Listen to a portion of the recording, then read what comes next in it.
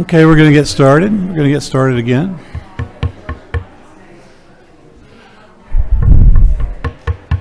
Welcome back, everyone. We're going to get started again. Welcome back. Hope everybody had a nice lunch.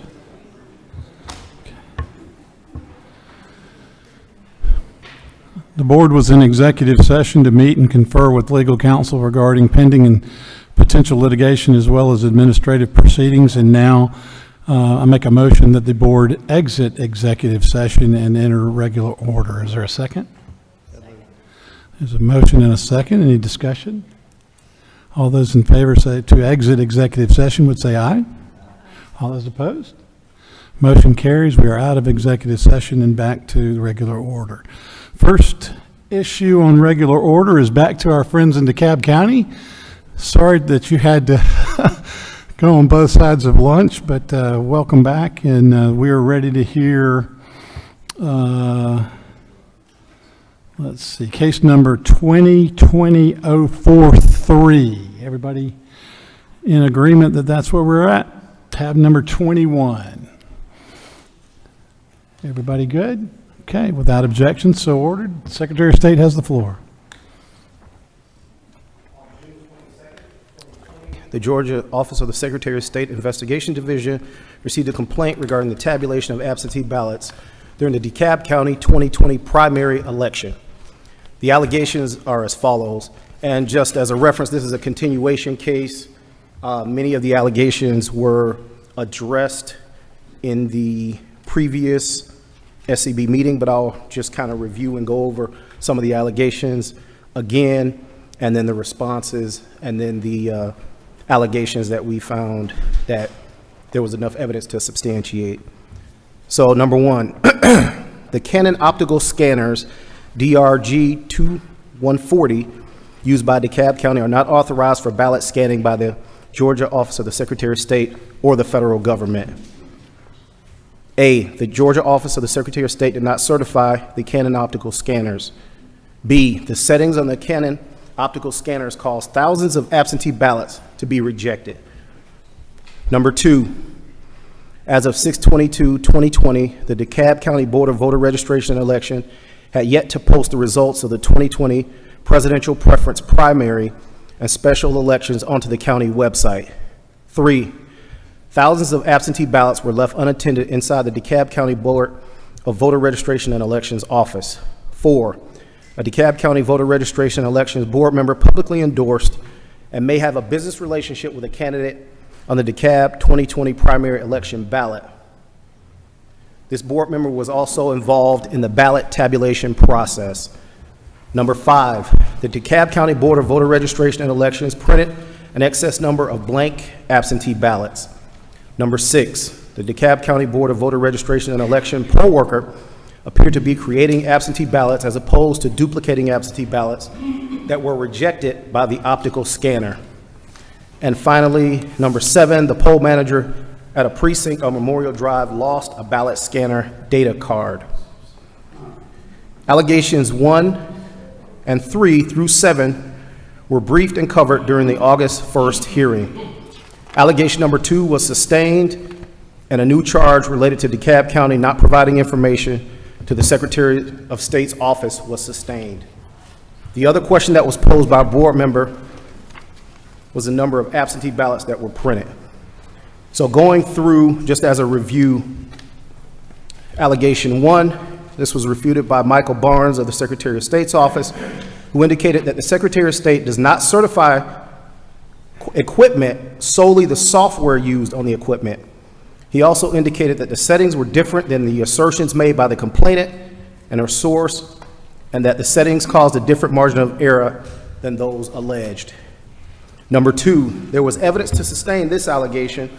According to Stringer, the 3/24/2020 presidential preference primary and special election results were not posted on the DeKalb County Board of Voter Registration and Elections website in a timely manner. During an interview, she stated that COVID-19 caused the administrative delays. The PPP election date was delayed and incorporated into the 6/09/2020 primary election due to the pandemic. Although some voters had already cast their ballots on 3/2020, the remaining voters were allowed to vote on 6/9/2020. A review of the DeKalb County Board of Voter Registration and Election website revealed the PPP election results were generated and posted on 6/25/2020.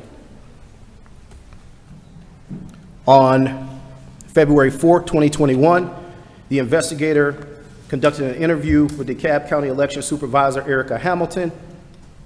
Her response to this allegation was several election staff were sick with COVID, which directly impacted day-to-day operations. As a result, the election results were not posted on the county website until June 25th, 2020. Number 3, this assertion was denied by the election workers. The photos that were provided do not provide evidence of this occurring.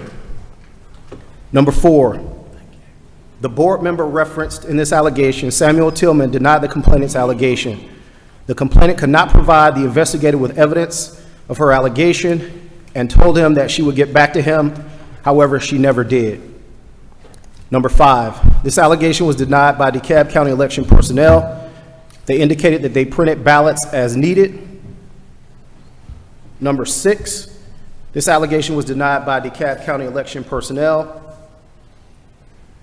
The investigator attempted to interview members of the adjudication duplication team. However, he never received their contact information despite requesting it multiple times via email and in person. Number 7, a poll manager, Jerry Carter, forgot the ballot scanner card in his precinct bag and failed to check it in at the end of the night. After a search, it was found and the data was uploaded. A request was made to Mrs. Hamilton to provide Mr. Carter's contact information. However, it was not provided. So based on the investigation, there is evidence to suggest Erica Hamilton and the DeKalb County Board of Voter Registration and Elections are in violation of OCGA 21-421A regarding the posting of required information after closing of polls when election staff failed to post the results of the 2020 presidential preference primary and special elections in a timely manner. Also, there is evidence to suggest Erica Hamilton and the DeKalb County Board of Voter Registration and Elections are in violation of OCGA 21-562B, neglect or refusal to deliver documents when the election office failed to respond to the Georgia Office of the Secretary of State's Investigations Division request for records regarding the interviews and the individuals that were on the duplication panel.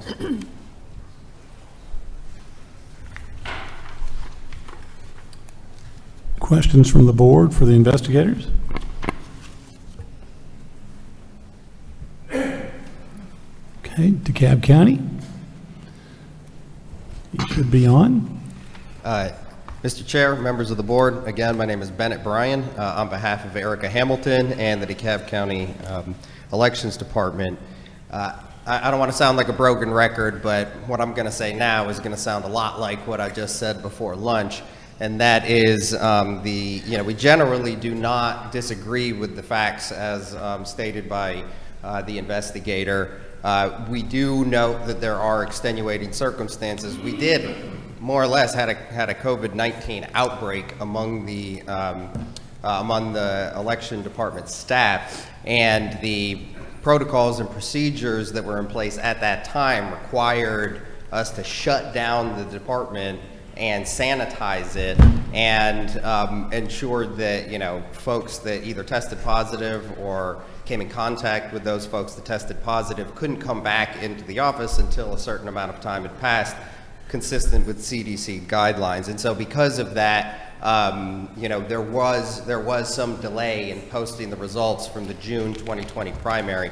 I would say that this is a one-off event. I've never even heard of this happening before or since, and so I would request either that this be dismissed or we could receive a letter of instruction. Otherwise, with the allegations that Ms. Hamilton did not provide the requested information, including, I guess, the contact information for one of the poll managers, Again, not to sound like a broken record, but it is my understanding from my client that she did direct someone that no longer works there to respond to the Secretary of State's office and thought that that had happened. Apparently, it had not happened, but it certainly wasn't any sort of intentional act to avoid communicating with the Secretary of State's office. It was made in good faith. Questions for the council for DeKalb County? I'm sorry. I actually don't have questions for you, and I really appreciate you being here. I apologize because I missed this in my notes. I wanted to clarify the information that should have been posted by the county under 21-2-421. Was there any information that the county was supposed to post that was not already posted at the state level? Was there, because that information is generally posted if these are statewide offices or state offices, it will be posted in both places. Is there anything here that the county would have had standing alone? Do you understand my question? No. Okay, so these are just the results for the primary, including the presidential preference primary and the general primary at once. Is there any information on the general primary from the general primary that would have only been posted by the county, like a county level office that would not have been posted at the state level at the same time? And you may not have the answer to that, and that's fine. I just, if. No, I don't, no, it's not on part Is of that something that you could answer at the county level? Do you know? I do not know offhand, and I do not want to give you incorrect information. I appreciate that. My gut feeling is the answer is no, but I want to make sure to check on that and so I can give you an accurate answer. I'll also note that some of these practices were changed subsequently to make sure that counties are posting information. And it's been changed twice, in fact, because it was a little too aggressive, but now there's a more reasonable deadline of midnight to post information of ballots cast, and the actual vote totals are now required on a different, so we're operating off an entirely new set of rules now. Yes, that's correct. Further questions from the board? We've got several allegations. I'm inclined to take all of DeKalb County together, and then we'll do the claim against Erica Hamilton individually separately. Is that? Well, how many of these allegations were already taken care of in the previous, because this was continued, correct? Yes, it was continued.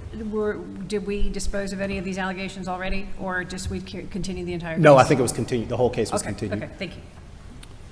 Okay, so, Sorry. the allegations that the Secretary of State is recommending that there is sufficient evidence are allegations 2,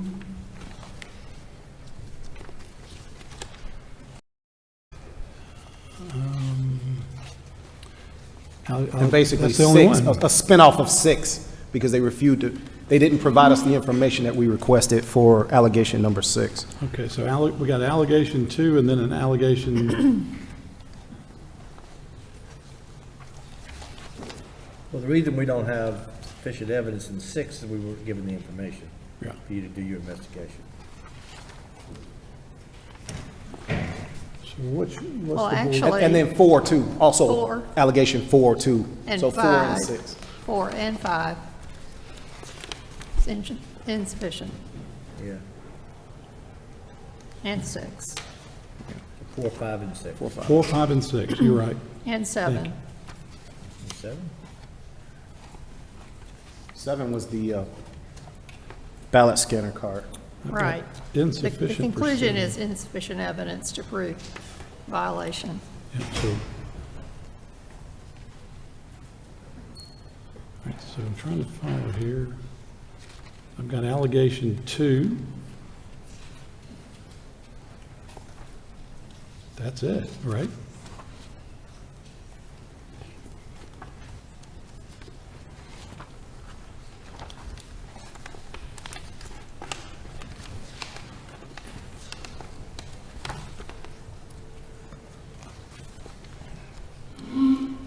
That's my reading, is there's a recommendation with regard to allegation 2, and then there's a spinoff against Erica Hamilton. Is that the way the board reads it?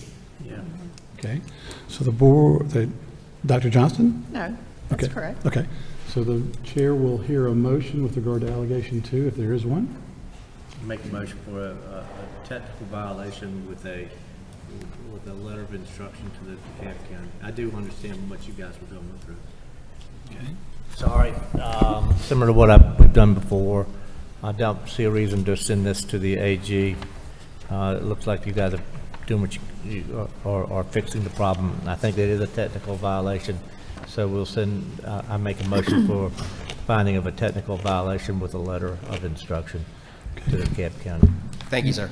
Motion for a technical violation with a letter of instruction. Is there a second? Second. Motion's been seconded. Any discussion?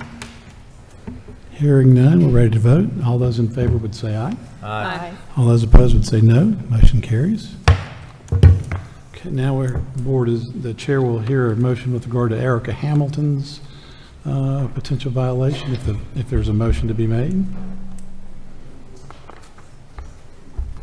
You know, this gets back to, you know, you can't just not cooperate with investigators.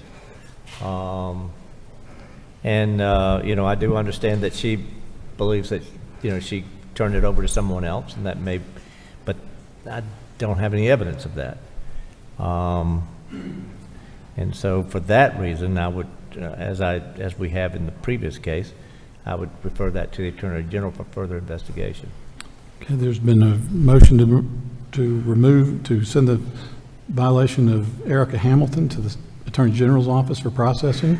Is there a second? Second. A second. There's a motion and a second. Any discussion? Yeah, the issue is that we cannot tell if if there's a violation of 1, 3, 4, 5, 6, and 7 because of lack of evidence provided by Ms. Hamilton. Thank you. Okay, hearing no further discussion, we're ready to vote. All those in favor would say aye. Aye. All those opposed would say no. Motion carries. Thank you, sir. May we be excused if we have no further business before the board? Let me check this agenda and make sure.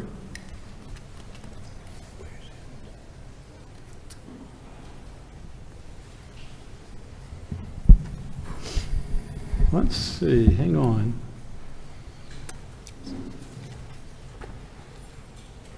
You are not the respondent in the next case, you are just the venue. That's correct. So that you are clear to go. Thank you for asking. Thank you, sir. Okay. We're now going to pick up SB 2022-135, Cherokee County. Tab number 27 in your notebooks, board.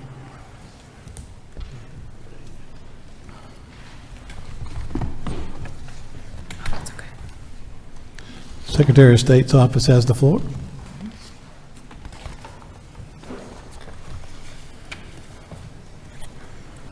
Yes, SCB 2022-135.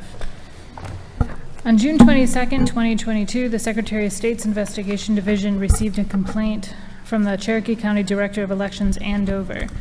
The director reported that she received a complaint from the Cherokee County resident, Ms. Smith. On June 20th, 2022, the resident attended a scheduled basketball game at Holy Springs Elementary School and located in Cherokee County.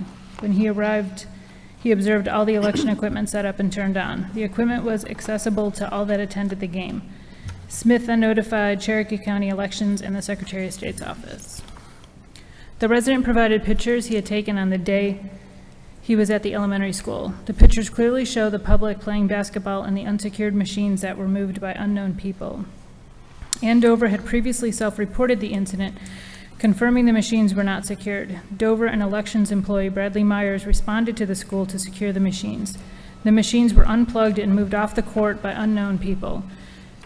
Ms. Dover and the Cherokee County School District had set a schedule to allow for the school gym to be used. Cherokee County Parks and Recreation canceled activities for Election Day but failed to cancel the activity for early voting. Ms. Dover advised she added the steps that her office and the Cherokee County school system were taking to keep from this incident from repeating itself.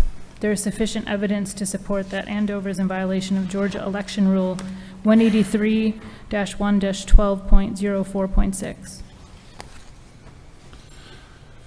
Questions for the Secretary of State?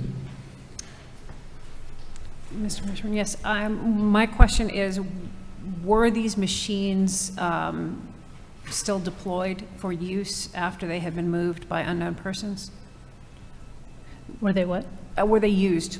Were they used for voting without any additional steps after they had been moved, or were they taken out of service? Do you have that information? And if not, I I don't think I have that information. will ask the county when they're prepared.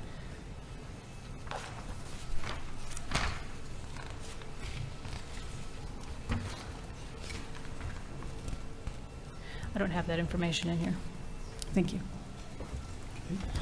Further questions for the Secretary of State's office? Dr. Johnson? Questions? Questions? Okay. Cherokee County, you're up. Should be on. Can you hear me? Yep. All right. So to answer your question, when Ann and Bradley got out to the school, they found most of the machines, the seals had not been broken. One or two of the machines, those seals had been broken. The machines whose seals were broken were removed from service. Very good.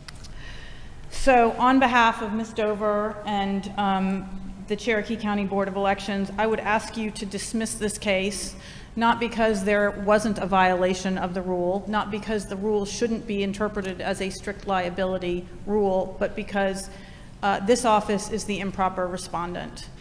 As most elections offices do, they utilize public buildings such as schools for their precinct in-person voting.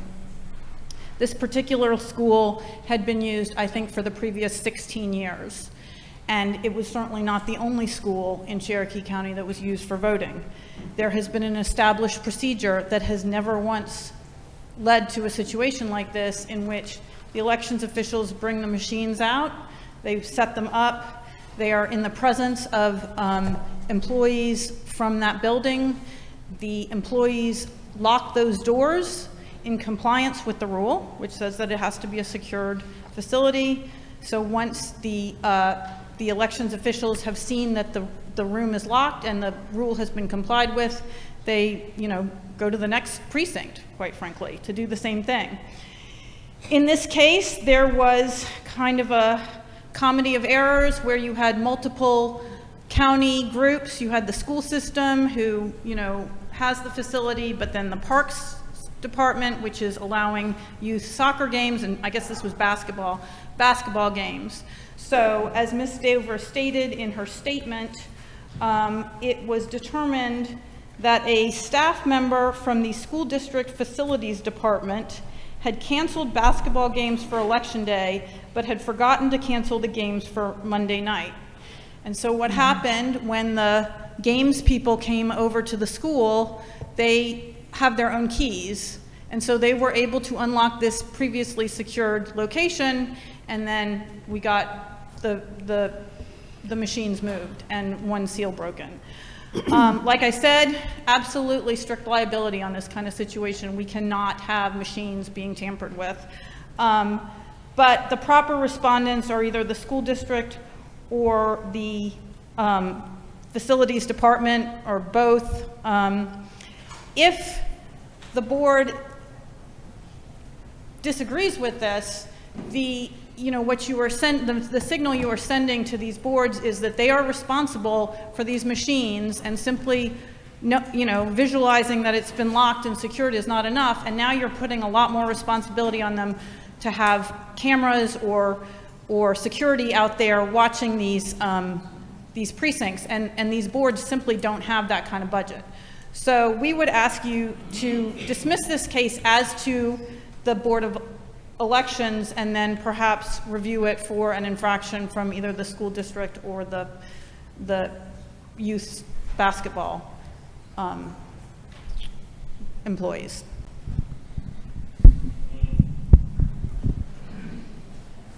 Questions from the board? Question, how many people have keys to that room, that gymnasium? Probably, I'm guessing, would probably be the principal and school administration. If you'll They pull met your- us out there. Pull your mic up, please. Thank you. They met us out there. I live about 10 minutes from the school. I called Bradley immediately. We got directly over there. The parents were still in there playing basketball. The children were still in there, and we secured the equipment as quickly as we could. But there's likely the school system, Parks and Rec, and that's just a guess, that would have the keys to the facility. Was there any evidence that the machines that had missing security ties had been tampered with? I believe there was one seal that was broken, and I have a feeling that was just broken during the moving of the equipment, when they moved it off of the court. That's just my guess. But we did remove that equipment. I would also add that I think they had increased communication with these departments, and there was not a repeat of this in the November election. So I think it has been remediated as well. Just as a comment, just being the board's institutional memory on this one, we have found in some cases that the letter of instruction can be used not only to instruct the particular respondent, but other people, that the county might be able to use this letter of instruction to say, hey, school, you need to be really in tune to this. So just I recommend that to the board's consideration as the board considers it. So what's the thinking of the board? Is there a motion that a board member has? I would move that we find a technical violation and issue a letter of instruction. There's been a motion to find a technical violation and issue a letter of instruction. Is there a second? Second. It's been there's been a motion and a second. Any discussion? Hearing no discussion, all those in favor would say aye. All those opposed would say no. All those in favor? Aye. I'm sorry, I didn't get you, Dr. Johnson. Aye. Aye? No. Okay. Two ayes and one no. Okay. The motion carries. Like my predecessor, this concludes our business. I think there are a few other cases. Jurisdiction being Cherokee, but not involving There is one case, Cherokee County trouble at the polling station, 2022-310, that y'all's witness might be valuable to the board. Give us a minute. Give us just a minute. Let the board members think about that for a minute.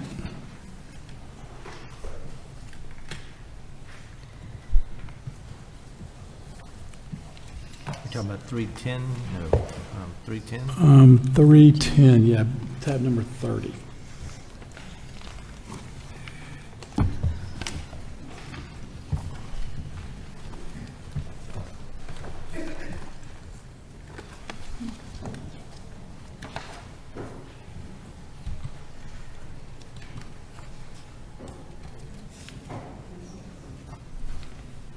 Yeah.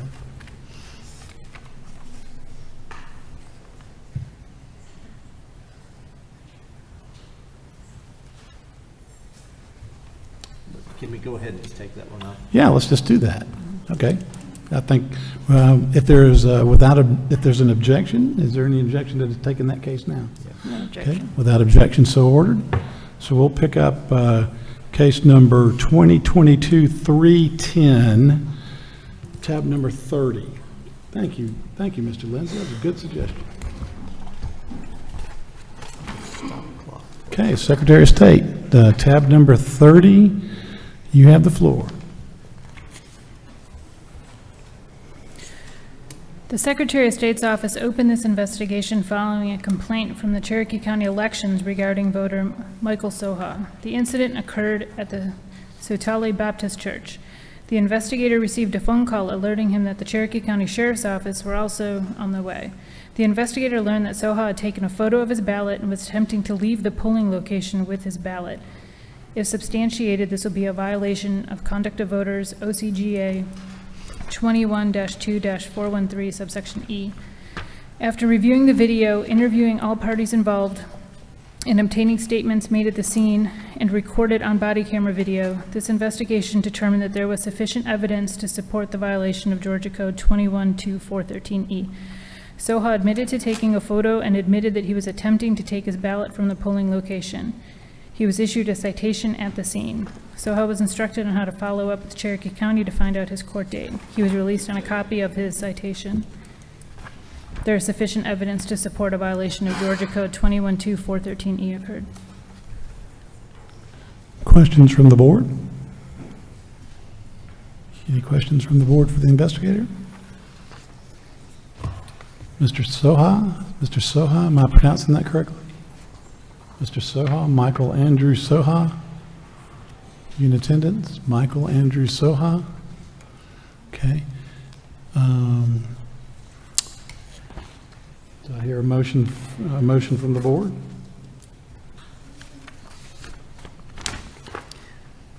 I move we refer Mr. Soha to the Attorney General's office. It's been a motion to refer this to the Attorney General's office. Is there a second? Second.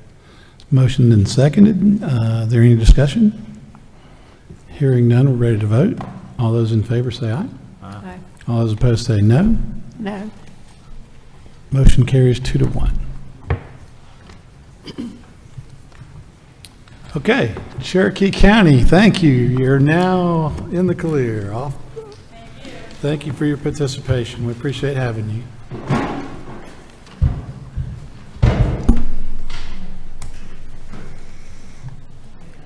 Okay. We'll now move to the top of the violation cases. SEB 2018-110, Coweta County. Cast ballot number 17 in your binders. Number 17 in your binders, board.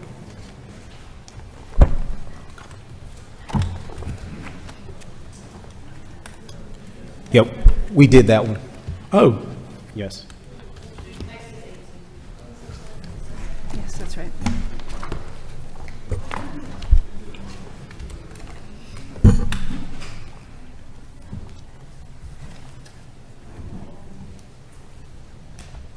stand by.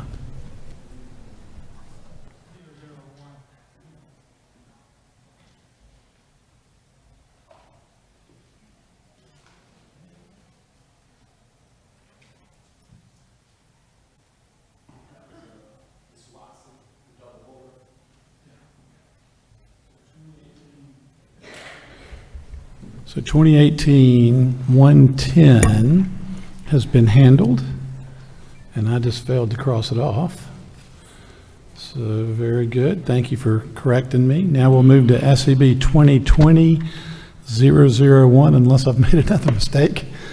I'm back on track. Thank you, Dr. Johnson. Dr. Johnson will keep you on track. SEB 2020-001. That'll be tab number 18 in your board. This complaint is a continuation case. The original complaint was 87 pages in length and looked at absentee ballot irregularities across the state. After that case was continued, there were some issues regarding a couple of individuals from that case. And an individual, Mr. Joel Wallace, we were directed to look into that as it related to an elector, Joan Blackman, who may have committed a violation of Georgia Election Code when she allowed Mr. Wallace to sign her name to the oath on her oath envelope. This investigation also, as far as the furtherance of that, wanted to look into Mrs. Denise Cobb from the original report of the investigation. So the findings, the investigation revealed that during the November 6, 2018 general election, that Mrs. Blackman requested to receive an absentee ballot in the mail. The absentee ballot was mailed to Mrs. Blackman's residence. When Mrs. Blackman's absentee ballot was returned to the Henry County Elections Office, the absentee ballot was rejected due to a signature mismatch. When Mrs. Blackman was interviewed by investigator Josh Blanchard, she reported she asked Joe Wallace to sign her name to the oath envelope because his handwriting was neater. When investigator Archie interviewed Mrs. Blackman, she advised Joe Wallace sign her name because she could not write that well. Investigator Archie asked Mrs. Blackman if she had a medical problem or a disability that would prevent her from signing her name. Mrs. Blackman stated she could sign her name, but it was not that good. She advised that she did not read that well. Investigator Archie interviewed Mr. Wallace, and he advised he did not think he signed Mrs. Blackman's name on her oath envelope. However, Mrs. Blackman spoke up and said, "You did. You signed it." Ultimately, Mr. Wallace said that he didn't know why he did it and that Ms. Blackman did not read and write that well. So based on the investigation, we find that Joan Blackman violated OCGA 21-2-385 sub A, procedure for voting by absentee ballot. Also, in reference to the previous investigation, an absentee ballot was submitted in the name of Janelle Jones. There is evidence to suggest that Denise Cobb violated OCGA 21-2-385A, procedure for voting by absentee ballot, in that during the November 6, 2018 general election, the Burke County Elections Office received an absentee ballot in the name of Janelle Jones. The absentee ballot was rejected because of a signature mismatch. Denise Cobb stated during an interview she might have voted her son's ballot and signed his oath because he was away at college. And that was a recorded interview by one of our investigators. Questions from the board for the investigator? Yes, was there any indication that in the first case, Ms. Blackman, that she did not make her own ballot selections, or did it appear that she made her own ballot selections and it was merely the signature on the envelope that was not hers? I don't know if we asked that specific question. I'd have to dig into it. It was just Okay. that his handwriting was neater, as she indicated, and she was honest about it. Even when, he was questioning, was kind of, waffling, she said, no, he signed it because I can't write that well. So never indicated that it was his choice. It's just that she wanted him to sign because his handwriting was neater and she couldn't read that well. Thank you, that's helpful. Further questions from the board? Okay, or Joel Wallace or Joan Blackman here? Joel Wallace, Joan Blackman? Okay, so there's a motion from the board? I'm gonna move that we find a technical violation and send them a letter, citing the technical violation. Okay, there's been a motion of a technical violation and send a letter of instruction with regard to the technical violation to both Joel Wallace and Joan Blackman? Yep. Okay, is there a second for that motion? Second. Okay, the motion's been made and seconded. Is there any discussion? I would think, I would recommend something differently for somebody signing an elector's ballot. Well, in this particular case, It's a clear violation. I understand, but then that's why if I do find a technical violation, but in this particular case, they were both in the room. She watched him sign. It was a technical violation, but I don't see any particular evidence of fraud. Now, when we get to Denise Cobb, that's a different situation.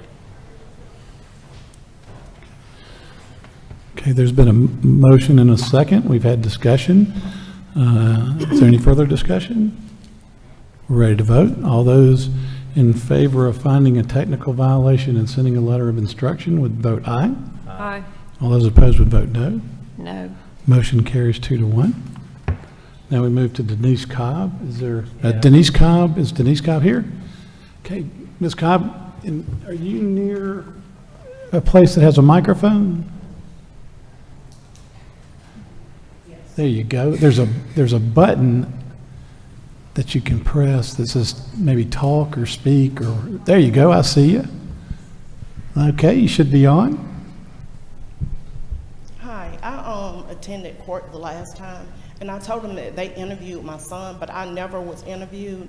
I actually was driving, and my son did call me about the case, and I think somebody was at the house, and they asked me had I signed my signature, but I thought that they was talking about on the thing for him to receive the absentee ballot. And I think I was like at a, sorry, I'm a little nervous. It's okay, I take your think I was time. at like a grocery store and I signed the signature to receive it, to receive the ballot in the mail. And it was just hard for me like to remember like everything that happened then. I think it was like 2016 to 2018. And I was taking care of my mom, and I think it was my son's first year of college. So I had 2 kids in college. I was taking care of my mom, and I had 2 other kids at home. But I remember signing the thing to get his absentee ballot. I remember seeing it, and I thought that I threw it in the trash when I got it, because my intent was to go see my son and my daughter in college, but with so much going on at home, I didn't have a chance to take it to them. And I know he said that everything was turned in. I don't even know how it got turned in. I was like, now I wish I would have just ripped it up and threw it in the trash, but I know I did sign for it. It did come to the house. I remember seeing it, and I remember saying I was going to take it to him, but I really didn't. Like I said, I didn't have enough time, so I just said I was just going to throw it in the trash. And I really thought that I threw it in the trash until I received a letter saying that I had to come to court.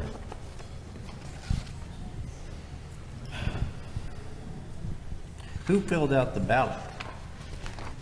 I don't know. I filled out the thing for him to vote. When I was at the store, they told me that by me being his guardian, his parent, and him being in college, that I could sign, I don't even know if I signed my name or his name during the time. But they told me that I could sign to get absentee ballot, and I did that. I think I remember this case from the previous event, and I think the issue that the board was struggling with was that you thought that you had thrown the ballot in the trash, but the Yeah. ballot actually got voted, right? Yes. Is that, am I remembering correctly? Yes. Okay. Or it was rejected. Any questions for Ms.? Did you interview the son in terms of whether or not he ever filled out the ballot? Yes. The investigator did it. Did he testify as to whether or not he ever actually filled out the ballot?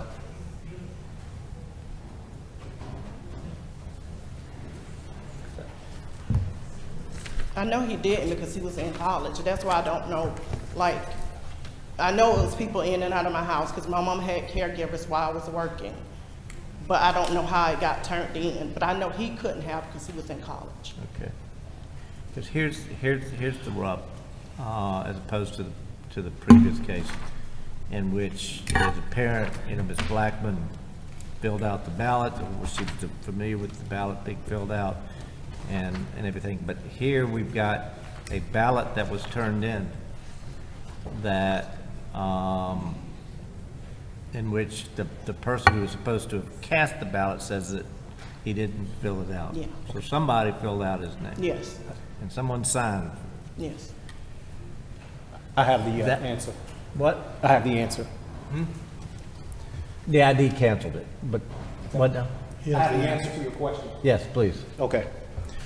So on February 18, 2020, the investigator interviewed the elector, and he reported he was not a registered voter and he did not vote in the election. So somebody filled out a ballot for him. That we know. And we know he didn't do it, or at least he says he didn't do it. Yes. But we know that something got filed. And he said the signature was not his. And the signature was not his. Which means that we need some further investigation, because somebody's committed fraud. I mean, this isn't a technical violation in which 2 people are sitting there and someone says, well, your signature is better than mine, signed. Now, you shouldn't have done it, but on the same time, didn't see fraud in the other case. In this case, I do see fraud. I don't know who did it, but I see some fraud. And so for that reason, I would make a motion to refer it to the Attorney General to, let's dig deeper and have them find out what the truth is. Okay, there's been a motion to refer this to the Attorney General's office. Is there a second? Second. There's been a motion and a second. Is there discussion? Hearing no discussion, we're ready to vote. All those in favor would say aye. Aye. All those opposed would say no. The motion carries 3-0. No,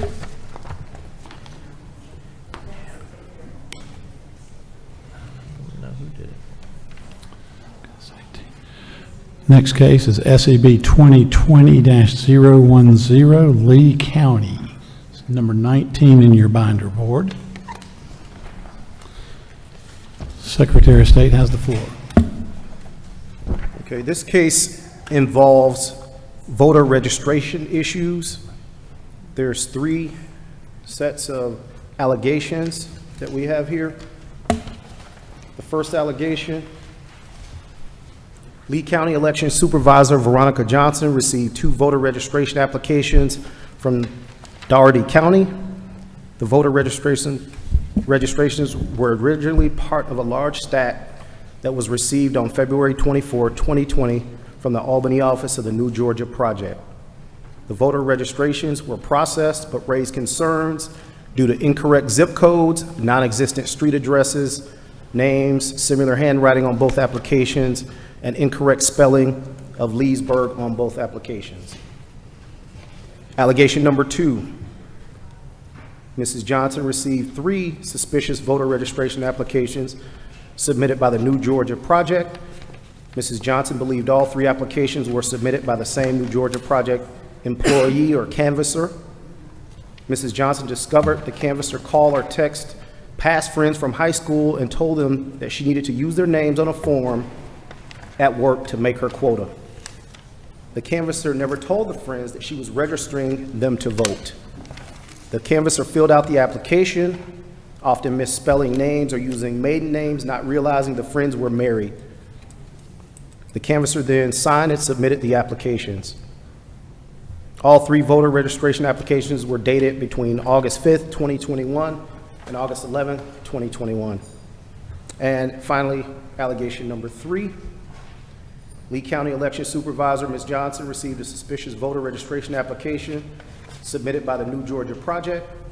Ms. Johnson spoke with the applicant, Anika Gardner, who stated she had not filled out a new voter registration application.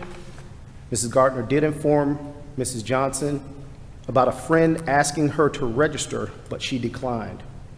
Ms. Gardner verified the Social Security on the new application was incorrect. She also noted how the signature on the application was different from the example on file. The voter registration application was dated September 25th, 2021.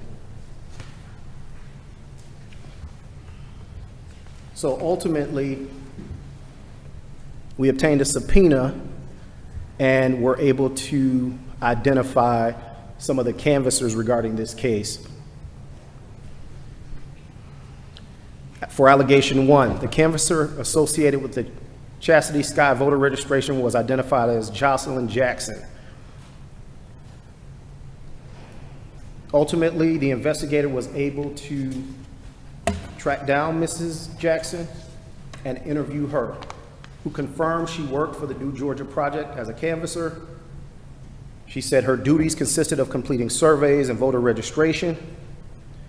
She claimed that citizens were required to complete the voter registration and were not required to show any type of identification.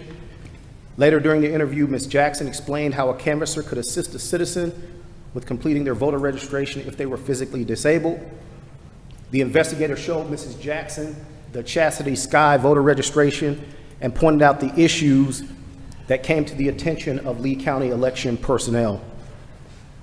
He asked her if she completed the voter registration or did the voter complete it. Ms. Jackson indicated that the voter completed the application.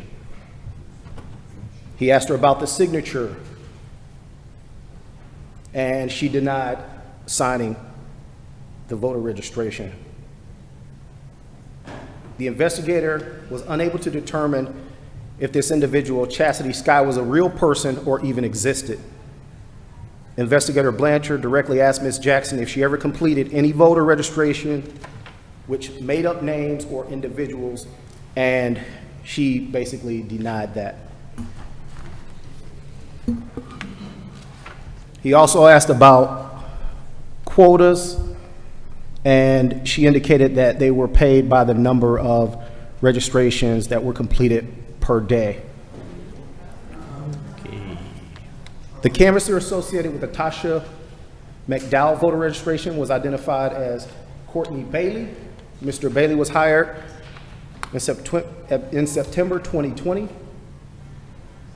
and he had previously worked dating back to June 2018.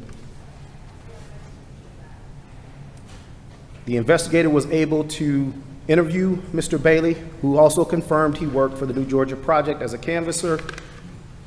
He explained his duties, and once confronted with the application for Tasha McDowell, he indicated that he did not fill out the information, and the information was filled out by the citizen. Investigator Blanchard asked him point blank if he completed the voter registration for anyone who doesn't exist or fraudulently completed any voter registration. He replied that he did not. Allegation 2. The canvasser associated with Ashley Elder, Tracy Laster, and Rashima Sperlin voter registration was identified as Vontresa Davis. Ms. Davis was hired by the New Georgia Project July 7, 2021, but is no longer employed with the organization. The investigator did his due diligence trying to track down Mrs. Davis. He arranged for an interview, but she did not show up for that interview. He attempted to follow up, but all attempts were unsuccessful. In the original report, all 3 voters indicated that the voter registrations were completed without their knowledge or consent. Investigator Blanchard attempted to contact all 3 voters, but was only able to interview Rashima Sperlin. The 2 other voters, Ashley Wiley, AKA Ashley Elder, and Tracy Laster, AKA Tracy Laster, Tracy with an IE in the first place, Tracy with a Y for the AKA, both spoke with Lee County Election Supervisor Veronica Johnson. Both Mrs. Wiley and Mrs. Laster's conversation with Ms. Jones are summarizing the original complaint documentation, basically indicating that they did not give consent for these applications. And finally, allegation 3, the canvasser associated with the Anika Gardner voter registration was identified as Jeremiah Irby. Mr. Irby was hired by the New Georgia Project on August 4th, 2021, terminated October 19th, 2021.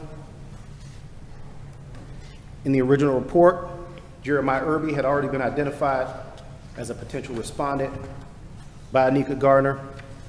In the interview, she remembered declining Mr. Irby's request to complete a voter registration.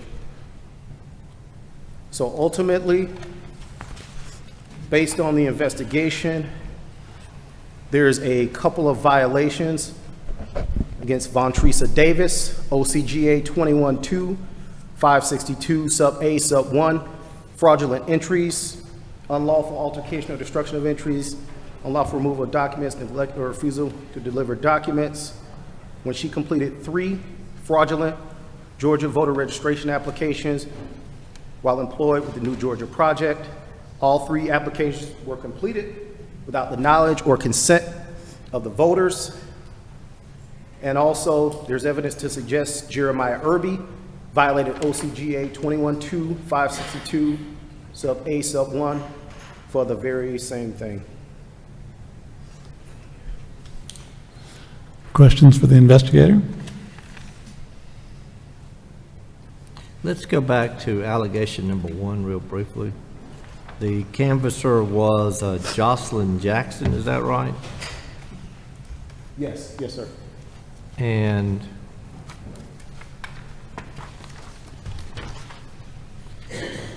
the concern, I'm not sure if I understood you correctly, was that one of the application that was turned in was for a Chastity Sky by Ms. Jackson, but there is no Chastity Sky? That's correct. Okay. Could not be found. Then why are we not dealing with a potential violation for Jocelyn Jackson? Because she claimed that Mrs. Jackson filled out the application. So her assertion is that the citizen filled out the erroneous application, that she didn't.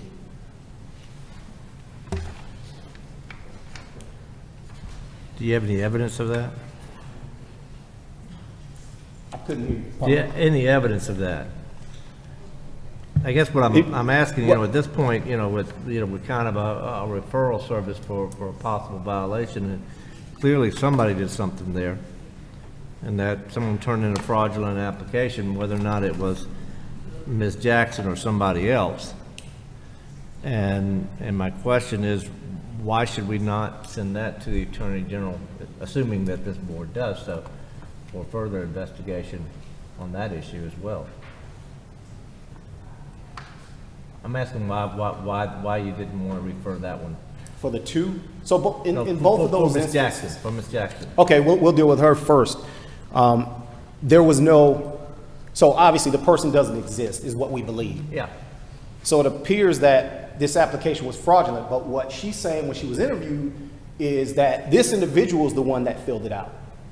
Which individual? The citizen, this Chastity, she's saying that a Chastity Sky filled out the application when it was a fraudulent application. So she's claiming that somebody sat in front of her. Purporting to be Chastity Sky filled out an application Yeah, with I erroneous understand. information on it, and that she didn't do it, is basically, she denied filling it out. And we couldn't prove that she did fill it out. That's the issue. But we know that she turned it in. Yes, correct? she did turn it in. And we knew that she had a financial motive for turning in basically she was rewarded for the number of applications she turned in. Exactly.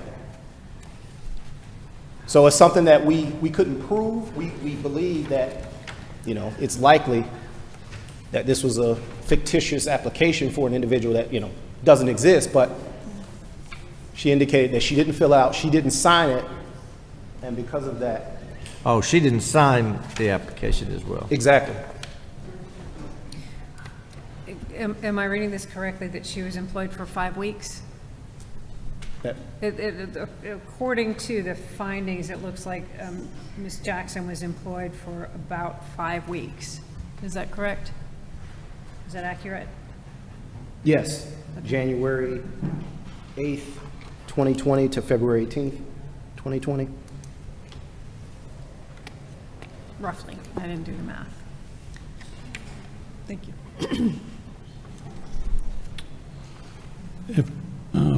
If you're inclined, Ms. Jackson doesn't have notice that this hearing is about her, so we would need to continue that part of the case and notice her.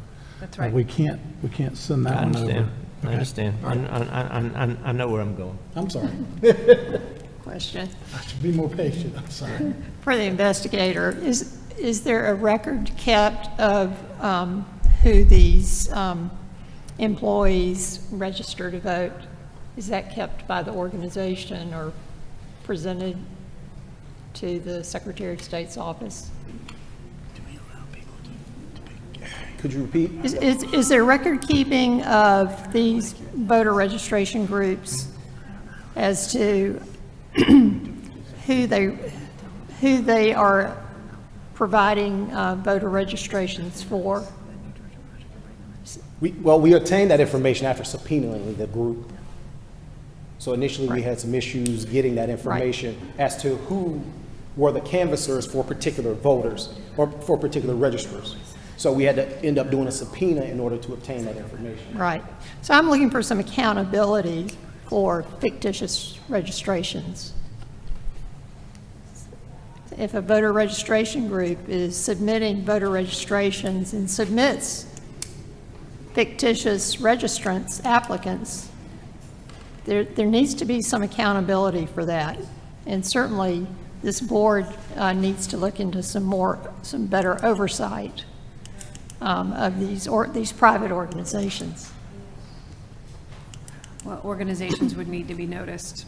Then if we're going to be talking about the organization, then I would move that we continue the entire case and provide notice. Provide notice to The New Georgia organization, Project. to the organization, if that's what we're talking about here. Because right now, the only respondents here are the individuals who've been named. Correct.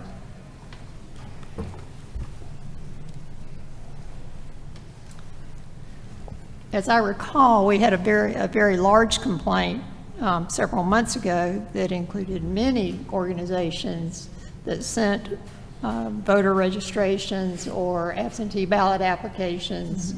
And New Georgia Project was a frequent named organization that sent those applications to underage people, to dead people, to people that do not live in the state of Georgia. So maybe we should continue this and ask for a response from New Georgia Project. If I might, let's handle Davis and Irby now, and then we can send it back with maybe there's additional charges that need to be made, if that's the pleasure of the board. Yeah, I would move to refer. Wait, is Ms. Davis or Mr. Irby here? Is Ms. Davis or Mr. Irby here? Ms. Davis, Mr. Irby? Okay. Okay. I'm sorry, thank you. Move to refer Von Teresa Davis and Jeremiah Irby to the Attorney General. Okay, there's been a motion to refer Teresa Davis and Jeremiah Irby to the Attorney General's office for processing. Is there a second? Second. Okay, there's been a motion and a second. Any discussion? Okay, all those in favor would say aye. Aye. All those opposed would say no. Okay, motion carries. And let's have a separate motion to send this back for further investigation as to whether additional individuals or organizations should be charged. I guess I've just made a motion. Is there a second? So moved. There's a motion and a second. Any discussion? All those in favor would say aye. All those opposed would say no. That motion carries. Okay. We'll move on to the next case, which I show as SCB 2020-078, DeKalb County illegal campaigning, number 22 in your packet, board members.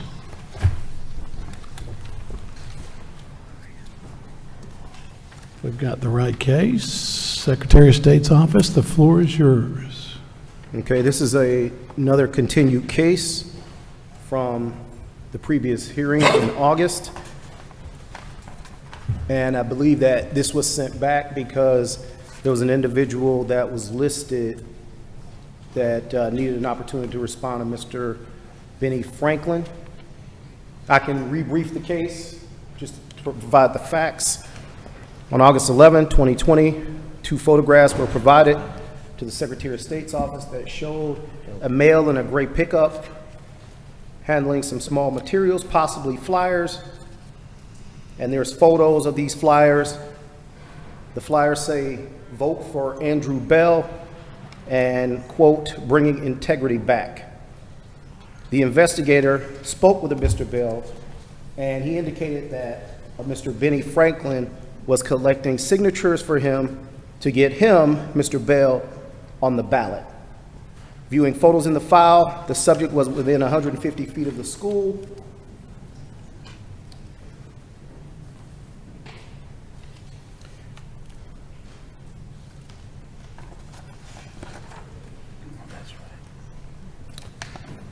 And ultimately, there was evidence to suggest that Mr. Bell and Mr. Franklin violated OCGA 21-414, sub A, sub 1, as Bell directed Franklin to collect signatures for a nomination petition within 150 feet of the outside edge of an established polling place.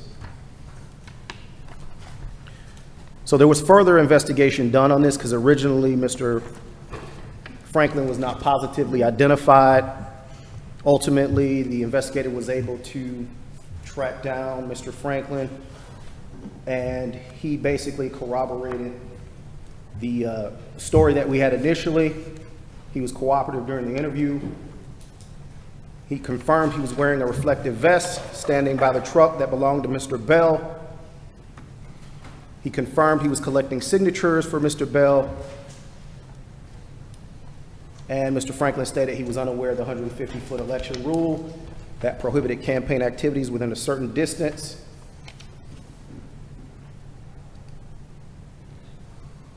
And this interview was recorded, just to let you know that part of it. And so that's it. That's basically the case, is that he was collecting signatures for Mr. Bell within 150 feet. Was the issue that last time we had, the investigators had not spoken to Mr. Franklin? Is that? No, they spoke Okay. with him, but it was notice. I guess he didn't receive notice in sufficient time. So now this is kind of a second go-round to give him sufficient opportunity to respond. Okay. Questions for the investigator? Thank you. Okay. Mr. Bell? Let's see, you're here. Is Benny Franklin here? Benny Franklin? Benny Franklin?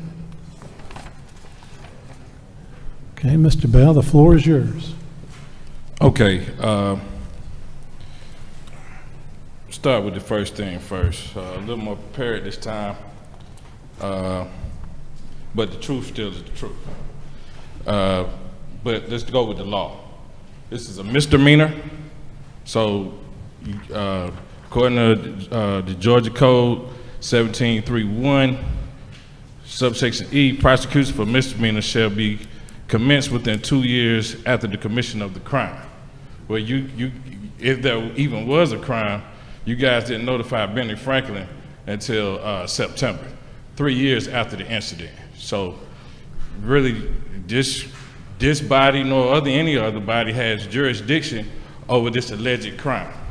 As far as me, you guys did notify me on the letter states, it's postmarked November the 19th, 2021, and I believe it's dated November 17th, 2021. And it was supposed to be a Zoom meeting. I was told that I didn't have to attend, that the case may be heard in the future. Well, the future ended up being June of 2023. And the Georgia Code states 17.3-3, if an indictment is found within the time period for code sections 17.3.1 or 17.3.2 or other applicable statute and is quashed, which that's what you guys did, or is no late prosecute, whatever, and you guys are the lawyers, entered, the limitation shall be extended 6 months from the time the first indictment is quashed or nolly prosecuted, entered. So if November 17th, or 17th, the letter's dated 2021, I just postmarked the 19th, 6 months would be May 2022. You guys didn't notify me until June 2023. So well over the 6 months. Now, going on the other law that supposedly we violated, okay, I wasn't even there. I have my cell phone statement here. On that date, I was contacted to come to Peachcrest Elementary at 1:42 by DeKalb County in the afternoon. I have my cell phone statement to prove that. So I couldn't have been there. He says one black male and a pickup truck. So I don't know where and a gray Toyota Tacoma. Like I told you the last time, I don't own the gray Toyota Tacoma. Okay, and so, but the law, let's go with the law. It says, no person shall solicit votes in any manner or by any means or method, nor shall any person distribute or display any campaign material, nor shall any person solicit signatures for any petition, nor shall any person or other than the election official discharging their duties establish or set up tables or booths on any day in which ballots are being cast. Last time I checked, Toyota, well, whatever, like I said, I don't even think that was my truck. But even if it was my truck, the truck can't violate the law. It has to be a person. So it doesn't matter if my truck was parked in the front door, the truck can't violate the law. You have to prove, not with the because they are not campaign materials because I wasn't on the ballot. So you have to prove that Benny Franklin petitioned somebody within 150 feet of the building, and there's no evidence to show that he was petitioning anyone within 150 feet of the building. Matter of fact, the complainant, in you guys' letter from November 2021, you said, Carla Drenner, the original complainant for this case, declined to provide a written statement regarding her original complaint. So you guys have just been making this stuff as you go. And you said you interviewed Benny Franklin over the phone. Do you even know that was him? How do you know that was Benny Franklin? Please address the board. Thank you.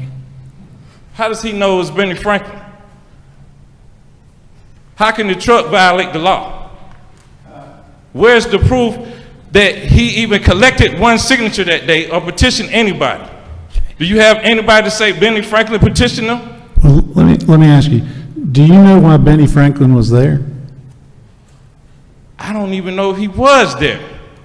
Because the picture you guys showed me the last time, that doesn't look like the guy that I know as Benny Franklin. Can you show everybody the picture again? Now, the thing I remember about this case from last time is that there was a question about the gray pickup, right? And whether it was your gray pickup or not, right? Okay. Do I remember correctly? Y'all keep saying that your letter says that I own a gray Toyota Tacoma. We went over and over. The member at the end, she knew that I was saying pirate, but it's pyrite. She knew that. I heard when I reviewed the tape, and then the other gentleman, Mr. Lindsay, without any evidence, I heard him on the mic say, it's my truck. So I don't know how fair you guys could be, but he said it was my truck with no evidence. Well, didn't they have a picture of your truck in your driveway? At my house. Yeah. I'm saying, this is a election violation. So yeah, I have a truck that I own, a Pyrite 2008 Toyota Tundra that's parked in front of my house. You guys should show that it was at the polling station, which you've never done yet. Okay, so your argument is that there's no connection between you and the polling place, right? There's no evidence of me at the polling place. Like I told you, DeKalb County called me at 1:42 to come to Peachcrest Elementary. That's when I arrived. Okay, and you weren't a candidate on the ballot during that election? No, because in this state, we have a Jim Crow law that has been around since 1943, that if you're an independent, you have to collect 5% of the registered electors in your district, which is a nearly impossible task that I tried to do. So was Benny Franklin collecting signatures for a petition to get you on a ballot? I don't know what he was doing on that particular day. All I know is when I got the call from DeKalb County at 1:42 p.m., I went to the school to see what the issue was. Did you ask them why they called you? Yeah, they What- told me that if it- Carla Drenner, If it wasn't your truck and he wasn't doing anything for you, how did you even I didn't get say that. involved? You said that he wasn't doing anything for me. I've already stated that Benny Franklin was collecting petitions for me for my nomination petition. I said that you guys have not shown that you don't even have a clipboard, you don't even have the nomination petition in his hand, anything to show that he was collecting nomination petitions. Only thing you said is 2 photographs were provided, a black male handing out small materials. So if he's handing out something, that's what you guys said, your investigator. If he's handing out something, he's not collecting anything. Okay, so he's canvassing. Well, we're gonna go with the law. I don't know what you described, or what your complaint didn't write the statement. So But like I said, you guys just making it up as you go. He wasn't collecting signatures for you to get on the ballot? Yes or I'm saying no? what your investigator said, what he. No, I want to know what you said. I wasn't there. But why, all right, so we're back to my original question. You don't have anything to do with this guy. Your No, I truck- didn't say that. Your truck's not there. He's not collecting anything for you. He's not getting petitions for you. Of all the people in the world, how did DeKalb County Police pick you out? DeKalb County Police. Or whoever. I've never been, DeKalb County Police never encountered me. Who called you? DeKalb County. Okay, how did DeKalb County know to election call? board. How did DeKalb County know to call you among all the Because- people in the world? Okay, let me first say this. Everything you just said, I didn't say any of that. Okay, so Okay, let's, let me just make that a point. then we'll back it up and get it straight. Okay, let's get it straight. Work with me. Listen, like, what did that campaign material say? Bringing integrity back. Let's bring some back. Okay, so first of all, I never said I didn't know Benny Franklin. Okay. I never said that he wasn't supposed to be collecting petitions. All right, so let's handle this one at a time. Do you know Benny Franklin? I know a Benny Franklin. I don't know if that's the Benny Franklin that he talked to over the phone. Okay, let's move to the next one. Was Benny Franklin collecting petitions for you? Or signatures on a Benny Franklin petition? that I know was supposed to be collecting petitions. Okay, and, all right, so let's keep going. You're doing good. Keep going. No, you go. Okay. Now you ask me Okay, questions so- instead of so Benny- saying so- this, I said things that I didn't say. Well, I just want to get it straight. Okay. So Benny Franklin's driving a truck, but you say it's your truck or not your truck? Benny Franklin, as far as I know, wasn't driving a truck. Okay, He said that your investigator said that Benny Franklin said I was driving the truck. Now, how can I be driving the truck if I'm not even there? okay, I'm going to try one more time now. This is my third try, so I'm going to give it a third try. Of all the people in the world, billions of people in the world, why would DeKalb County call you? I don't know. You have to ask DeKalb County. Okay. Questions from the board? What evidence do we have that the gentleman's truck was at the polling place? We have pictures. And pictures at the polling place and pictures at his house, correct? Pictures at the polling place. Yeah. Yes. We also have a picture at his house with the pickup truck, right? Yeah. And then we have the statement that Mr. Bell provided to our investigator and the statement that Benny Franklin provided to our investigator. So, But what statement is that? Let's see the pictures. Bring up the two pictures of the Yeah, truck at the because polling I've never place. been provided. Hang You on. guys have 11 exhibits. Hang I've on. never been provided with any of that information. Hang on. Like DeKalb County, you said, the attorney Brian Bennett, you said, oh, we supplied you with that in your package.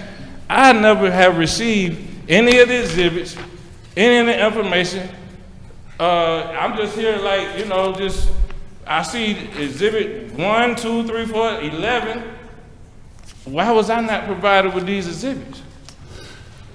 This is an administrative hearing in the nature of a probable cause hearing to find out whether or not it's more likely than not that a violation of the election code. So there's no indictment, there's no criminal statutes, there's none of that involved. Well, I just said, Yeah. you know, the statute is up. Yeah, I appreciate your research. Can I see the picture? Yeah. Well, hang on, Just a minute. hang on. There's also, wasn't there also a picture of a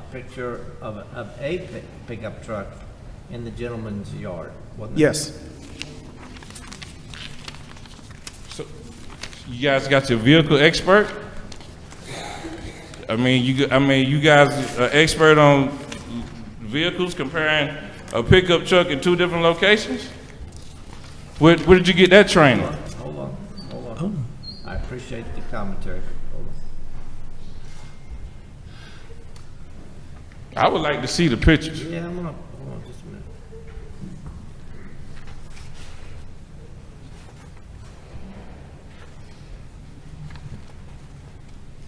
This is the American justice system as we know it now.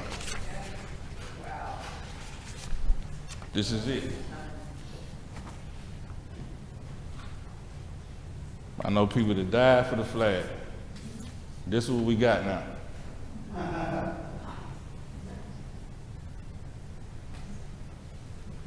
We just making it up as we go, so might as well just keep going.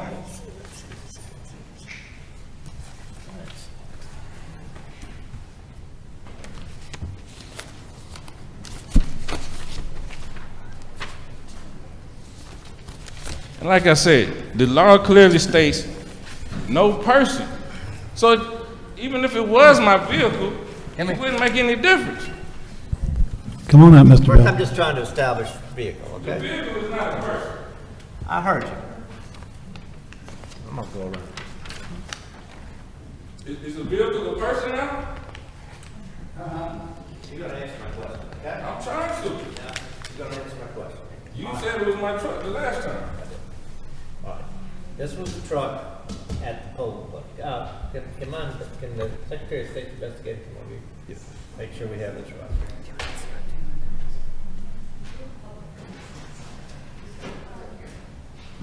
All right. Let's start with this part. Okay?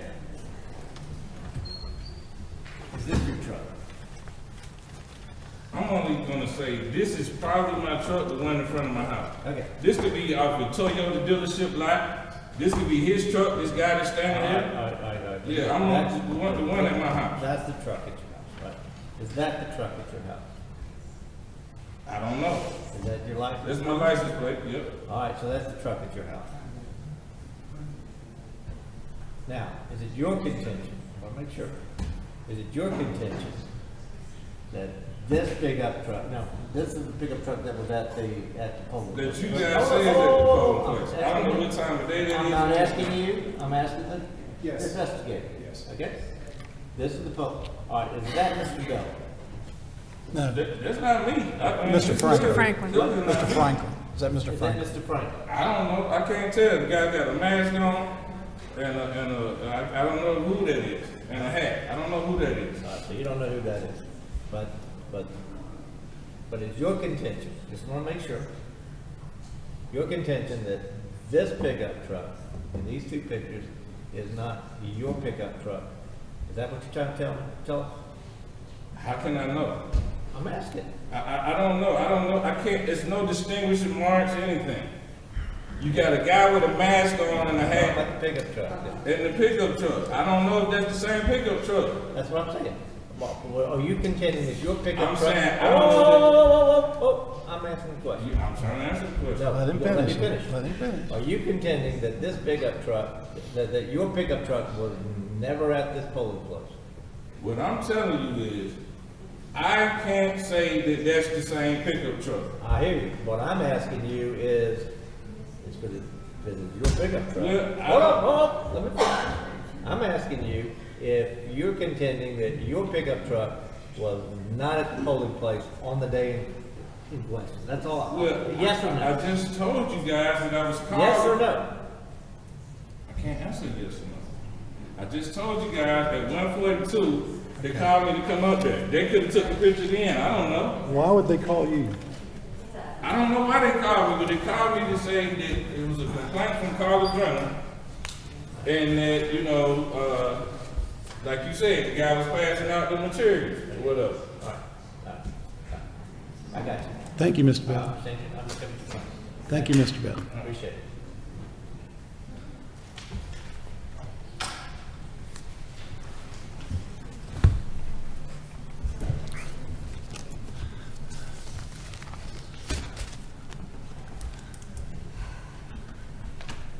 But once again, I want to reiterate that the law says no person. Doesn't say anything about a vehicle.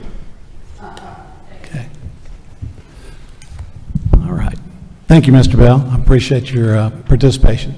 Okay, now it moves to the board. If the board is inclined to make a motion, I'm prepared to hear it. Move to refer the matter to the Attorney General. I don't know what's the truth here, but I do know that there's enough evidence to at least refer it to the Attorney General. There's a motion to refer it to the Attorney General's office. Is there a second? Second. Been a second, motion and a second. If there's any discussion? Hearing no discussion, the matter is ready to be voted on. All those in favor of referring to the Attorney General's office would say aye. Aye. All those opposed? I didn't get you. Aye. All those opposed would say no. Motion's unanimous. Thank you, Mr. Bell. We'll now move to SEB 2021-060, Paulding County, item number 23 in your folder board.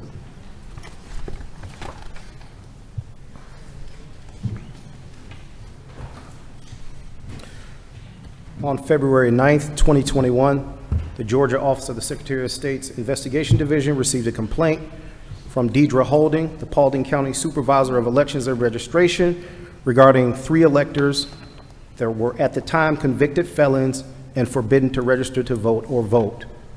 The allegations are as follows. Complaint number 1. Deidre Holden reported that on 11/19/2020, James Franklin Murray completed a handwritten registration card in violation of OCGA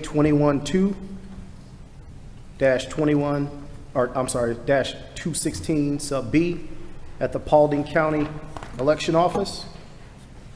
Holden reported Murray was canceled in the ElectionNet system as a felon. Holden verified with Paulding County Probation that Murray is serving an active sentence and it will not expire until 6/16/22, which obviously already expired, but at the time of this report, it was in the future.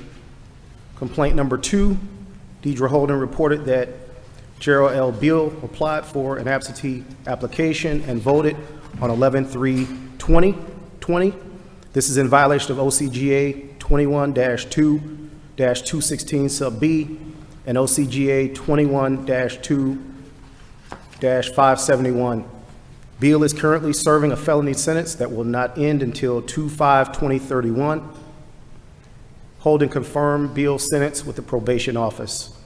And finally, complaint number 3, Mrs. Holden reported that Matthew McBerry came into the Paulding County Elections Office after receiving the letter generated by her office informing McBerry that he was not eligible to register to vote while serving a felony sentence. McBerry registered to vote in violation of OCGA 21-2-216B through Department of Driver Services on 12/2/2020. Holden stated that McBerry stated he was aware that he registered to vote while getting his license. McBerry wanted to confirm he was registered so he could vote in the January 2021 runoff election. McBerry was wanted by probation and parole at the time and was later arrested at the office. So the findings. Investigator DeWeese confirmed that James Murray was serving an active felony sentence on probation at the time November 2020 his voter registration was completed. This is in violation of OCGA 21-2-216B. The investigator obtained Murray's Department of Driver Services information that included his signature. Comparing them to the registration application signature, they appear to match. Murray did not cast a vote. Murray was actively working on completing the conditions of probation to be removed early. He confirmed that Murray was released early from probation on March 2nd, 2021. At that time, he became eligible to register to vote. He was not eligible to register in November of 2020. So there is sufficient evidence to prove a Georgia Election Code violation occurred. Finding number 2, Investigator DeWeese confirmed that Bill was serving a felony sentence at the time his wife, Susan Kent, registered to vote online with the Secretary of State's office in violation of OCGA 21-2-216B. Bill did vote in violation of OCGA 21-2-571 by absentee ballot, and it was recorded in ElectionNet. In a recorded phone conversation, Bill confirmed that he had been at the listed address since his release from jail. He reported that he is illiterate and that his wife, Susan Kent, handles all his paperwork. Bill stated that he and his wife discussed registering to vote, and Bill told her he could not. He reported that he received information from an unknown employee at the Driver Services Department regarding him getting off parole and being eligible to vote. Bill's felony probation does not expire until 2031. Kent told Bill it was okay to vote based on the information they received. Paulding County did send 2 communications to Bill's address informing him that he was restricted from voting. One was sent in October of 2017 and the second in December of 2020. Bill ultimately took responsibility. Mrs. Kent completed a statement form also taking responsibility. Kent did not sign the absentee ballot as required by OCGA 21-2-220 sub F. Bill complied with his probation conditions. You know what, that's irrelevant.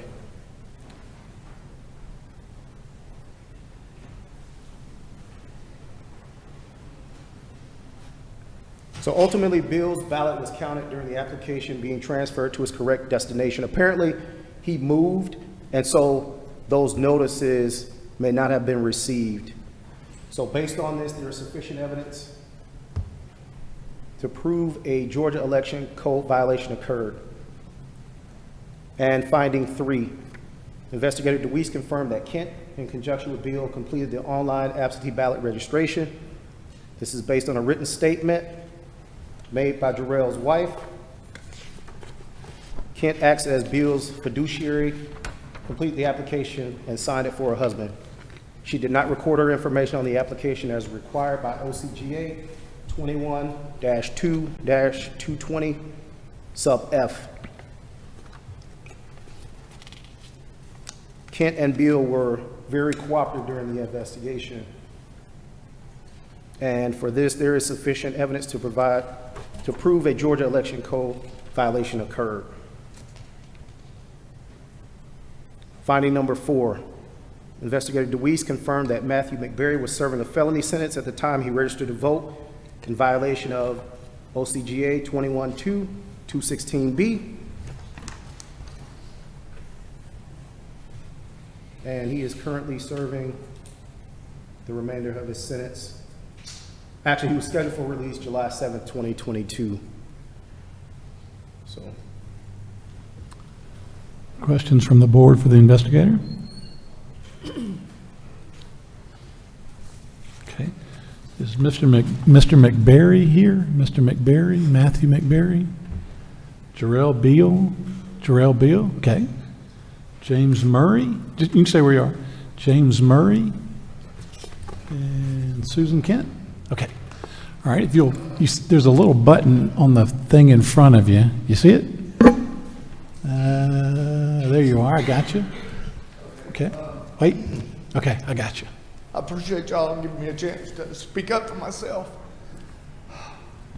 Take your time. Take your time. I got out of prison. I went and got a driver's license. I don't read right. My baby sister took me, allowed me to drive a car. I didn't ask to vote. I didn't want to vote. I mean, I don't have nothing against voting. I respect what y'all are doing here. I got married. We've been married a long time. My license ran out. So we went to Suffolk County to get them renewed. We didn't fill out nothing for voting. We got to the window. The lady said, "You don't want to vote?" I said, "No, ma'am, I'm a felon. I'm not allowed to vote." She said, no, sir, the laws have changed. Are you still on parole? I said, no, ma'am, I'm only on probation. She said, no, you're allowed to vote. We didn't fill out anything. Then she sent us something in the mail. So she said, well, they wouldn't have sent us nothing if you wasn't allowed to vote. So I immediately contacted my probation officer. I said, we've received that I can vote. She said, I'm not sure about that. I don't know. I said, so what do we do? She said, well, go ahead. If it's not right, they'll throw it out. She didn't know. The lady at the window didn't mean to hurt me. The probation officer's not been nothing but nice to me. I've been doing so good in my life since I got out. I work for bank industries. I build concrete trucks. I had no ploy to vote or hurt nobody. All I want to do is do right and be decent and be regular like all y'all. You know, I don't want to prove your case wrong or do none of that. I just want to say that I'm sorry. I didn't mean to do nothing wrong. I just did negligence. I guess I just didn't know, but I feel like that lady should have never told me I could do something I couldn't do, and then fill out the paperwork herself and send it to us. And all Susan ever tried to do was help me. You know, I hate to cry. There you go. Come on. Take your time. Come on up. Take your time. I mean, I just lost my brother, 45 years old. I need to drink cocoa. You know, I try to eat good. I try to do right. I try to be kind to people. I didn't mean to vote wrong. I didn't mean to do nothing to hurt nobody. All I can say is I'm sorry. And I thought my mercy on her for y'all things best, but there was no ill intention. I got caught up in somebody trying to help. And I don't have no ill will toward that woman because she was the sweetest woman. She was an older woman. She was super nice. She said, if you're off parole, son, you're allowed to vote. And it's your right to vote. And you know, here I am. I don't know what else to say. I'm sorry. Okay. Thank you. Okay, take your time. Let me ask a question to the investor. Quick. Did you get a chance to talk to the probation officer? Let's see. Probation officer was uncertain. Excuse me, I did tell the investigator he could call. He asked me specifically because Yeah, I know, I understand this. and she spoke up for me. Yeah, and I appreciate that. I'm just so curious.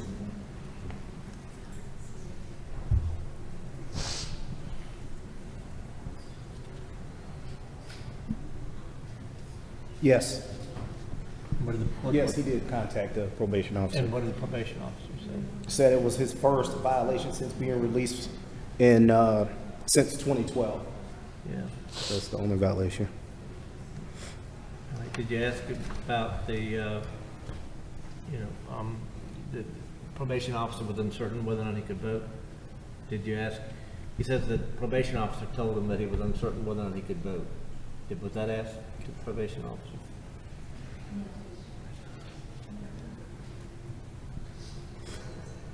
No, no. Okay. That question wasn't asked. According to the But the investigation. probation officer told you that he was uncertain if you could vote, right? Well, she told me she didn't know. Yeah. She was young, you know. I understand. No, I She's a very understand. nice woman. I don't think she did anything ill will. I No, don't. no, no, I'm not no. going to say nobody did anything And I ill appreciate will. that. I appreciate because that. I don't think she did. I mean, we was right in our living room. I told her in person. I was like, "Hey, they've sent us this paper. They say I can vote. That's great." You know, I felt good about it. I mean, Understood. Understood. we didn't generate paperwork. We didn't ask for it. I didn't fill out for it. Understand. Understand, sir. Thank you. I mean, all I can do is show my mercy on y'all and continue my life and try to do the best I can do for me and her.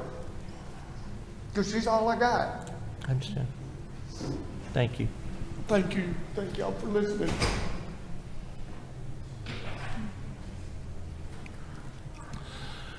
Other comments from the board? Comments from the board? Ms. Kent, would you like to address the board?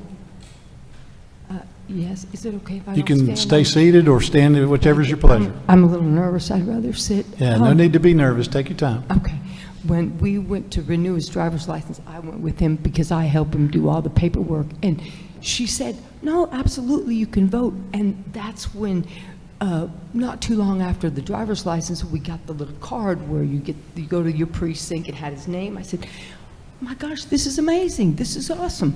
So he would never go into a voting poll because he can't. He cannot walk in there and vote. So I never got anything saying he shouldn't vote, there's no voting.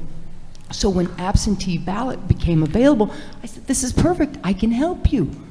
Thinking that we were within his rights to vote. I had no idea that he was not allowed to vote. I would have never have helped him vote if he's not entitled to vote. I take that very seriously. Sure. I served a lot of time with the military, and there were many flights where a lot of the guys didn't come home. There was boots in the seats. So I know what this means, and it's very important to me to be good and do the right thing. And I feel terrible that that it's like, it's just a little crazy, but like I told him coming here, if I smashed the neighbor's mailbox, I would say, I've smashed your mailbox, I'll clean the mess up, I'll go to the Home Depot, I'll fix this. But I told him I can't fix this because I don't know how I broke it. When the lady at the DMV signed us up, I had no idea that it was wrong. Was I naive? Yes, I should have done more investigation. Okay. Let me just kind of clarify it in my mind. This kind of to the both of you. But what it sounds to me that one of the things we consider up here is did the people know what they were doing was wrong? And so if the government tells you can do it, okay, you ought to be able to rely on the government. Right. So I'm sympathetic to that. The other thing, and I think Board Member Gazelle will remember this case, is that we had a case is a voter made a mistake similar to this, and I think it was in New York, and had not compare your position with this, but this particular voter had a mental issue, and the board just said, listen, it's just not worth it to just ruin somebody's life. And so the board said whatever technical violation there might be, the board exercised mercy. And I think, in my opinion, there's a case that the board should exercise mercy and just dismiss it. Just be careful.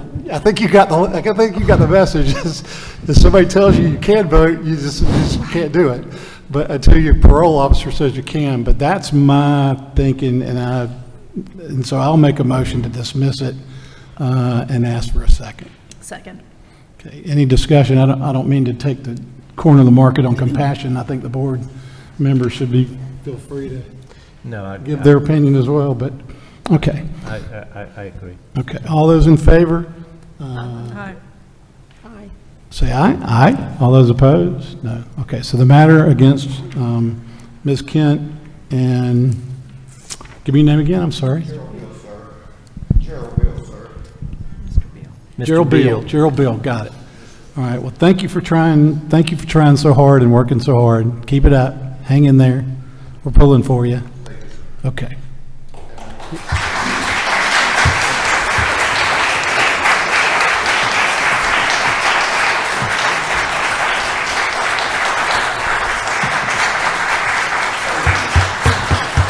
Okay, y'all are free to go. Okay, y'all are free to go. Don't forget your papers. Don't forget your papers. Y'all are free to go. Okay, now we still have McBarry and Murray. Yeah. And the county did the right thing. The county did the right thing, and they were following the rules. So the county didn't do anything wrong here. They did the right thing. So, and the investigators did a good job investigating. So, I think that worked out. All right. So we got Mr. McBarry and Mr. Murray left to go on this complaint. Any motions from the board? Just to confirm, they did receive notice of the hearing? Well, one of them is not at liberty right now, correct? One of them has, is that right? Or Yeah, there was an email sent, I think. We're on Just want to make sure. tab number 23. Yeah. Well, first with off, regarding regard to Mr. Murray. Matthew McBarry. Yeah, and Mr. Murray. 060.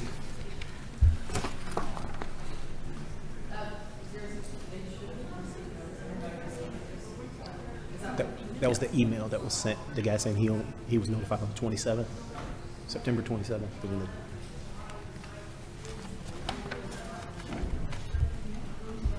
Mr. Kirk, can I draft you again? I think Mr. Beal's very happy.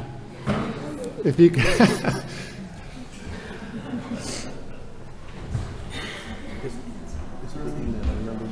He said he didn't get it till 3 weeks ago. No, I don't think so.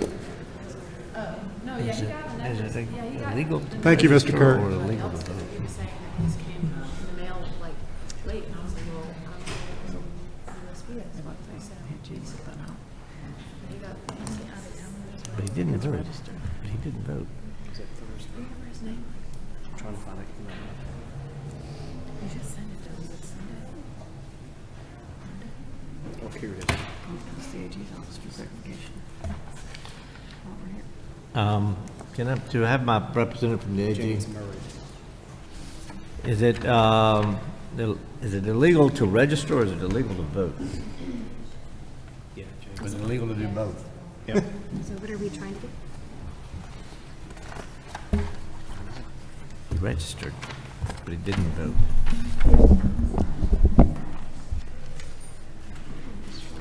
As a felon? Yeah. I forget how he said it. Do you have 21-216? I can pull that up, but I don't think the registration itself is. But he didn't vote.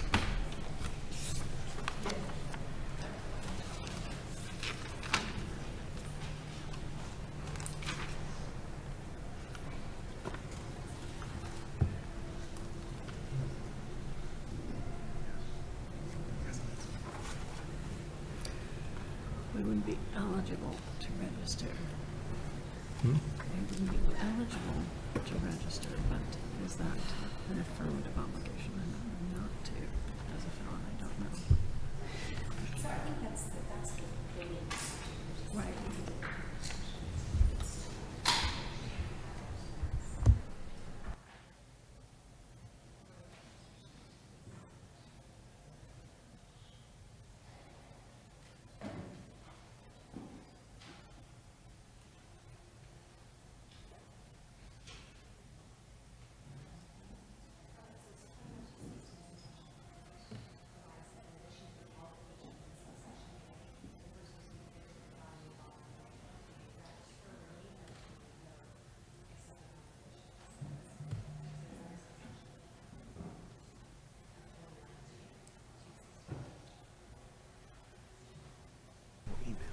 Because you know I've done it on the phone with them. Are you talking about this email?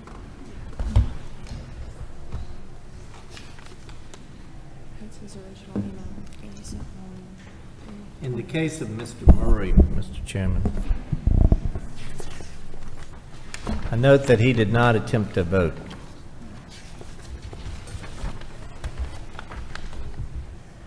And while there was a registration on his part, he didn't seem to know better than to try to vote.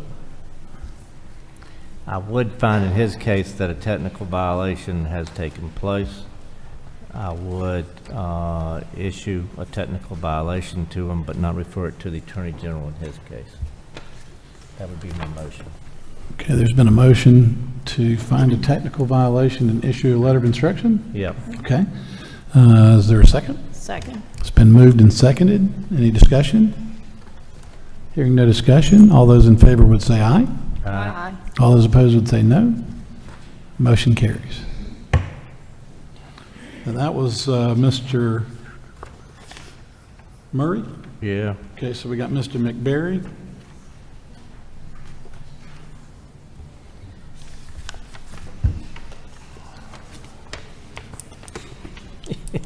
And he was re-registered. And is currently serving the remainder of his corrections.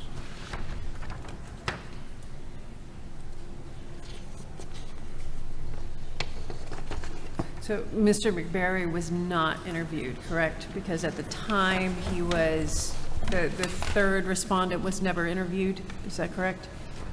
Mr. McBarry, he was not interviewed, is that correct?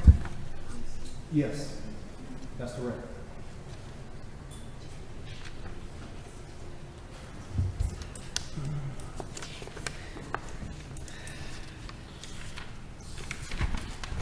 I don't know if it's relevant to the case, but it's damned interesting. How did they know to pick him up when he went to register to vote?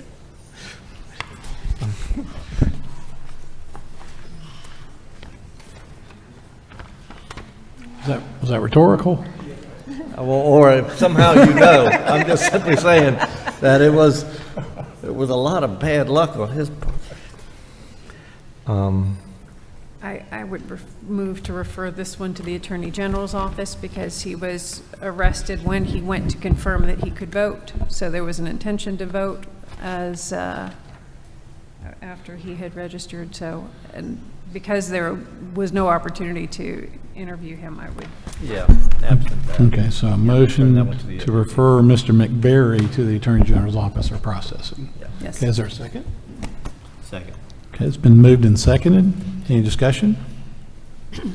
I think this raises one of the issues with the automatic voter registration at DDS. I think there are some persons that are maybe embarrassed to reveal that they're on probation, are not eligible to vote, and this may highlight one of the issues that happens at DDS that we just need to be careful and vigilant about questions that are asked for people that are registering when they register for a driver's license.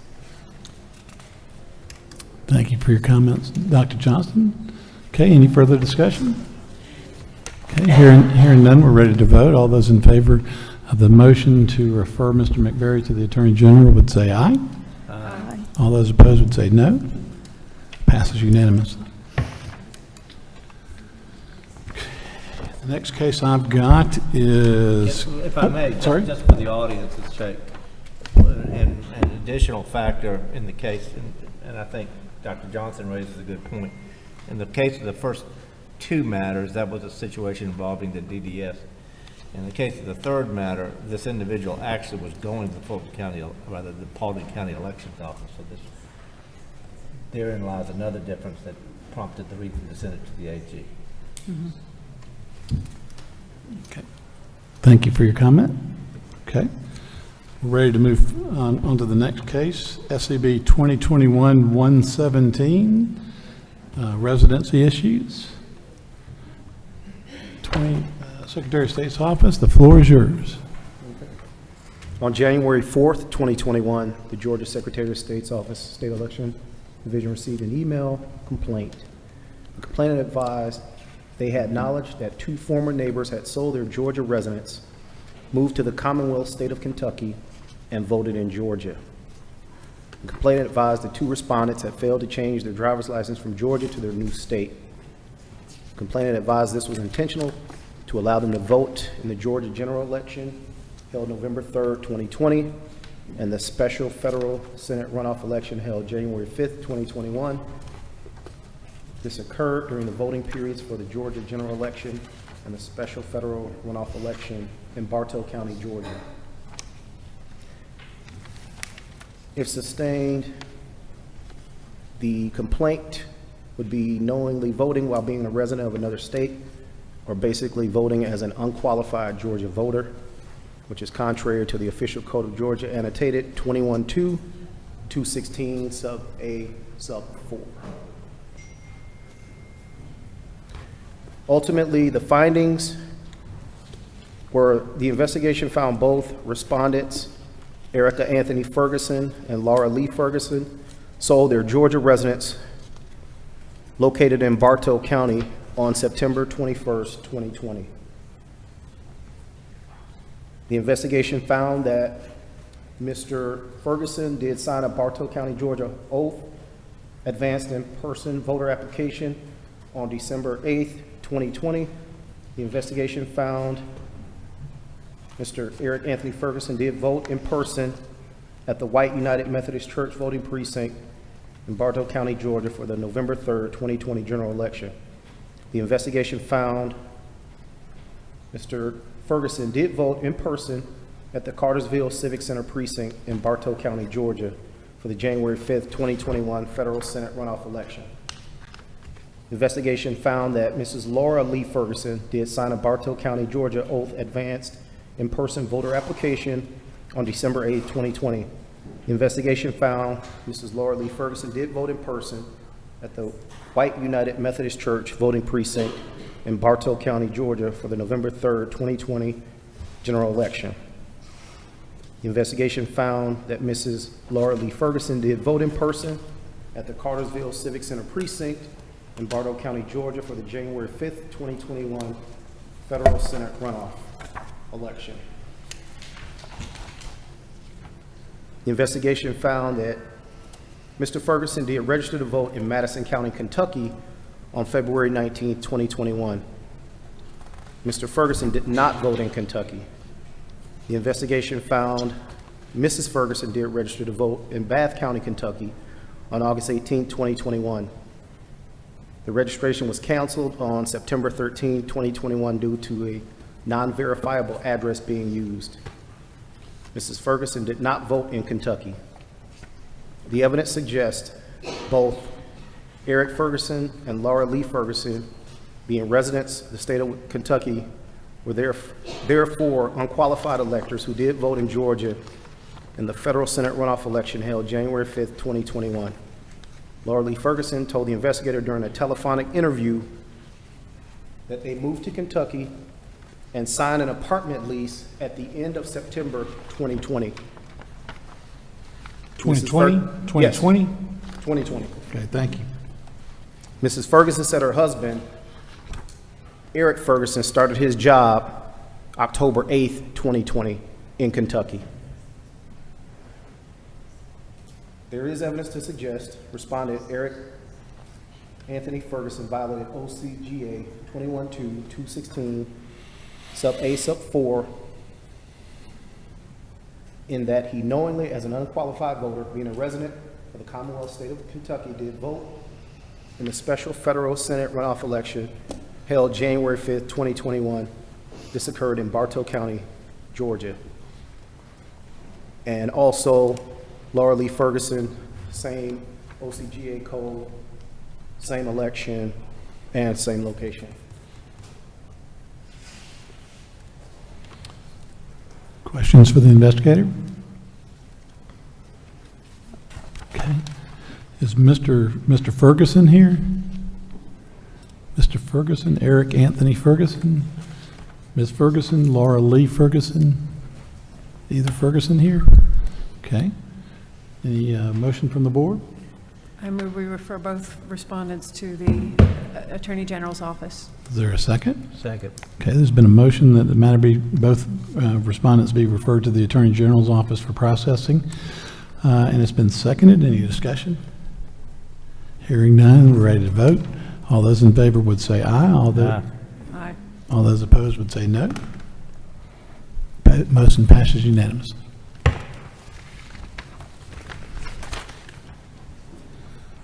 We'll move to the next case, 2022-254, Muskogee County Security of Elections Equipment. Secretary of State's office, the floor is yours.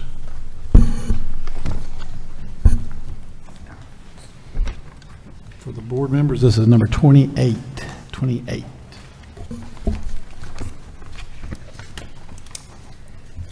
The complainant, Susan, reported on Wednesday, October 19th, 2022, at approximately 7:30 p.m. that she went to Columbus Tech to see if the poll was still open for early voting. Complainant advised the door to the poll was unlocked, but there was no one inside the poll and the lights were turned off. She was concerned because the building should have been locked. There was also a police car parked outside without an officer inside the vehicle. The Columbus Tech Police Chief, Charles Pickett, states in an email to Ms. Boren that he watched the surveillance video from October 19th, 2022. Chief Pickett advised there was no one observed at any time between 7 p.m. and 7 a.m., which was Wednesday night to Thursday morning, in the voting area, machine, or terminal area, or the tallying machine area other than the custodial staff. He stated that at no time were any of the custodial staff observed doing anything other than cleaning. Chief Pickett advised that all access to the voting area of the Student Center will be secured going forward when the election staff leave the poll. He reports that they have preserved and will maintain the video of the area if needed. Chief Pickett stated that at 9:37 p.m. on October 19th, the campus police sergeant Denny turned the lights off, locked, and left the building through the Student Center doors. The investigation revealed that during the November 8th, 2022 general election, Muskogee County had a poll at the Columbus Technical College, the Student Center, during the early voting. The poll was open from 7 a.m. to 7 p.m. When the poll closed on October 17th through the 19th, the doors to the Student Center were left unlocked so the students would have access to the vending machines. The vending machines were in the same room where the poll was located. The investigator learned from Ms. Bourne that at no time were ballots exposed or on a table, as they use ballot activation codes to create provisional ballots. She also advised ballots are printed by the voter from the BMD after receiving a voter access code.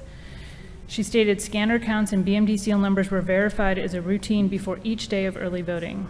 Ms. Bourne provided copies of the scanner and the ballot box recap forms and copies of the touchscreen recap forms. The chief reviewed the video from the surveillance camera that was located inside the Student Center from Wednesday, October 19th, 2022. He stated there was no one observed at any time between 7 p.m. and 7 a.m. except the custodial staff. Potential violations. There is evidence to suggest that the Muskogee County Board of Elections and Registration and Nancy Bourne violated SEB Rule 183-112-04, subsection 6, storage, maintenance, and transparent of statewide voting system components. Questions for the investigator? Ms. Koth, I would like to ask the same question that I asked in the Cherokee instance, which is whether the machines were, they discovered that the seals were intact, or if any machines were taken out of service while the investigation went on. And I believe Ms. Boren is here and may be able to respond to that directly.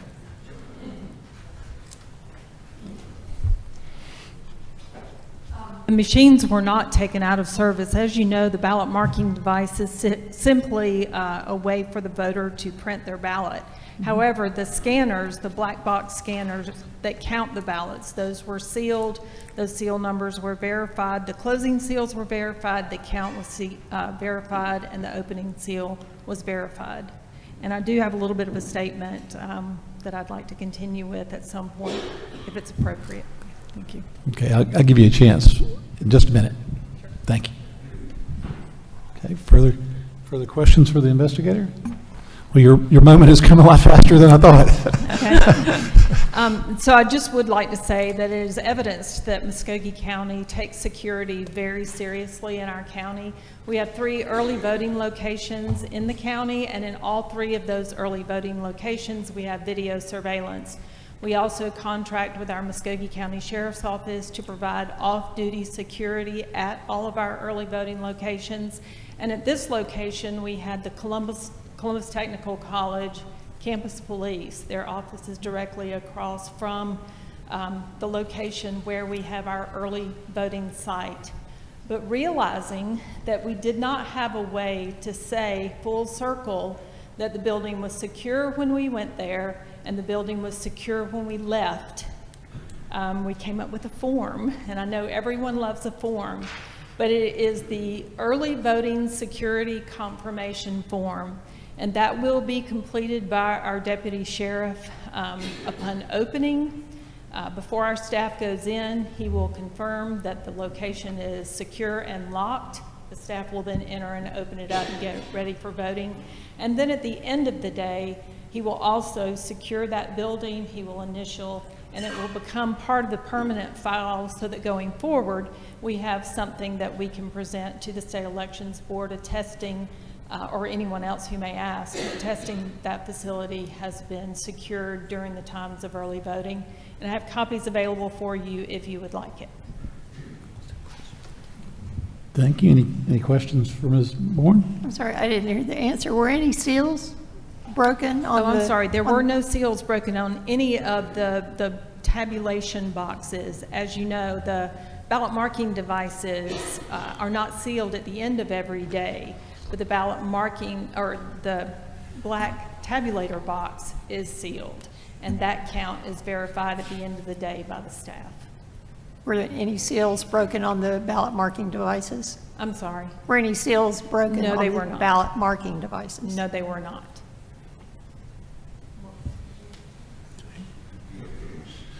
Any further questions?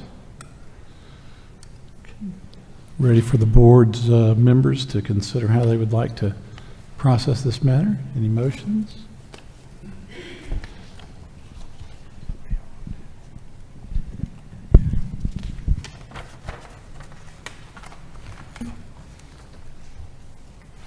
I'm going to confess a terrible short-term memory problem. Do I recall correctly that a few minutes ago, in the case of Cherokee, we issued a technical violation and a letter of instruction? And is that how we Alex, disposed- as the official secretary of the meeting, we call on you to Yes. save us.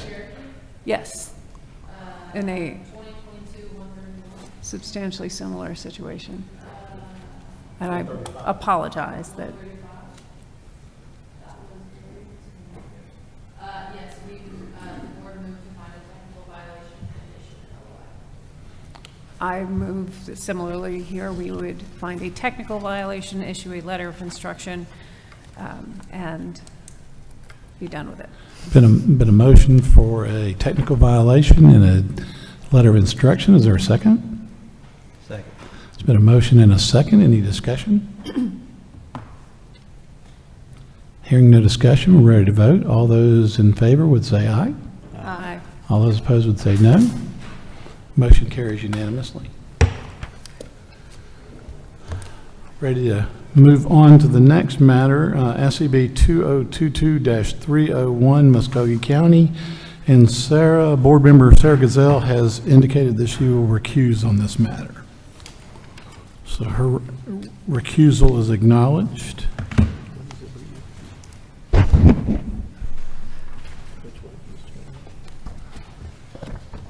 You said we're at 22301?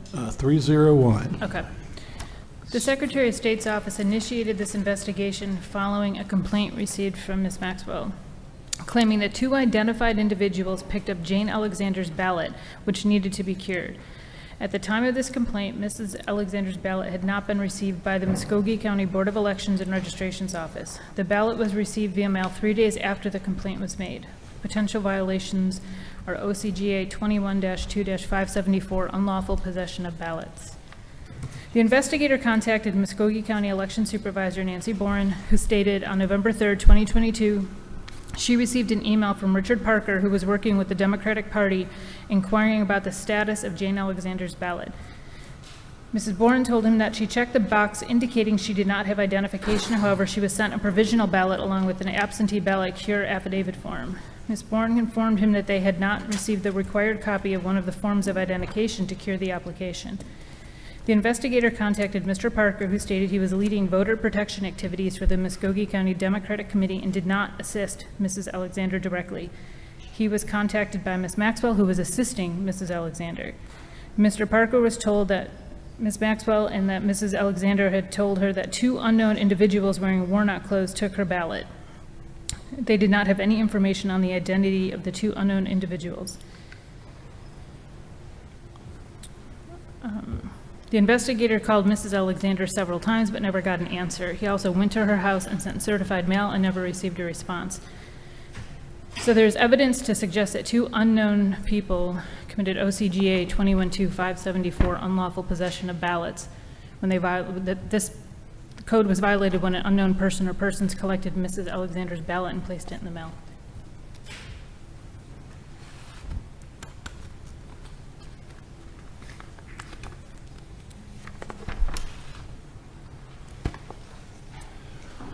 There's really, I mean, we can send, we can send somebody to the Attorney General's office in absentia. which I don't think would be any value, but I think this is just a cautionary tale to voters to not trust their ballots to unknown people. And just a good lesson for everybody that people are trying to get a hold of ballots, and the voters need to be careful and cautious. And we're kind of in a new world out there, and so just a cautionary tale to voters to protect their ballot. So I don't think there's really any action the board can take other than just notice this for what it is. So I ask unanimous consent that we just move forward to the next case. Without objection, so ordered.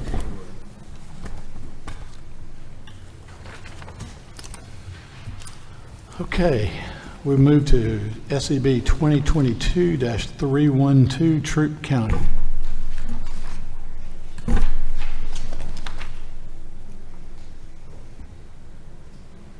This was reported to the State Election Board that Troup County elections placed candidates for District 2 Council on District 1 ballots during the November 8th, 2022 general special election.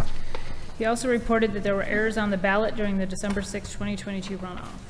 The investigator spoke with Troup County Election Supervisor Andrew Harper, who stated that he received the ballots for advance voting for the November 8th, 2022 general special election. The ballots listed District 2 race for the City Council on District 1 ballots, an error that Mr. Harper didn't catch until the Friday before early voting was set to begin. Troup County received the ballots approximately 2 weeks before this error was noticed. Mr. Harper contacted the Georgia Secretary of State office and spoke with Michael Barnes, who told him that considering early voting was set to begin that Monday, they would not have time to reproduce another ballot. Mr. Harper was told that he would have to duplicate ballots from District 1 and omit any votes cast for District 2 Council before running them through the scanner. Mr. Harper placed a notice in every voting booth and around the building during early voting and in every precinct on Election Day informing voters of the error.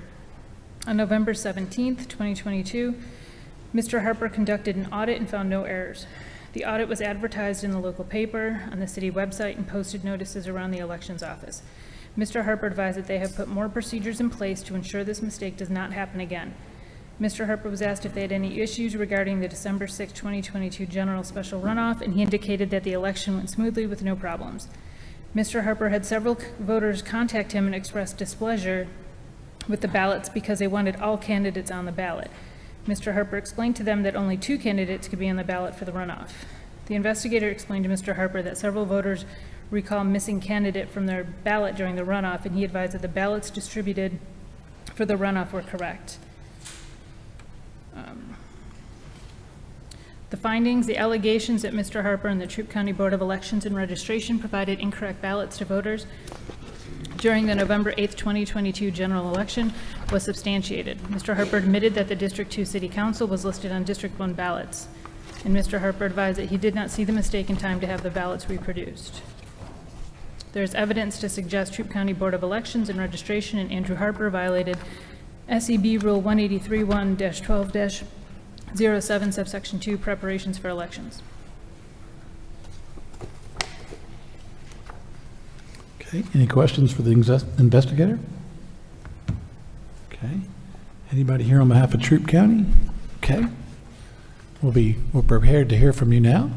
If you'll press you're free to stand up or sit down, whatever's your pleasure. If you'll press your little button, I'll turn you on. Sure, come on up.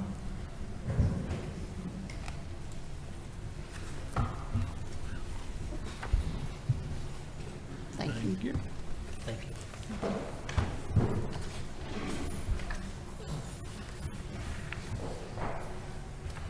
you. Please identify yourself for the record. My name's Andrew Harper, election supervisor. This is Bill Stump, chairman of the board. Welcome. I've been in this position since 2014. I helped with the elections since 2010 with the previous judge of probate. This was a error sent by human error. We submitted it to the state, and the documentation, if you look in the very back of your folder, that's off Firefly, where we submitted it by district, and it was an error missed by the state as well as the county, because we were having a county-wide splosh, so it got added to the county-city race as a mistake. But it was supposed to be by district only, The state did not catch it as we didn't either because it was the countywide election. We notified voters, we notified every candidate when it happened, we notified the city of LaGrange, we put notices in the paper, we put notice in everything we could think of. We put it on social media, we put it in every voting booth we had. So we made sure that everyone knew that the error was there. We did contact the state on that Friday before. We were prepared to go and get the ballots reprinted. We were prepared to go to the state, pick the USB drive up, but with Michael Barnes' advice and Blake Evans' advice on Friday, they said it was too late to get another flash drive and do it over the weekend before Monday morning started because we were prepared to stay all weekend long and get it done because we didn't like mistakes. And we have now corrected that with the board. The board has voted now in that board meeting directly after that from now on, after staff reviews, the board is going to have three members of the board at least come and sign off on the ballots as well. City of LaGrange is also, every election they've signed off. We've had 3 elections. This is the 3rd election. We've had the December runoff, which they signed off on. We had a March and a June this year. So we've had four instances in, we hadn't had any mistakes, but we do have that procedure in place. The board voted to make sure that did not happen again. So we ask your forgiveness because we will make sure that it doesn't happen again. We do not like mistakes, and I do not like to be called to the carpet. I don't know if you were listening to Board Member Lindsay's proposal on how to do things, but I think you just presented exactly in his formula. This is how you do it. We have put everything in procedures in place to prevent this from happening again, because we've actually had the 4 elections, this will be the 4th election, so I think it's, in place to make sure we don't have this again. And I was thinking about this issue the other day, and I was thinking that one of the board might want to consider, and I introduced this to the board members to think about for future meetings, is that we might develop what I would call a no further action letter, and just, we're satisfied, it happened, we're satisfied with your corrective measures, no further actions necessary. So just something to kick around, think about for future events, but let's handle this case today. What you think, Mr. Lindsay? Well, I think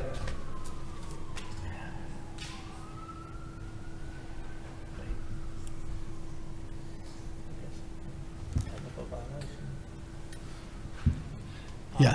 I move that we find a technical violation and we send a letter of instruction and we otherwise dispose of the case. Thank you for taking the corrective actions that you have. Thank you, sir. This is exactly what you should be doing. Thank you, sir. And to the extent we can come up with another way to handle this within our wheelhouse, I'll start considering that as well. I appreciate you taking the corrective actions that you did. Okay. Thank you, sir. So there's been a motion for a technical violation with I've got ahead of myself, with a letter of instruction. Is there a second?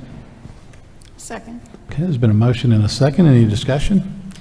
I will say that this is second opportunity, the same meeting to talk about ballot proofing, and I am extraordinarily grateful that you all have come up with other methodologies to triple and quadruple check the ballot proofing. It's a complicated process.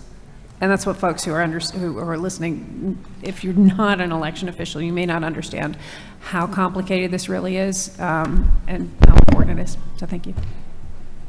Thank you for your comments. Okay. I think it would be wise in this situation and perhaps in the others as well, Mr. Chairman, when you send the letter, acknowledge that corrective actions have been taken. Okay. And that I can fold my no further action into the letter of instruction. Yeah. Okay, I like it. Good suggestion. I like that. Okay. Appreciate the. So we've had did we vote? Did we vote on that? I don't believe we have. Yeah, I got a motion and a second. It's the way I got it in my mind, right? So all those in favor would say aye. Aye. All those opposed would say no. Motion's unanimous. Thank you for your presentation. Thank you for your Time. Okay, we're on tab number 32, Muskogee County. Secretary of State's office, the floor is yours. It was alleged that Angela McGill was ineligible to vote in Georgia during the November 3rd, 2022 general election due to her registering to vote in South Carolina in May of 2022. The investigator contacted the Richmond County Voter Registration Election Office in South Carolina to request a copy of Angela's voter information.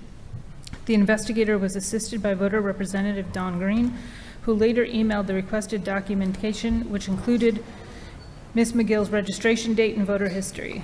The documentation showed where Ms. McGill registered to vote in South Carolina on May 10th, 2022, but had yet to participate in an election. The investigator spoke with Ms. McGill, who confirmed she was registered to vote in South Carolina in 2022. She also confirmed that she was a permanent resident of South Carolina.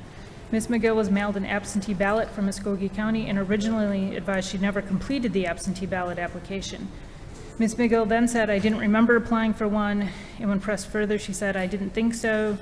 I'm not sure, I'm not positive." The investigator made sure that Ms. McGill understood she needed to vote in the state where she was registered and resided as a permanent resident. The investigator contacted Muskogee County Election Supervisor Nancy Bourne and requested a copy of Ms. McGill's absentee ballot application for the November 8th, 2022 general election. Later that day, the investigator received that copy of Ms. McGill's application via email. The signature on Ms. McGill's absentee ballot shared similarities with the signature on Ms. McGill's voter registrations in ENET. There is evidence to suggest that Ms. McGill was not eligible to vote in Georgia during the November 8th, 2022 general election. It was verified through the Richmond County Voter Registration Election Office that Ms. McGill registered to vote in May of 2022 in South Carolina. In addition, through her own admission, Ms. McGill was a permanent resident of South Carolina and had registered to vote there. There is evidence to suggest that Angela McGill violated OCGA 21-2-216 subsection A, subsection 4, qualifications of electors. Questions for the investigator? Okay. I have a question. Okay. Dr. Johnston? For the investigator, did the, did Ms. McGill sign the oath for absentee ballot application and for the ballot?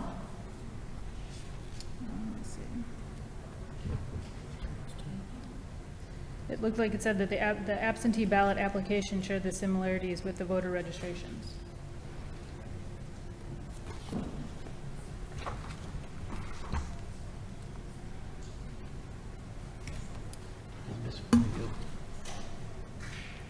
Is Ms. McGill here? Ms. McGill? Angela McGill? Okay. Any further questions for the investigator? No? Move to refer the matter to the Attorney General. Okay, there's been a motion to refer to the Attorney General. Is there a second? Second. Okay, there's been a motion and a second. Discussion? Ready to vote? All those in favor would say aye.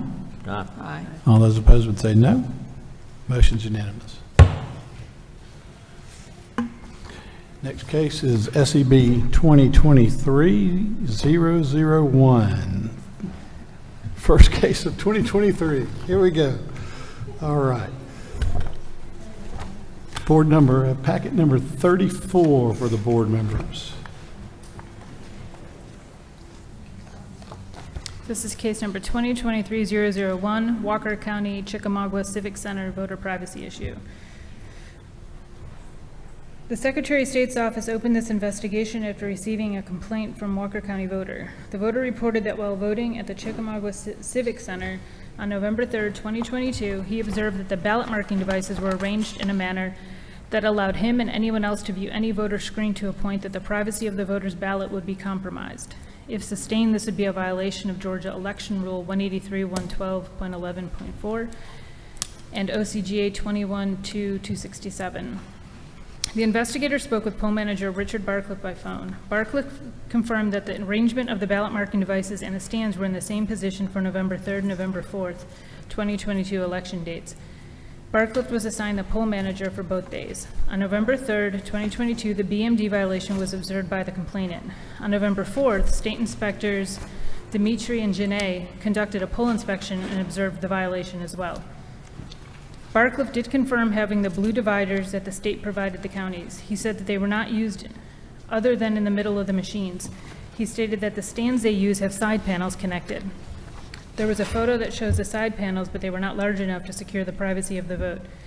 The investigator and Barcliffe discussed the responsibility of setting up the machines to ensure the voters' privacy.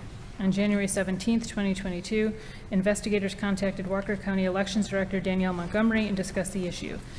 Ms. Montgomery was aware, and they went over some possibilities to correct the issue. After the conversation, Montgomery did reach out to other counties where the same stands were used to correct the problem.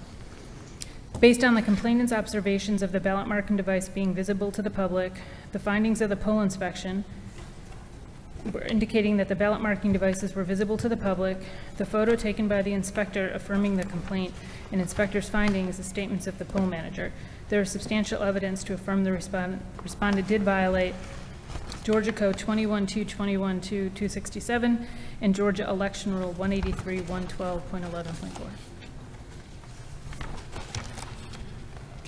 Any questions for the investigator?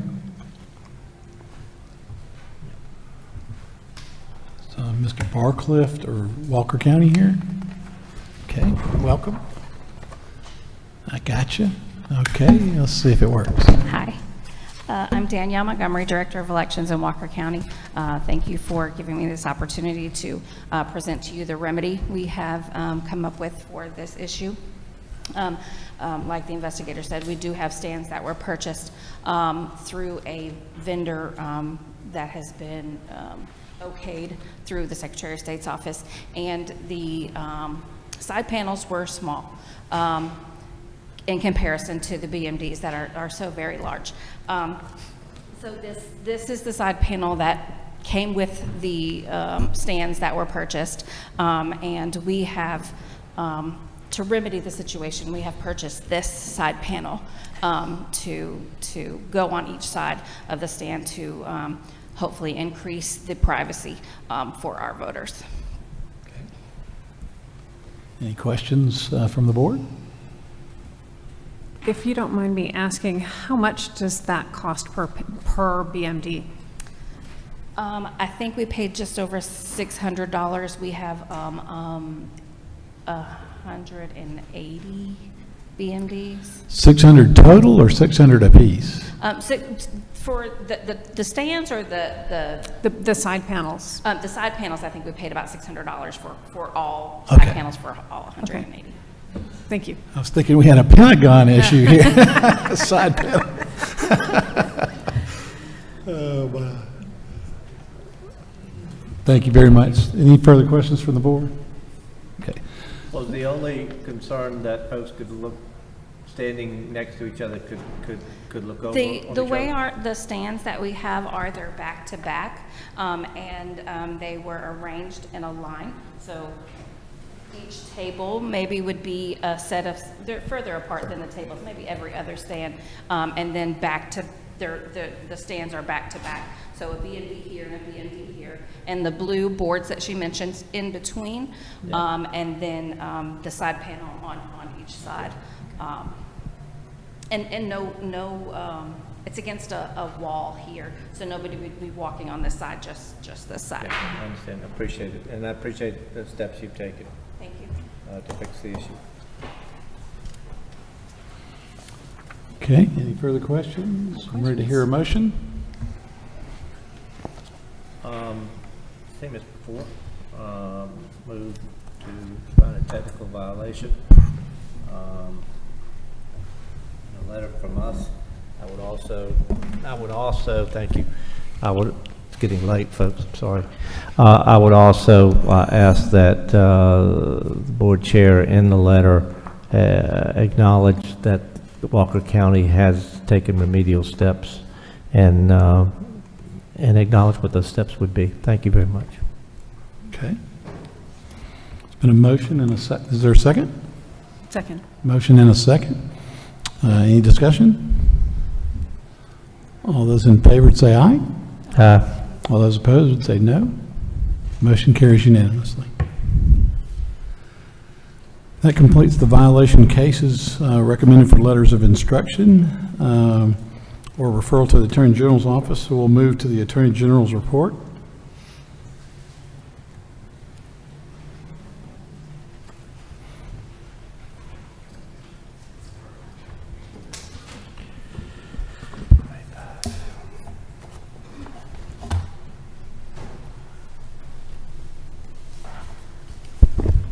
Good afternoon.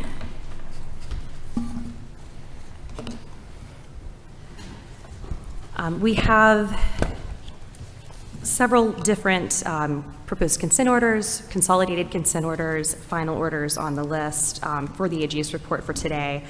I did want to note that the Attorney General's Office has requested that the proposed consent order regarding SCB case 2020-062 for Chatham County be withdrawn from the agenda and deferred to a later meeting. Any objection? Without objection, so ordered.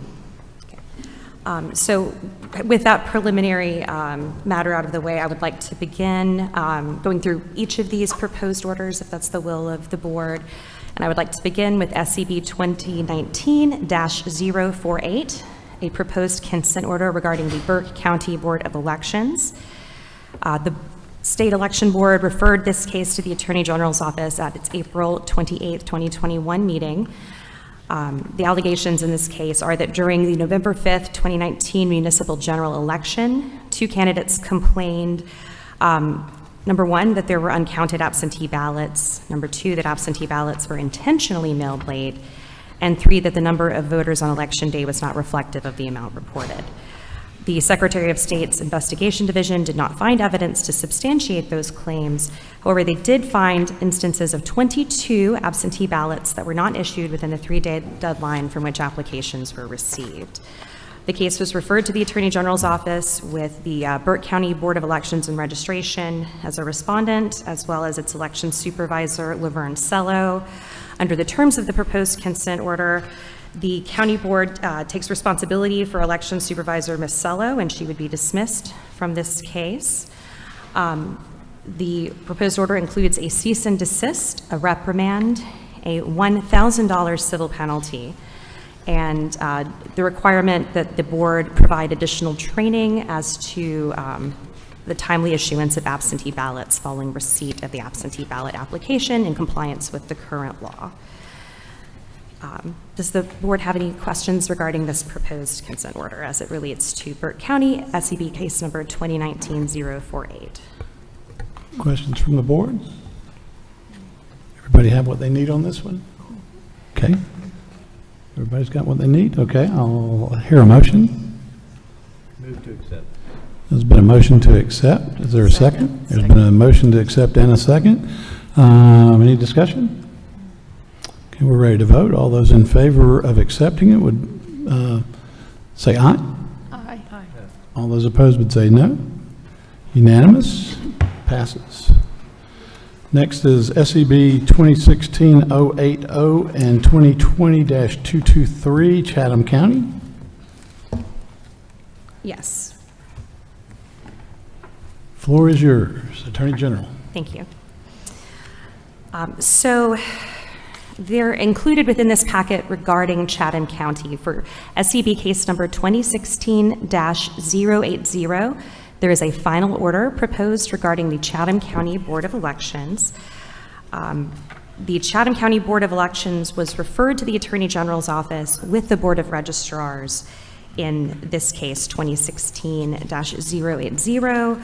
However, the underlying violation is under Code Section 21-2-226, which deals with certain requirements regarding the County Board of Registrars. And because these are separate entities in Chatham, we are proposing by final order that the Chatham County Board of Elections be dismissed for 2016-080.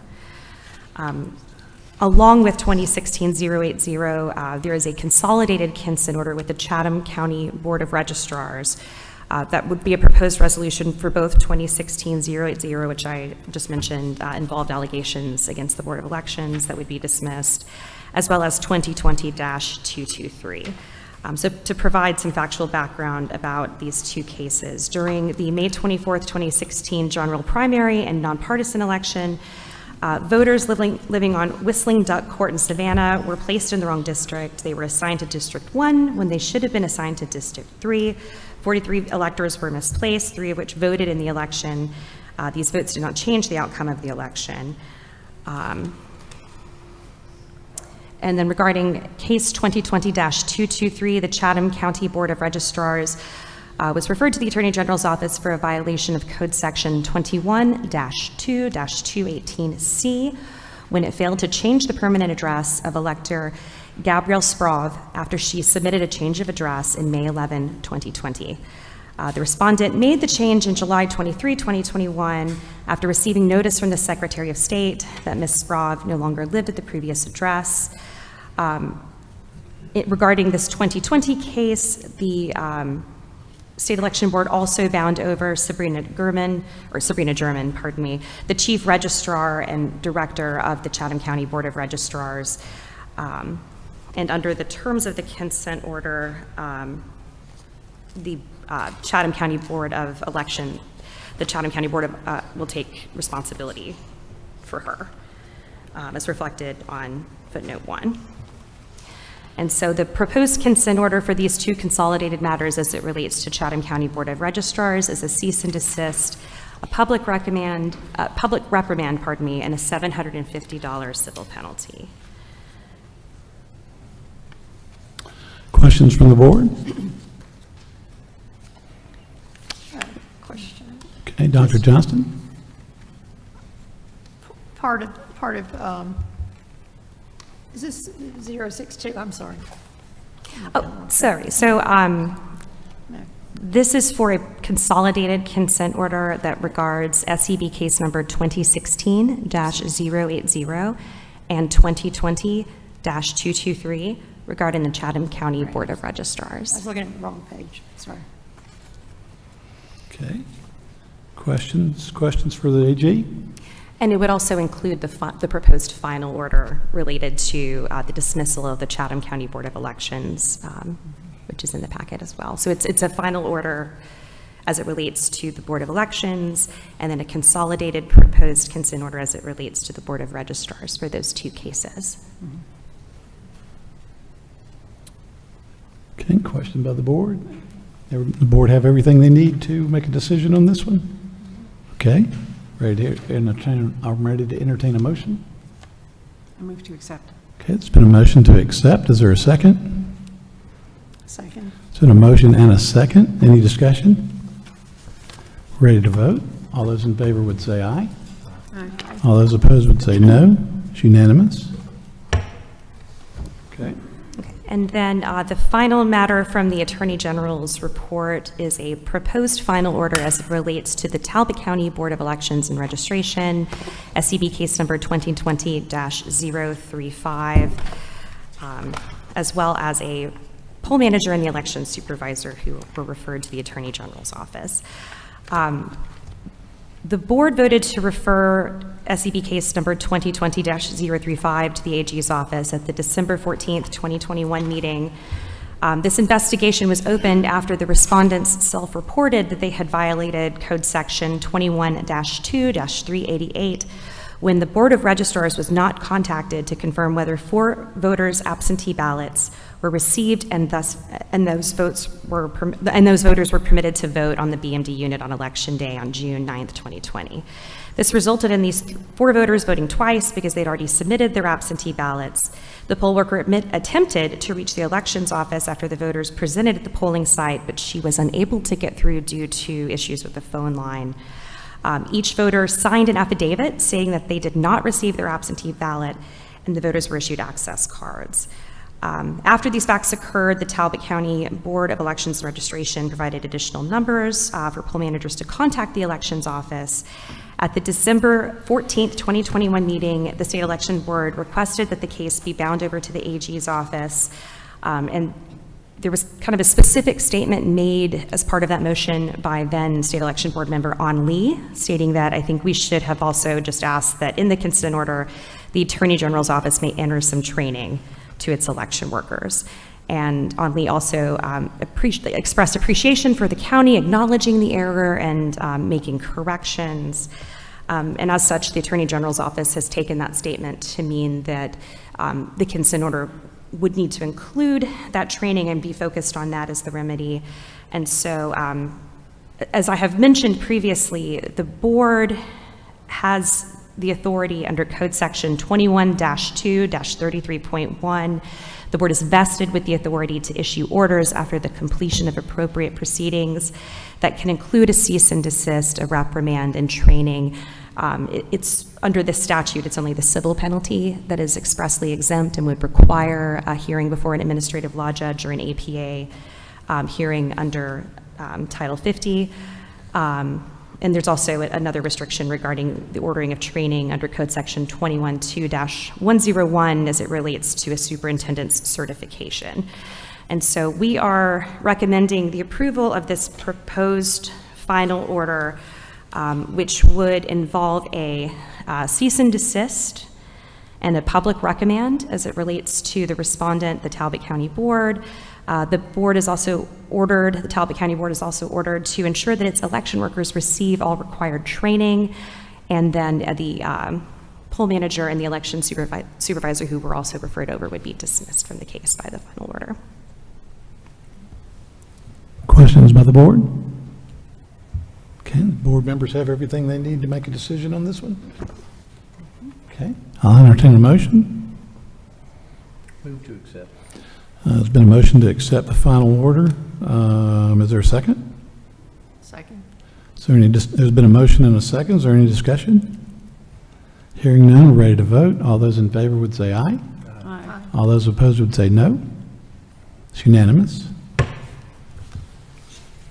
Okay, and I believe that is all that I had. Thank you for letting me present to you, and this will be my last meeting. Well, I was going to ask if I had permission to share that. Oh, yes, absolutely. Ladies and gentlemen, this is Beth's last meeting with us. She is moving on to bigger and better things, and she's been just a faithful servant to the state of Georgia and given countless hours on weekends and nights and holidays and all manner of service to the state of Georgia. And so I want to take this opportunity that I think we should.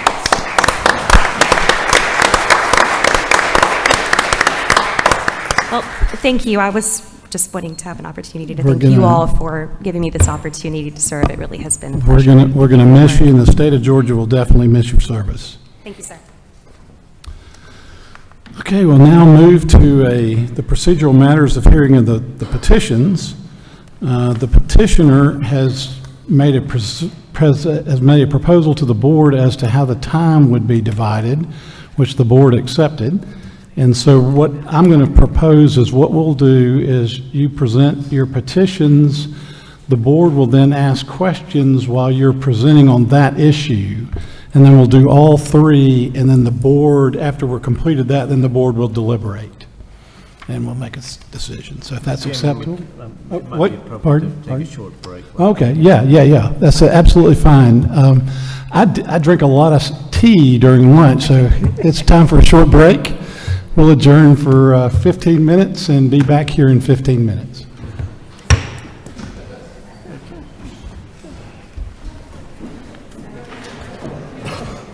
So where you headed? What's the next stop? Hey, did you find the list? Oh, I found the list. Oh, okay.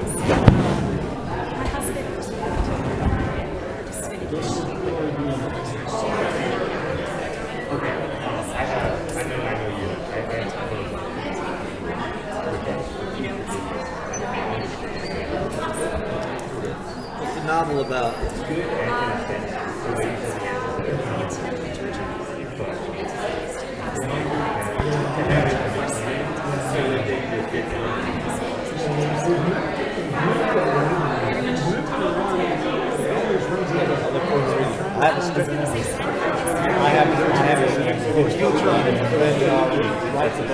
Yeah, we're still trying.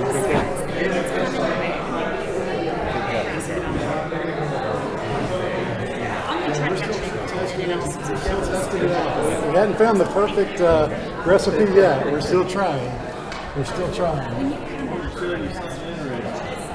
Yes.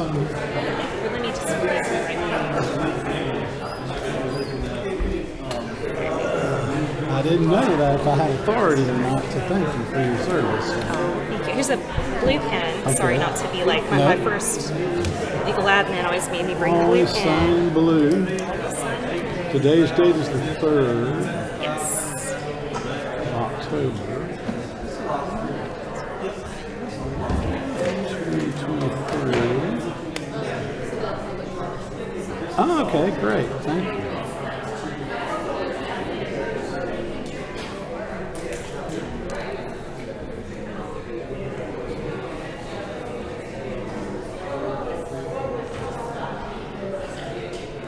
And can you have somebody in your office scan these and send them to each board member today? Oh, yeah. Is it possible to do it Yeah, today? I can do that tonight, no problem.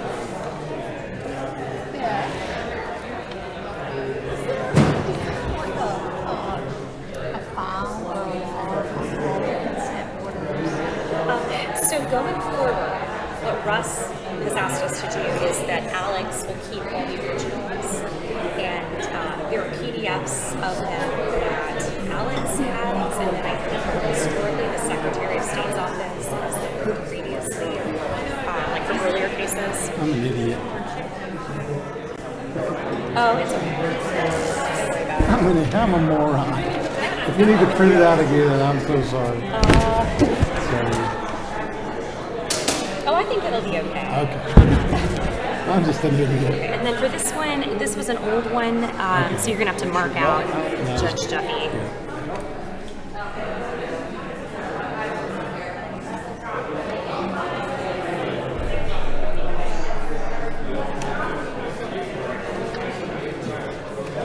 And let's take a look at this one.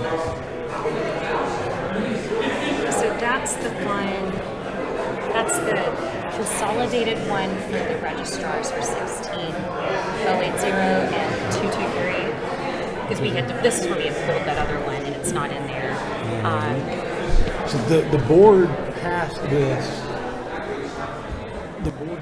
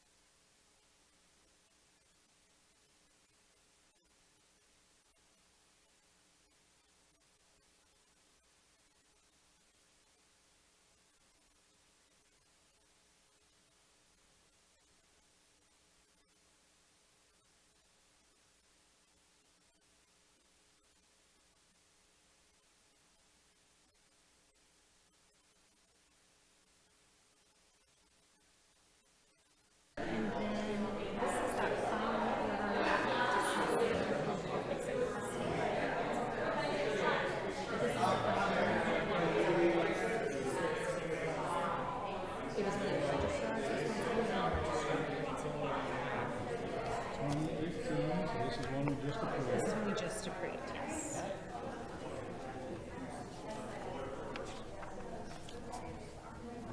Completely separate registrar. Yeah, counties can do this in all kinds of different ways.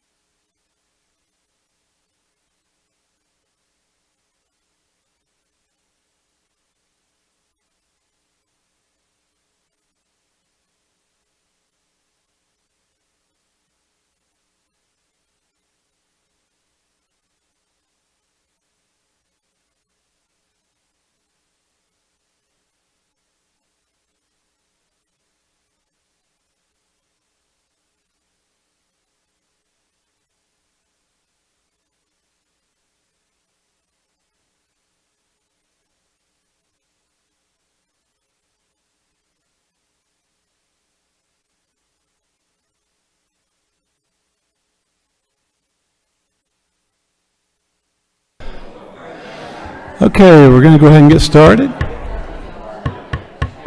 We'll go ahead and get started. We'll go ahead and get started. We're going to go ahead and get started now. Hopefully everybody is refreshed and comfortable. Okay. So the last two matters on our agenda is we're going to have a procedural matter of hearing petitions, and then we have public comment that will follow that. So we're going to proceed, and the petitioners have requested specific time requests. And so the way we're going to do, if there's no objection, is we're going to proceed with each petition individually, and the first petition will be allotted 15 minutes, and then the board will ask its questions of the petitioner. Then we'll move to the second petition, which is scheduled for 5 minutes, and then the board will ask questions with regard to that petition. Then the final petition will be heard for 10 minutes, and the board will ask questions, and the board's questions will not count toward your time.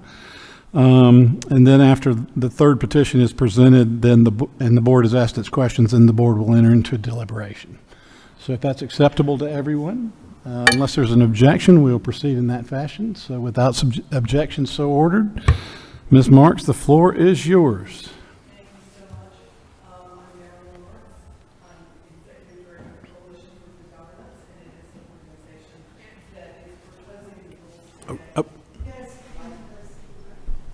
Let's see, how about this? Is this a little better?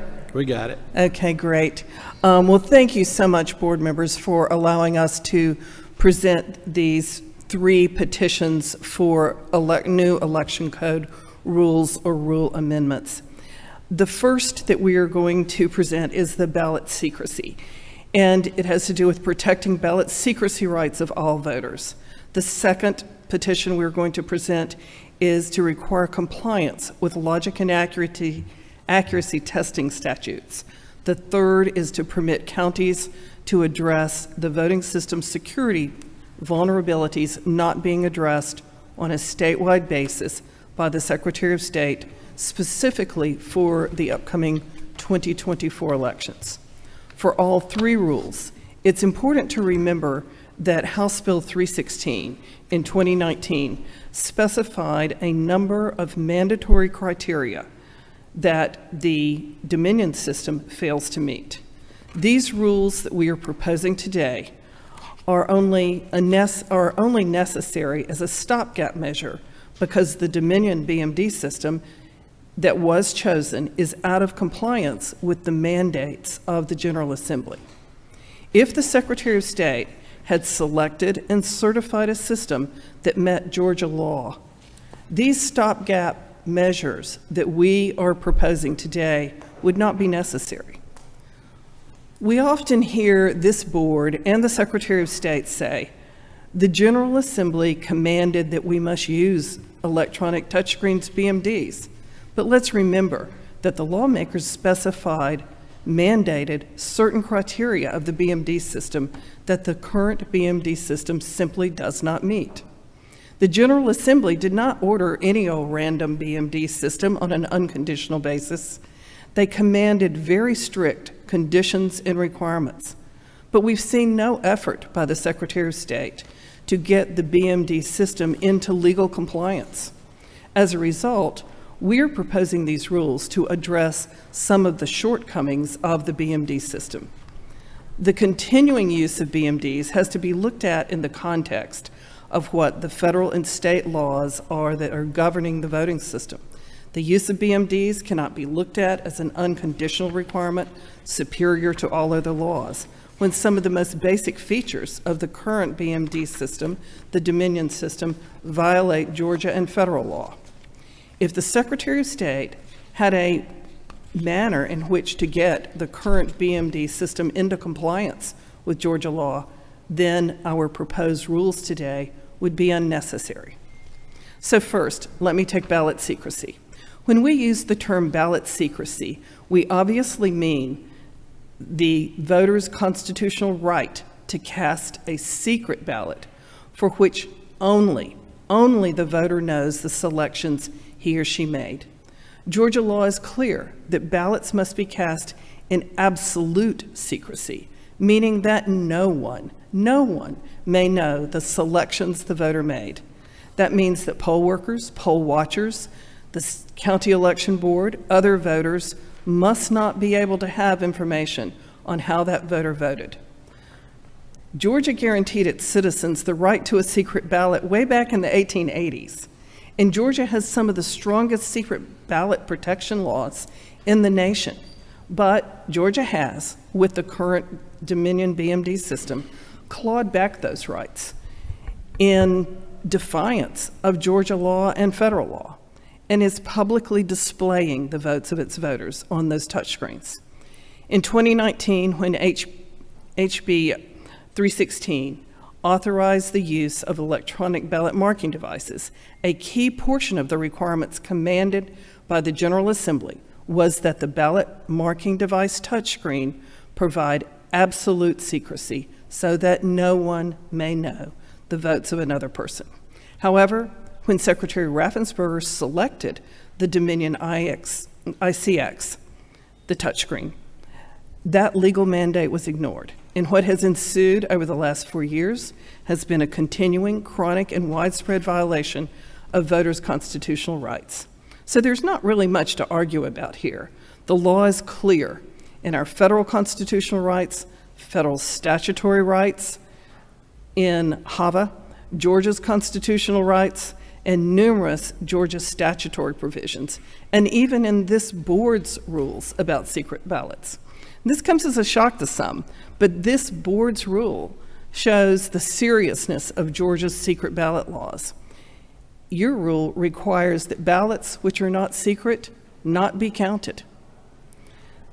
That's a strong pro-democracy statement that this board has made, and a strong pro-democracy principle built on the understanding that permitting disclosures of voters' selections allows the election to be tainted by intimidation, coercion, vote buying, or selling.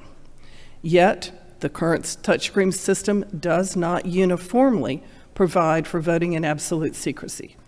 That is also irrefutable, and almost anyone in this room who votes in person can attest to having seen how other people are voting when they are in the polling place. It's not that people are looking to see how people vote, but the screens are so large, so bright, so upright, that even walking to your particular polling or voting station, it's hard not to see how other people are voting. We all know that this simply should not be, but the problem's been ignored for 4 years now.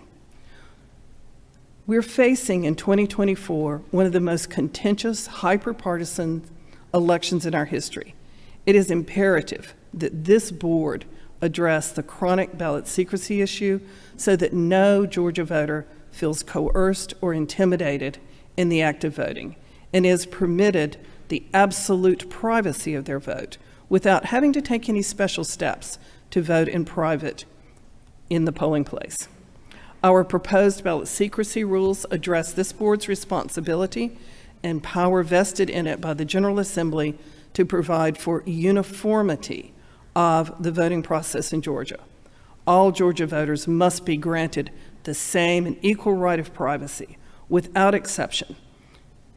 And there's no exception based on the size or configuration of the polling place. Our proposed rules are simple and they're uniform. Touchscreens should be positioned so that no person can walk within 30 feet behind a voter who is in the process of voting on a touchscreen. And touchscreen machines, which are adjacent, should be at least 8 feet apart. So we envision that in smaller polling places, this will result in about 4 BMD touchscreens in use, one in each corner, with the touchscreen facing the corner and the voter with his back to the corner. The hand-marked paper ballot stations would fill in the center of the room. You could actually get far more voting stations into the room that way, providing privacy through the use of the current blue panel privacy screens sitting on tables. Obviously, this is going to have the effect of reducing the number of BMD units in many of the polling places across the state. But it should never, ever have the effect of reducing the number of voting stations. In fact, it can increase the number of voting stations because of the smaller footprint for hand-marked paper ballots. So while BMDs cannot be used in adequate numbers because of the visibility of the votes, hand-marked paper ballots should be used with emergency ballots, as emergency ballots, excuse me. In fact, because of the much smaller footprint, hand-marked paper ballots stations, more of those stations can be put in the same space, increasing voter throughput, reducing lines.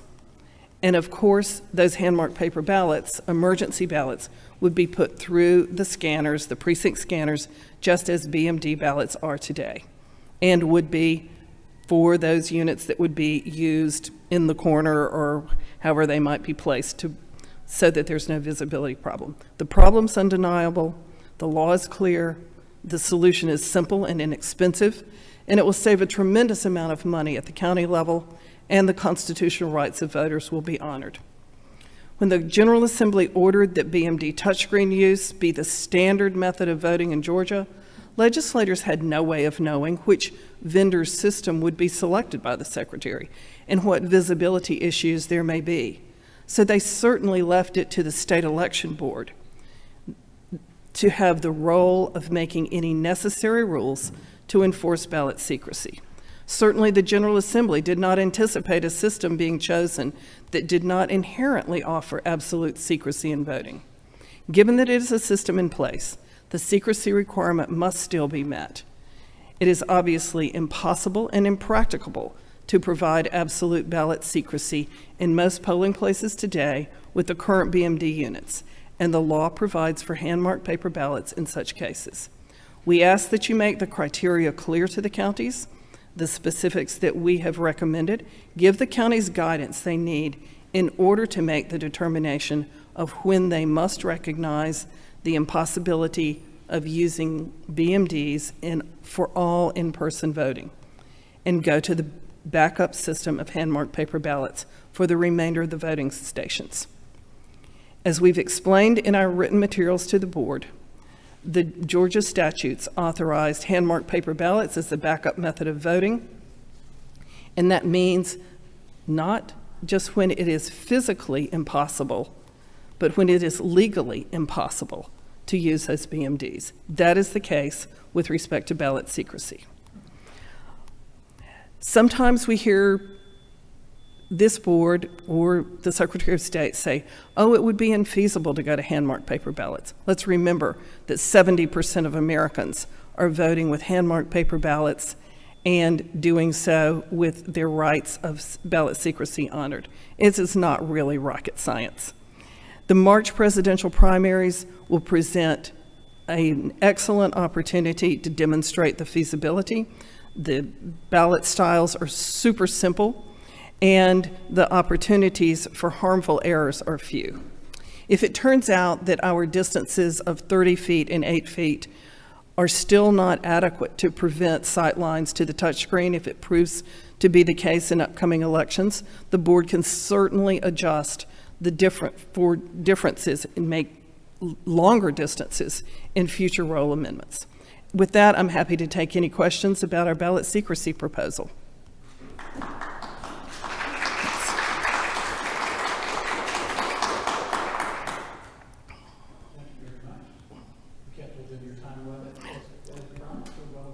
Thank you.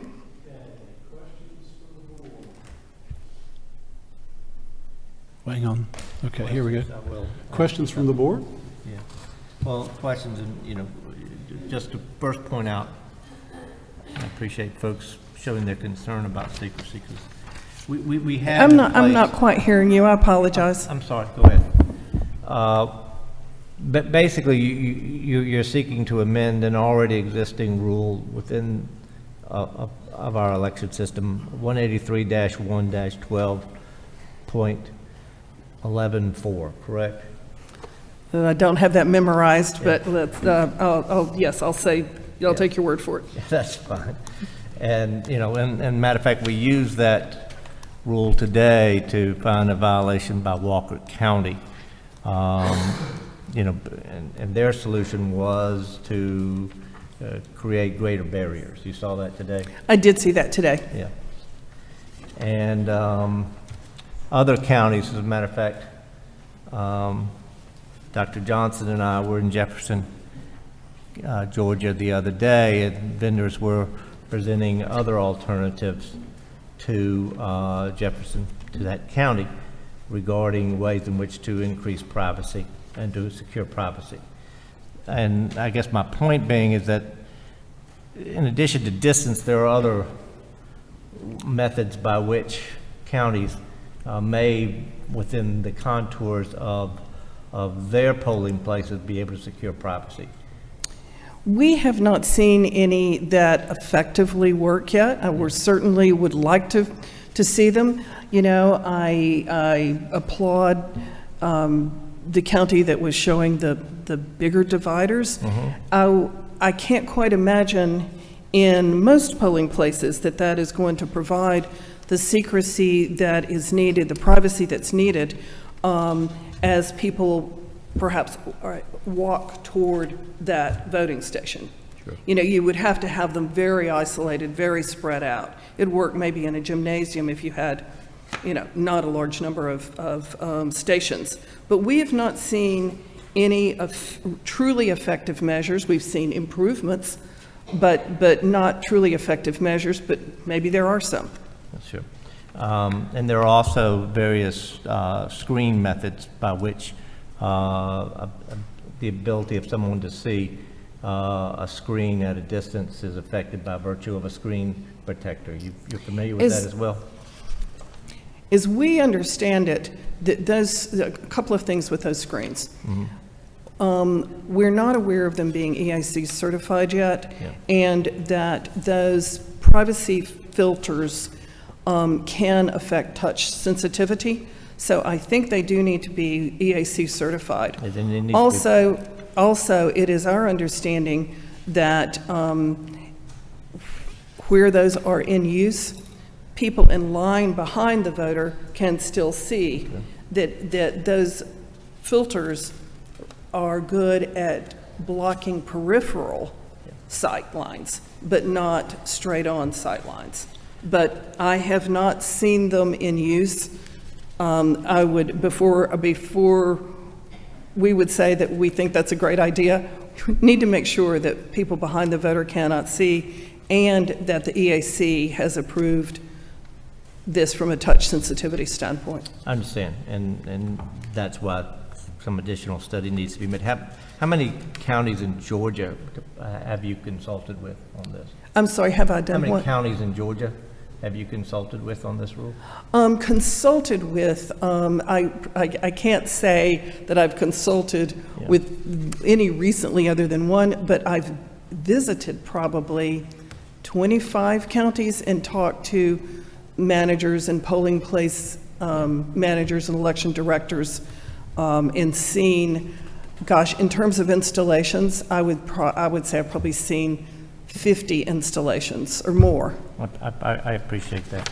And I hope you do understand that one of our goals is to make sure that when we do propose rules, that we do so in consultation with counties to reach the goal that you are talking about. I mean, you know, our rule already mandates that the voters' privacy is protected. I want to make sure that the folks out here understand that, as well as state law, and we do. And the question is, how do we get there? But I do appreciate you coming forward with this issue today. Well, and thank you. And that was really our point. We know what the law mandates. And some of the election directors we have talked to have said, yeah, we know we're violating the law. We know we're violating people's constitutional rights. But we've been told that BMDs reign supreme and we got to use them no matter what. And that they are more, it's more important to use the BMD than to worry about people's constitutional rights is basically what we're hearing. I will simply say that I've never heard of. Right. I think they would be a little more hesitant to say that. And certainly, yes. well, not only hesitate, but I do think that the folks are trying very hard. And obviously, we do need to come up with things to make sure that the privacy is protected. But I do appreciate you bringing this important issue. Thank you. Sure. And we know that they're trying hard. We're just saying we kind of got to get past the point of Understand. trying hard and getting it done before 2024. Any questions from other board members? Board member Dr. Johnston? Hey, Ms. Marks, thanks for presenting this. Sure. Okay. How many BMDs in an average polling place would fit with your criteria? Of course, it's really hard to know what an average polling place is, but when you've got Chambliss in Sumter County that's about the size of a large outhouse, and then you've got State Farm Arena on the other side. But, you know, I think many of the kind of library, church conference room places that we look at, generally, I think you could count on having 4 to 6 BMDs. 4 because you can clearly get one in each corner, voter with their back to the corner in the screen facing them. It's hard to arrange many more without having people walk behind another voter. So again, we never want to say that 4 is enough, 4 voting stations is enough. No, fill up the rest of the room with hand-marked paper ballot stations. Would you object to a curtain for privacy? Yes, absolutely. And in fact, the election code does not permit the blocking off of the visibility of the machine. The election code and in fact the statutes say that the public must be able to see the operation of the machine as well as poll watchers, poll workers. And as we know with the vulnerabilities of the ICXs, the touchscreens, with their USB ports, that sort of thing, you would not want people to be able to go in, pull the curtain, and tamper with the equipment. So curtains don't work in Georgia. Would positioning of the touchscreen at a flatter angle be sufficient? It would, we have not seen anyone attempt that. It would certainly seem to help, but we've never seen any type of cradle or anything be created to look and see. Some of these things, it's hard to, you think we have a vision of, oh yeah, that should work, until you actually see it in practice. And a lot of things have surprised us that we thought would work that didn't. But I've not seen anybody try that. If you're aware of an installation like that, I'd love to see it. I haven't seen Oh, that. okay. So is it really the goal of a secret ballot, or is it a goal to not use the touchscreens? Well, not using the touchscreens is certainly a byproduct, but I will tell you that Coalition for Good Governance has been working on ballot secrecy since 2009. I am quite sure that we have filed more lawsuits on the right to a secret ballot than any organization in the United States. This has been a core principle that we have worked on long before we ever heard of BMDs. But the fact that the insecure touchscreen system would be reduced is certainly a positive byproduct. Would you also say that absentee voting at home violates secret ballot? Unfortunately, ballot secrecy in a home environment can be really tricky. I've seen some really ugly situations. And of course, we can't control what happens in someone's home. But one of the things that we can do, and I say we, I mean public oversight in the state, is to be sure that once that ballot arrives in the polling place, in the processing room, is that it is treated absolutely in its secrecy sleeve. It stays in that secrecy sleeve until the ballot is dissociated from the envelope, and that true ballot secrecy can indeed occur in the ballot processing room. As you know, I did a lot of work in Colorado before Georgia, and unfortunately, Colorado is an all-mail ballot state. They learned how to do it and truly protect voter privacy. Would you not agree that it's possible for, for every person with an absentee ballot to photograph their ballot with no oversight? Oh, certainly. Certainly it is, but it's not legal for them to then go share it with others and post it and that sort of thing. Yes, I mean, of course, I don't like that idea at all, but luckily we have laws against people sharing that information. That's why I love the polling place. Me too. I love the safety, the security, the mandate to keep the election legal, and to do as much as they can to provide that secret ballot. Thank you. Other One last inquiry. Ms. Marks, and I appreciate you said that your organization has filed numerous lawsuits regarding ballot secrecy. Yes. And as we explore this issue and continue to work on this issue, I would ask that you, if you would, let us know those lawsuits, and so we can take a look at the orders. I'm sorry, and try- let you know Take what? us, let us know those lawsuits. Ooh, you're going to And- test my memory, but. Well, no, I'm not asking right now. I'm not this isn't a memory test. Okay. This is a request for information test, if you would, as we work our way through this issue.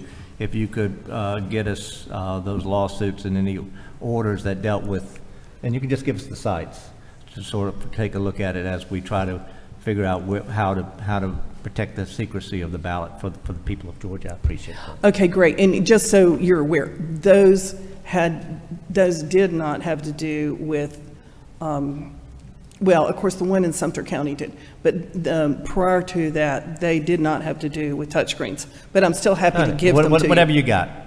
I'm happy to give them to you. I am concerned, and the board is concerned, as shown by the existing rule already, and by some of our other rulings that we've already committed to. Very concerned with voter secrecy. So thank you very much. I would like to make a comment on that. It's probably not going to be clear when you look at the Sumter County case that we filed a couple of years ago.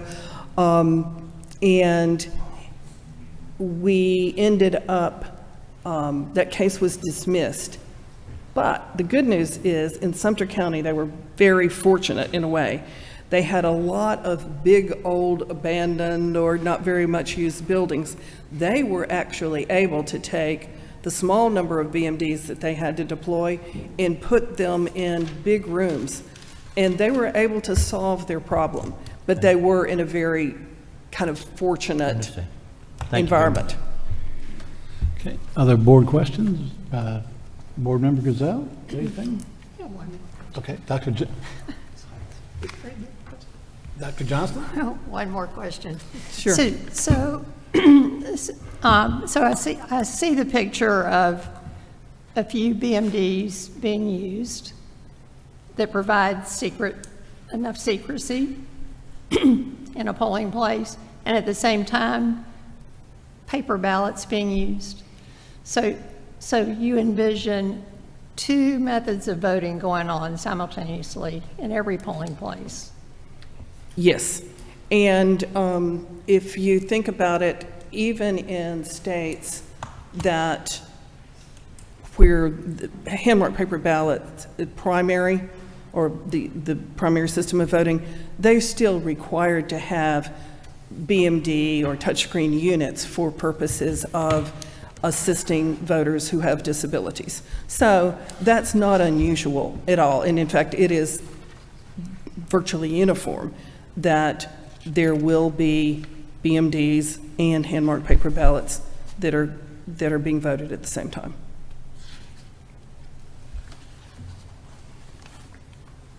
Board Member Gazelle, question? I have a few questions, if you don't mind. Sure. I've been trying to work my way through how this would work, and this would be a good chance for you to tell me I just got this completely wrong, but it'll help me in my mind. And so I'm particularly concentrating on, Mr. Lindsay was concentrating on Section 4. I'm concentrating on 2, C, and D, and you don't have to have those memorized, but I'm looking at your changes in C and D, and just the way I understand, you have to quote the statute, just, we'll I see what you're talking about. We'll speak in lay terms. Okay. But the way I understand it is the poll manager is going to be imbued with the authority to decide whether or not ballot secrecy can be guaranteed or not? Actually, that is not really our intent. Okay. Our intent was to have that decision made at the superintendent or county board or probate judge level. Because I think what happened when someone was writing originally, not ours, I'm talking about the existing emergency ballot rules, they conflated supervisor and superintendent. Okay. And when Yeah. you try to read through it, it gives you Yeah. an inconsistent result. And what we were trying to do is reach consistency and have the decision made at the county board level, of course, except in a true emergency when something's happening right on the scene, right this moment. Let your poll manager decide, then let your superintendent Right. override them. But it does say that if the poll manager can't reach the superintendent, then the poll manager makes the decision. That would be for an emergency situation, right? Yeah, and I didn't see any a time limitation, so this could actually be happening on election day, right? Well, one would hope that the board, when they approve the layout of the system and that sort of thing, would have been done well before election day, and that this wouldn't be happening. But, you know, because this effectively, our proposal was trying to make uniform the what is now called emergency balloting, and because emergency doesn't really appear in the statutes, we thought it was better to kind of get rid of that emergency word. I saw that. Yep, yep. So because it's not really needed, and it could be, it could convey something that's not really required. What is an emergency? So we were trying to talk more about the backup system, get rid of that unneeded word emergency. But yes, what we anticipated is something like a policy on this case. It would be decided by the superintendent, the board, and that other types of emergencies, the power went out, the machines are going kaflooey, that would be the kind of thing that would be decided on the spot by the poll manager then get the assistance of the board. Okay. And the other thing is that Georgia is horrible on legislative histories. If anybody's ever tried to do any research in Georgia on legislative history, you just know it's just so hard.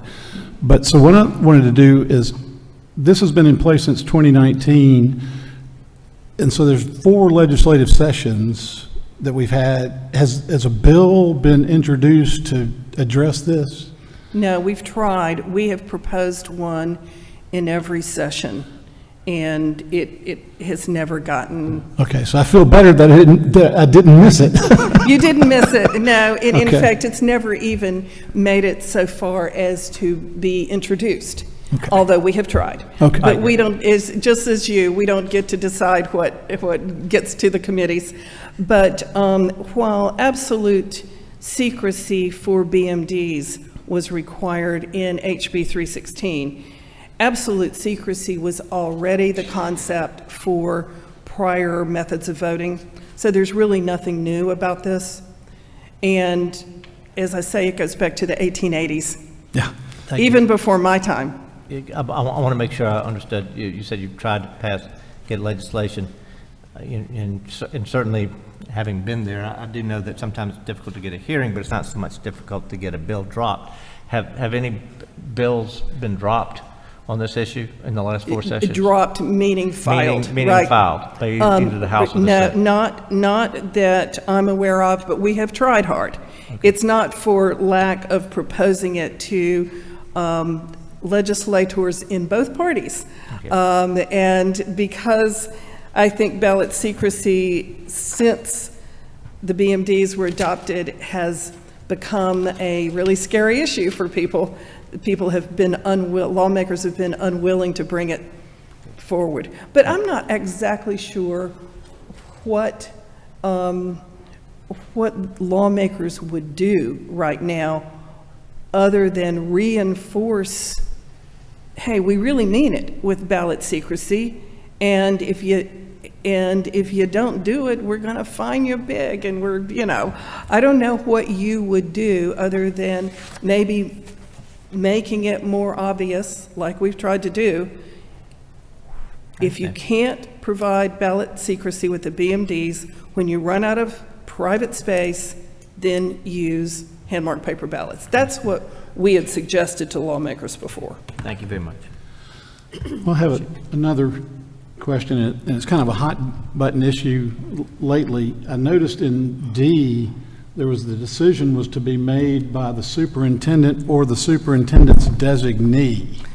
And there wasn't any limitation on who the designee could be. And so one person came to me and said, so the ACLU could make this decision because they're the designee of Fulton County.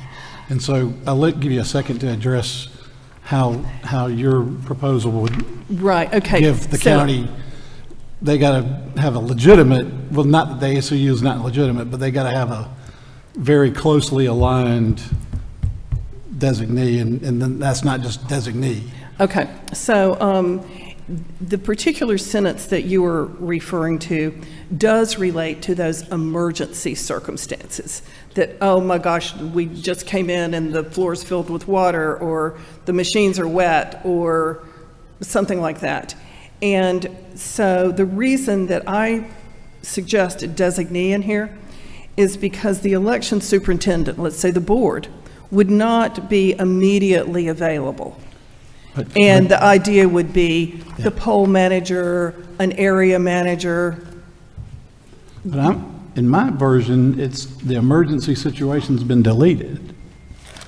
Let's see. If the I'm use- looking about in paragraph D, right? D as in dog? Yeah, the way I'm reading it is if the use of electronic ballot markers is determined to be impossible or impracticable, the Oh, poll wait. manager shall alert the superintendent, and then it goes on. Am I reading it right? Yes, and the designee comes in, at least in my version, about. A little bit later, yeah. About You're right. third from, way down from the bottom. Yeah, so it's kind of like what we call a waterfall. It just kind of, if you can't get this person, you go to this person, go to this person, go to this person, go to this person. So I get it. So that But- we don't slow down voting, right? Right. But is there, in your mind, is there any limitation on designee?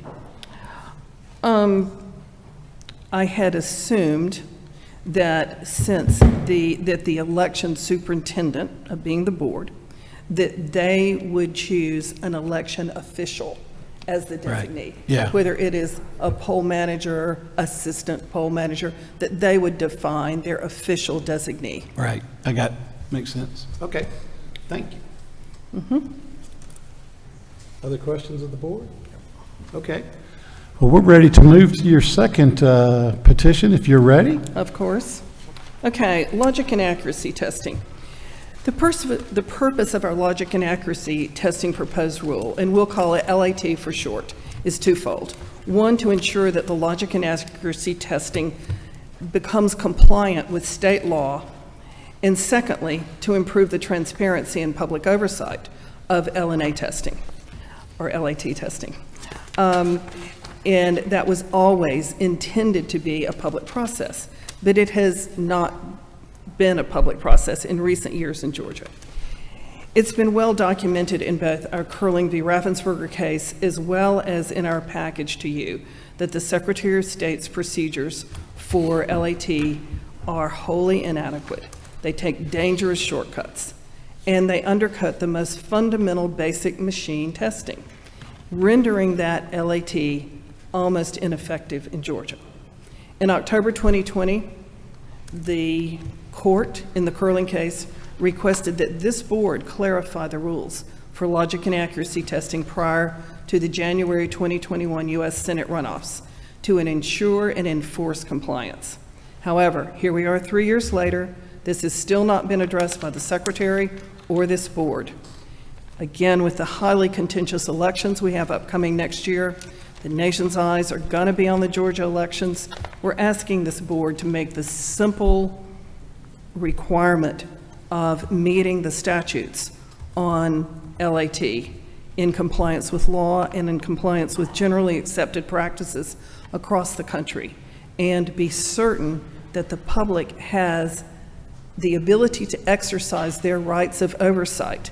Standing as far as I am from you and being told, this is as far as you can get to the screen to determine whether the testing is coming up with the right results. That's not adequate oversight or what was intended by the statute. So our proposals address both doing it by the statute and being sure that the public and the press can have meaningful oversight. And that's all I have on You're that. well within your 5 minutes on that one. That's a surprise, I know. I'll probably blow it on the next You one. did so, good, okay. you did good. Questions from the board? Questions from the board? I do have one question, just ask you to clarify on number 2, what the change is. The law states now be available for the first hour of the first day of testing to explain the preparation and testing process. And that has been, the first hour of the first day has been eliminated, and this is be available to respond. And so I'm gonna let you address the counties are gonna scream about staffing. So I want you to Yes. make the Okay. counties feel better. So the rules as they go, or the procedures, are that somebody has to be there the first hour to answer questions. But then we observers are not allowed to ask any questions after that. And so if I see testing that's going kaflooey or appears to be going kaflooey and the count's not right, for me to have to be gagged and not ask anybody anything, I'm pretty ineffective in my oversight. So it would seem to me that, of course, the counties would want to have someone there, not shut us observers up and build the frustration, but instead have somebody we can ask questions to and calm me down if I'm jumping around and everything's totally legit. Great, appreciate it, thank you. Any other questions from the board? Dr. Johnston? I have one question. In the second section also, you added have meaningful visual access to the documents produced in testing. And I might add visual and auditory access. But in the next, in paragraph E, it states that only election personnel and individuals can enter the testing area. I don't know if there's a conflict between being able to have meaningful visual access versus not being able to be in the testing area, so that those two might be looked at carefully. Dr. Johnston, you're absolutely right about that. And I think I punted when I got to that one because I didn't quite know what the counties are considering the testing area. And if it means standing right up at the machine, then, you know, yeah, we don't need to get in the way of the workers. But I think this could benefit from maybe some more uniform definition of how close we observers can get. One of the ways we solved this in Colorado actually had to do with signature verification, but similar concept. And that was to define meaningful access as saying that, you know, a person with corrected vision should be able to read what's on the screens. An observer should be able to read what's on the screens.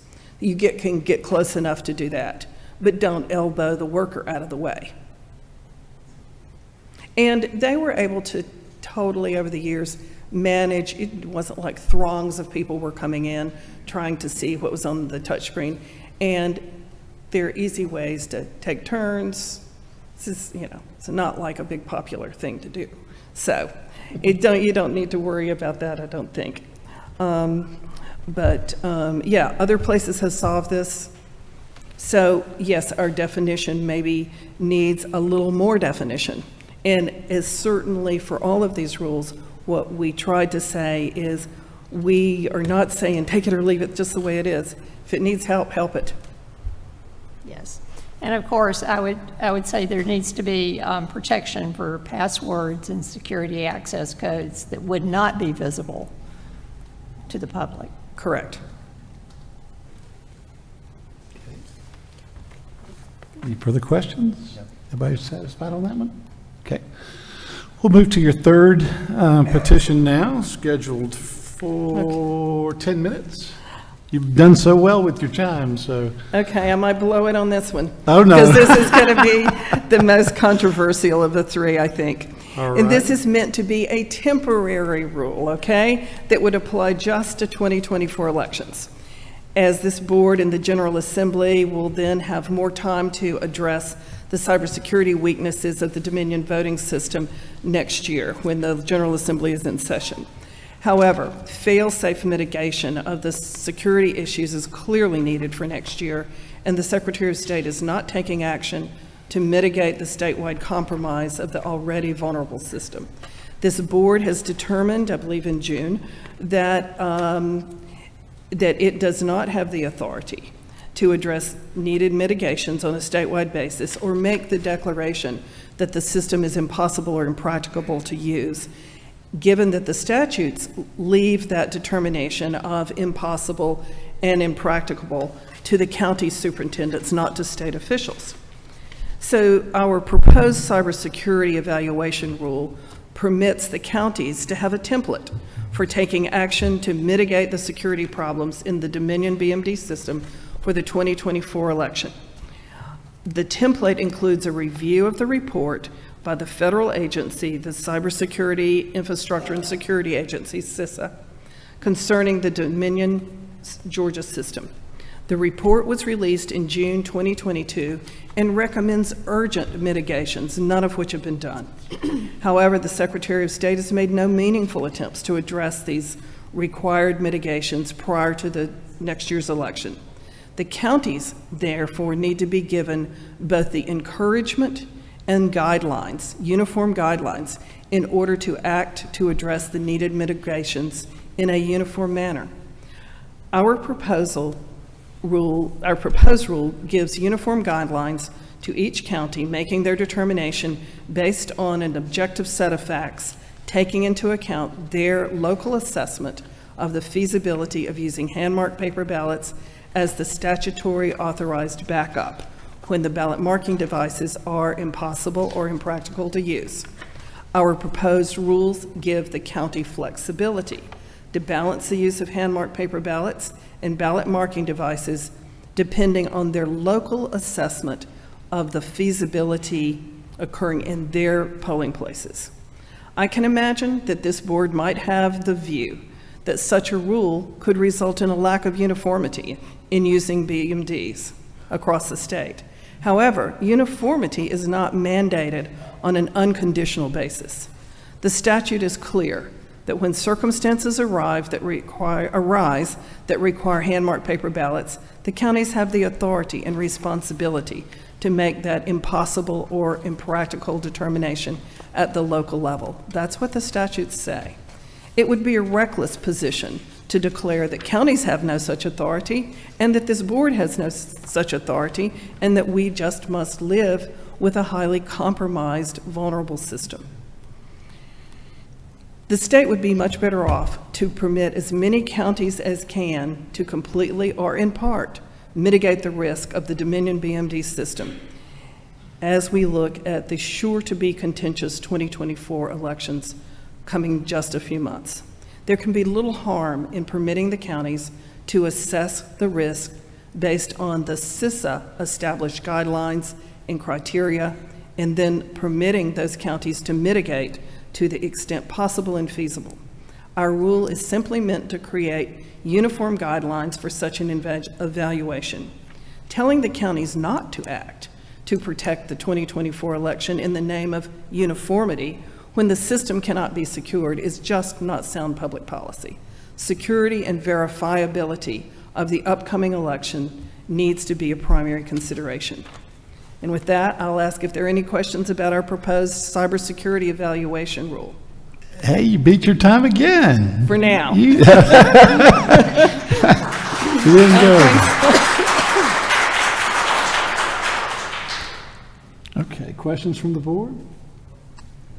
Questions from the board? Okay. Well, thank you very much for your presentations. We appreciate it. You've put a lot of work into it, and it's clear to everybody to see that. So at this time, the board will enter into deliberations.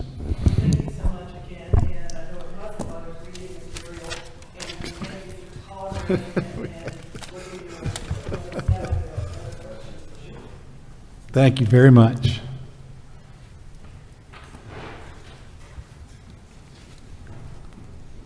Give the board a few minutes to collect their thoughts.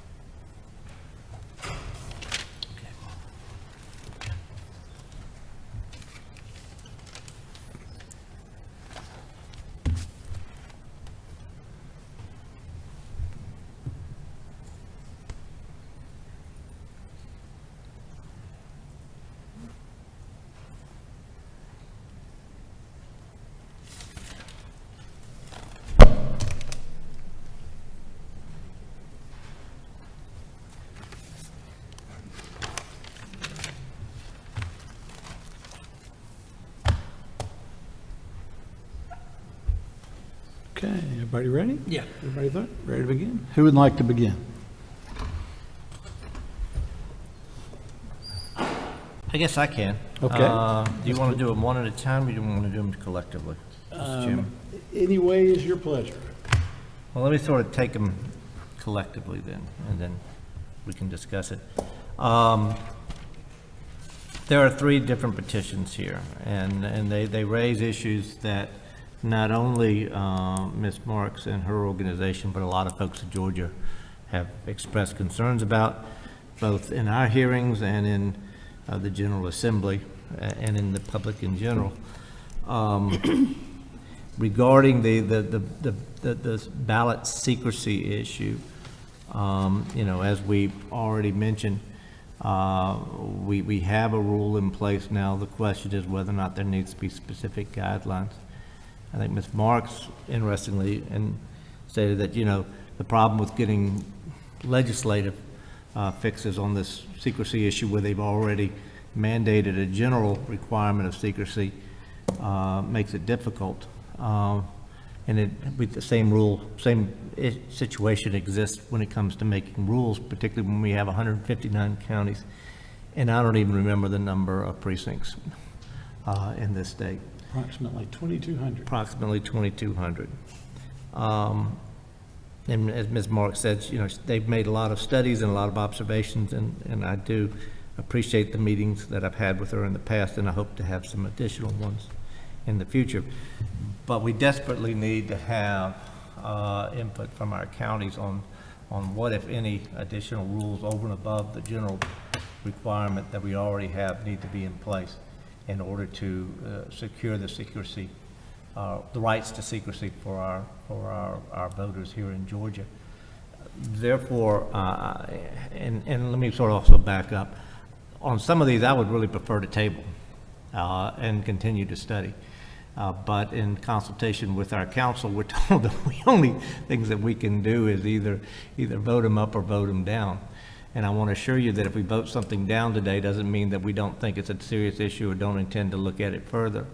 My fellow board member and I are looking at rules that we intend to bring forward, and we are consulting with a wide range of individuals, including Ms. Marks' organization, including local counties, boards, including anybody else in the audience who wishes to send us something to take a look at.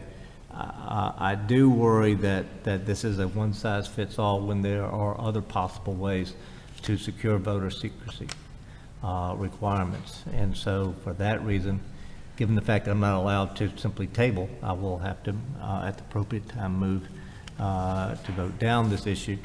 But in doing so, I want to assure you that this is an issue that we do intend to take a hard look at and see if we can secure a rules and propose rules for the December meeting. And I know Sarah and I are already looking at this as well as a bunch of other issues and consulting a bunch of other folks. So anyway, that's on that issue. The LAT testing, once again, I think I think that in terms of the adequacy of the testing, I think it's going to be incumbent upon us to talk to the counties in terms of what's the best way for them to consult. We've already begun those consultations, and I want to basically get their input. We're trying very hard not to simply create rules from 30,000 feet, but to hear from our counties as to not only what it'll take to get to the result that we all want, but what's the best practical use, best practical method in order to do so. So for that reason, I'm going to have to move to vote down that one as well. Regarding the cybersecurity issue, which is a very serious issue that we have going on here, we've already had one hearing on this issue in June, and we heard from the Secretary of State's office at that time. I'd point out that there's a lot of discussion going on at this time around the state, official discussions. As a matter of fact, the state Senate at this time is ordering hearings. The Lieutenant Governor has ordered hearings on this issue to both call in the Secretary of State's office to have them try to demonstrate why they think the present testing methods are adequate, and also for the senators to consider what additional requirements may be needed for the 2024 election. I know the House informally is doing the same thing. So at this time, I think it's very premature for us to try to impose some rule here in which we will try to dictate to the state and dictate to the local governments, as well as to the General Assembly, and rather than allow them to continue their hearings over the next few months, so that we can take another look at this in our December hearing. So for that reason, Mr. Chairman, I would also vote down that one. So in other words, I want the state Senate to be able to conduct its public hearings that it has called on when it comes to the third issue. I want us to view that as a fact finding, to see whether or not the Secretary of State has taken the adequate steps, to see whether or not they're taking inadequate steps, and to see whether or not other remedies are going to be brought forth by the General Assembly, or do they necessarily need to be brought forth by us? And so for that reason, I'll make that appropriate motion. That doesn't mean that we're not going to continue to be looking at these issues and considering them, both in December and January. But it simply means that, based on what our lawyers told me, I only have a choice of either saying yes or no. I don't have a choice to simply table and consider further. But I do appreciate these issues coming forth today. Thank the folks who did so. And look forward to discussing with them further, as I've already asked for some additional information, and I look forward to hearing from them in the future. We'll continue in reverse order of seniority and let Dr. Johnston, Oh. if you're ready, like to share. Does Sarah want to go ahead? Or Sarah, do you want? Dr. Johnston, you're up. All right.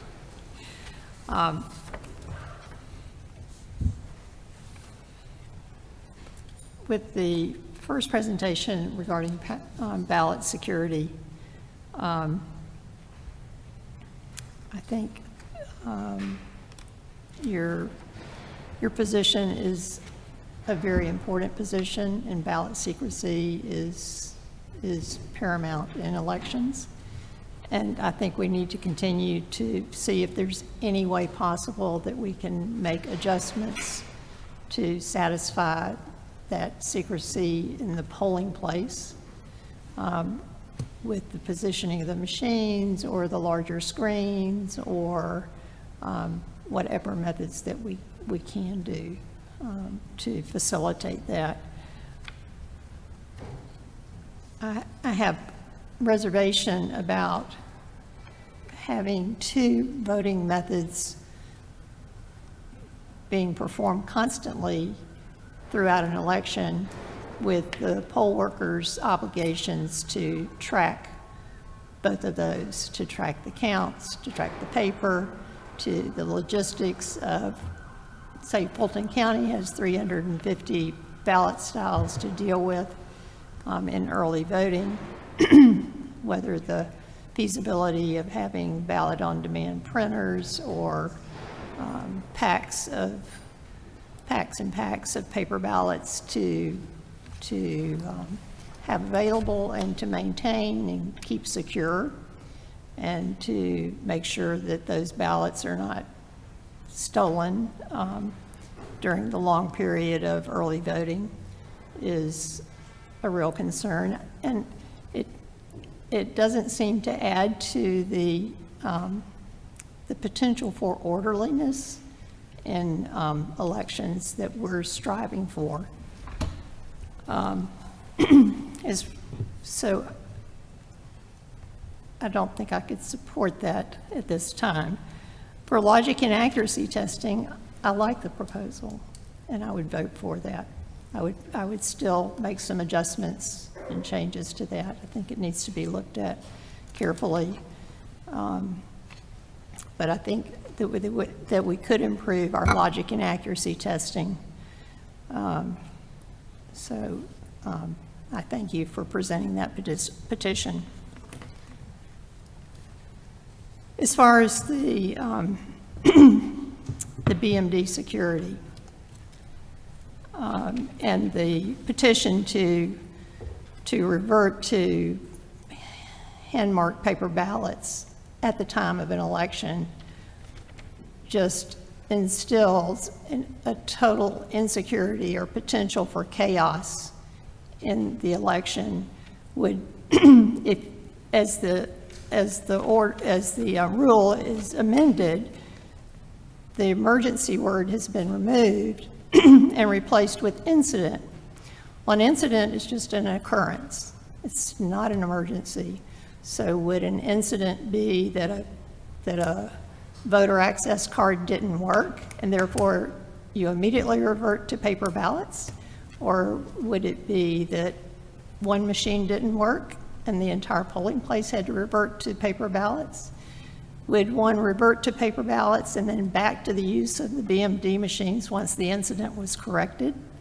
Or would it go back and forth from day to day or hour to hour?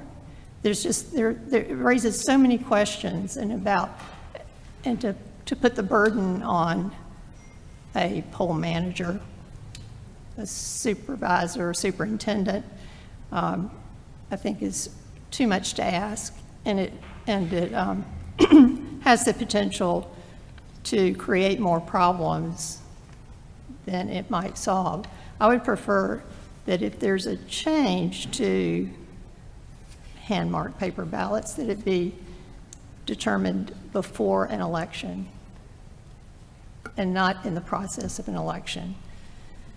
I think how we cast our votes needs to be planned and set and not changed in the election. And how we count our votes has to be determined and planned and counted as set and not changed.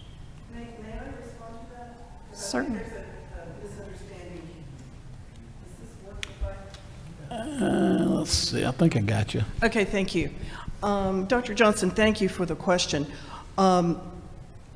It was, this particular rule that we were proposing really has nothing to do with incidents.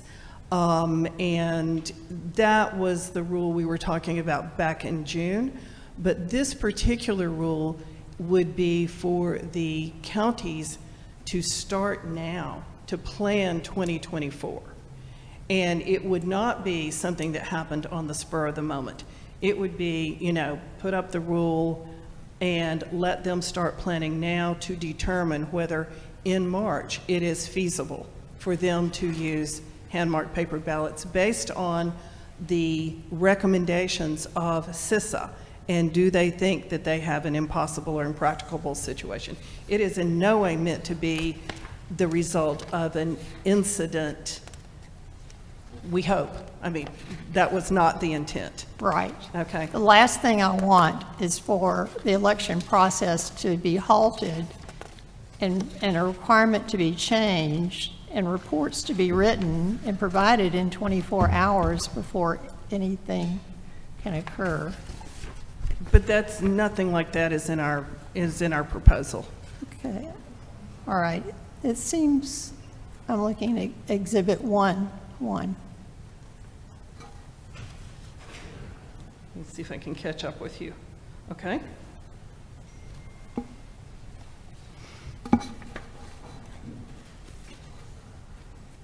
And what page? Page 3 of 10, Section D. It's the area that Chairman Mashburn mentioned, where emergency situation is removed and it's just determined to be impossible or impractical. And the question about the determination shall be in the discretion of an election superintendent. Right. Okay, I understand what you're asking me. Right. What we were attempting to do here was just make the language consistent with the other rules that we were proposing. It was meant to try to clarify the emergency rules that you have now. You know, again, getting rid of that emergency word because it's confusing, it's not in the statute. It was not anticipated in any way that the cybersecurity review that this rule is really about, that the cybersecurity review would be taking place on a instant basis. It would be expected, it would be done over a period of months in advance of the election. We were just trying to make the language consistent with the other rule that we had proposed in doing this. Because as we pointed out, there's a mismatch in the current rule between what's a supervisor to do, a superintendent to do, and we were trying to correct it consistently across the rules we were proposing.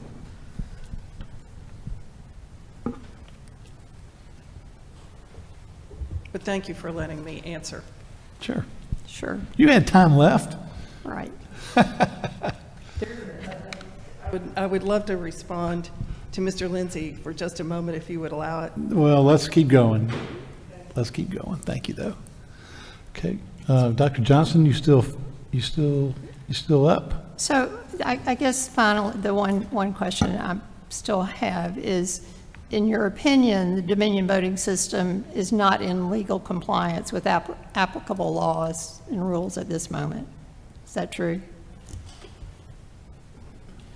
Yes, that is true. And I had provided this board with a table of a number of areas in which the Dominion BMD system does not comply with federal and state law, particularly HB 316, which brought in the ballot marking devices. And so what the General Assembly ordered very specifically, the Secretary of State did not deliver. They delivered something else. And that has created the situation that we're coming to you saying, we got to find a way to make this work legally, to honor people's rights, to do what the legislative intent was. So yes, there are a number of places that the system should have never been certified as complying with Georgia law.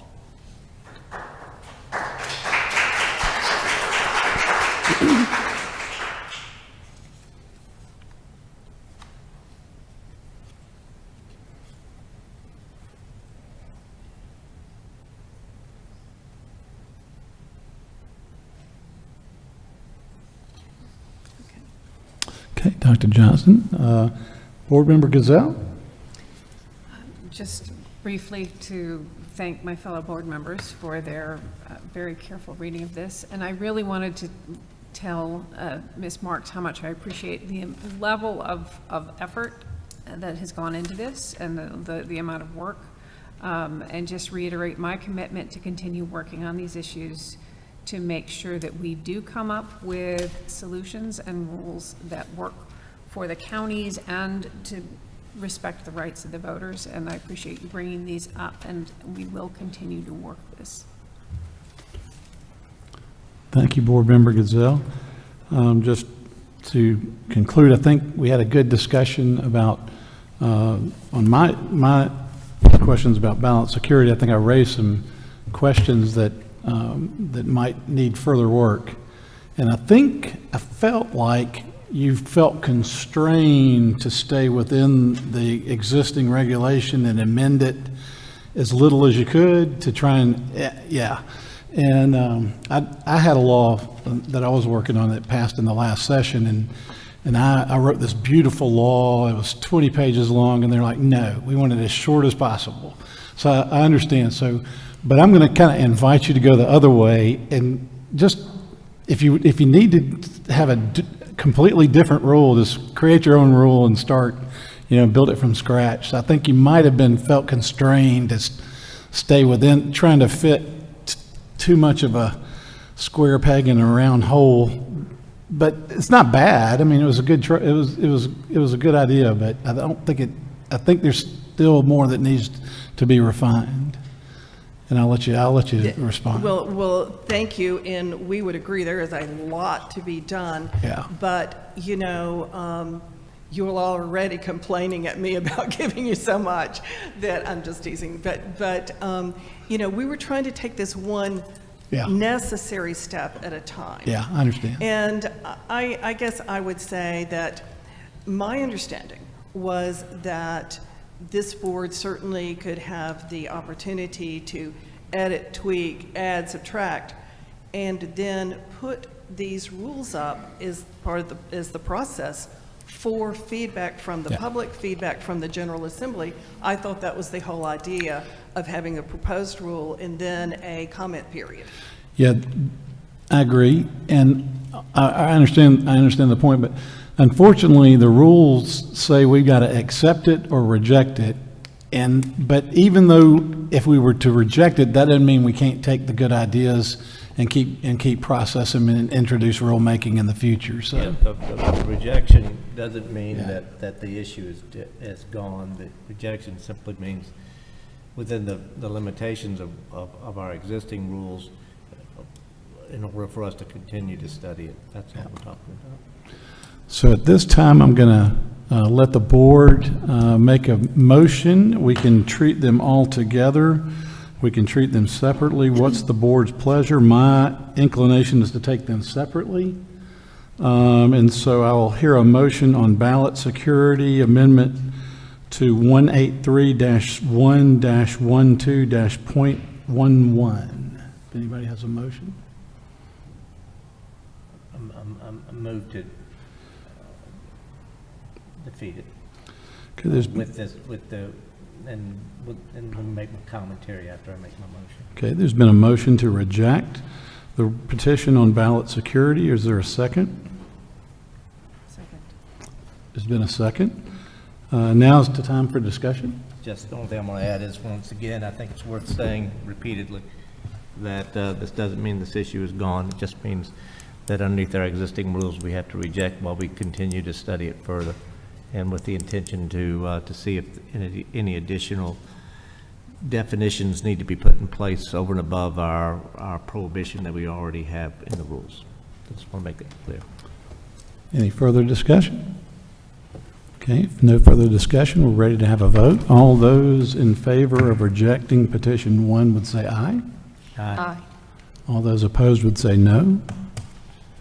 It's unanimous. Okay, well, now we'll move to petition number 2. This was a regulation and a rulemaking with regard to logic and accuracy testing 183-1-12-.08. Board member have a motion? I'd move that we accept. Okay, there's been a motion. Go ahead. Accept the rule. There's been a motion to accept the rule. Is there a second?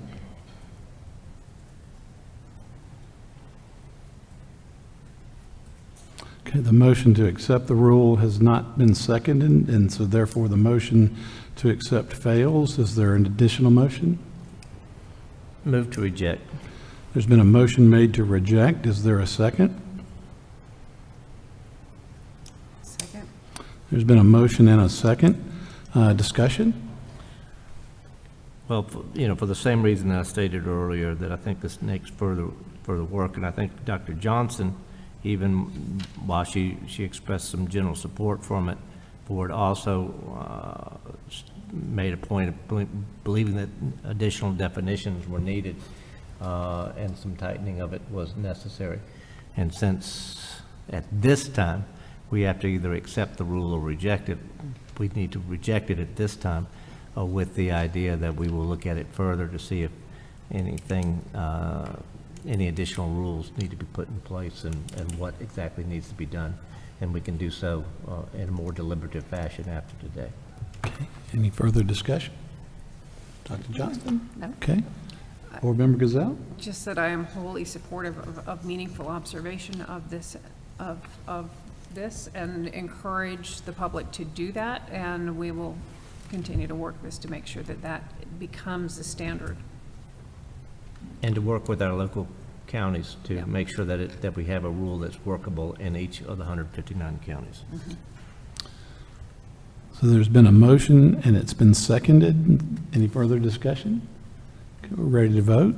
All those in favor of rejecting petition number 2, logic and accuracy testing, would say aye. Aye.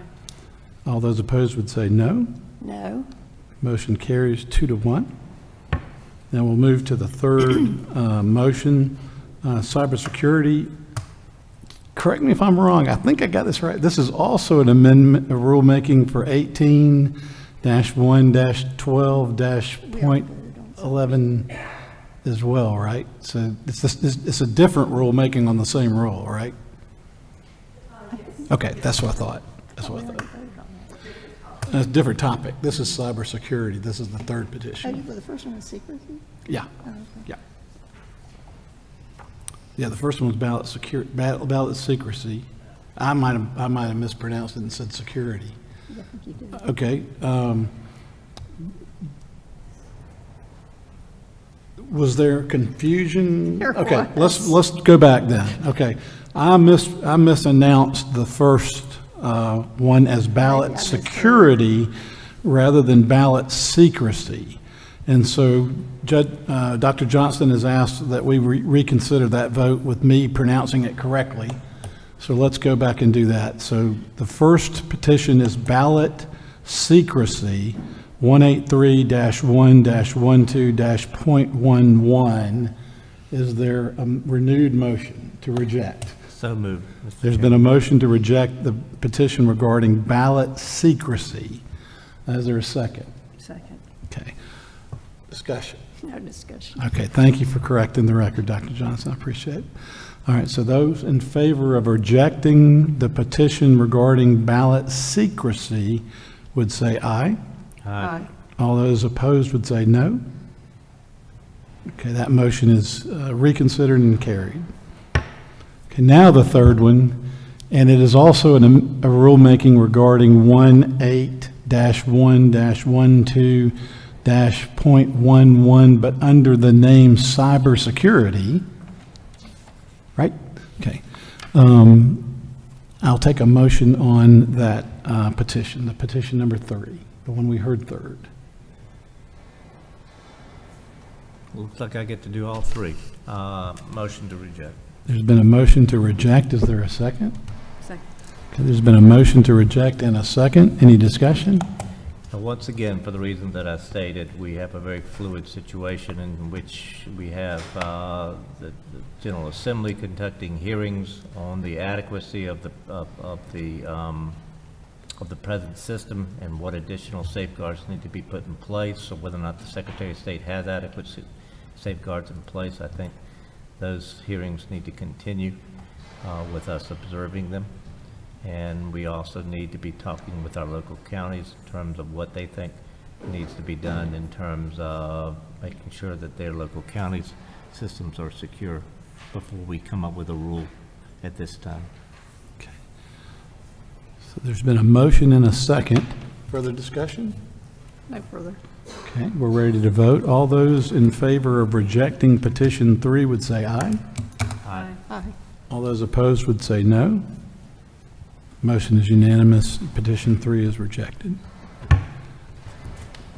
We thank you for your excellent presentation and well thought out proposals. We studied, we all have notebooks with tabs all over them, so we studied it very carefully and look forward to your continued work to protect ballots.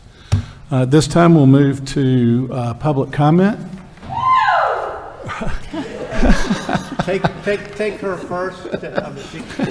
Wherever. You're up. I move that she go first. Any objection? Without objection, so ordered. You're up. Here we go.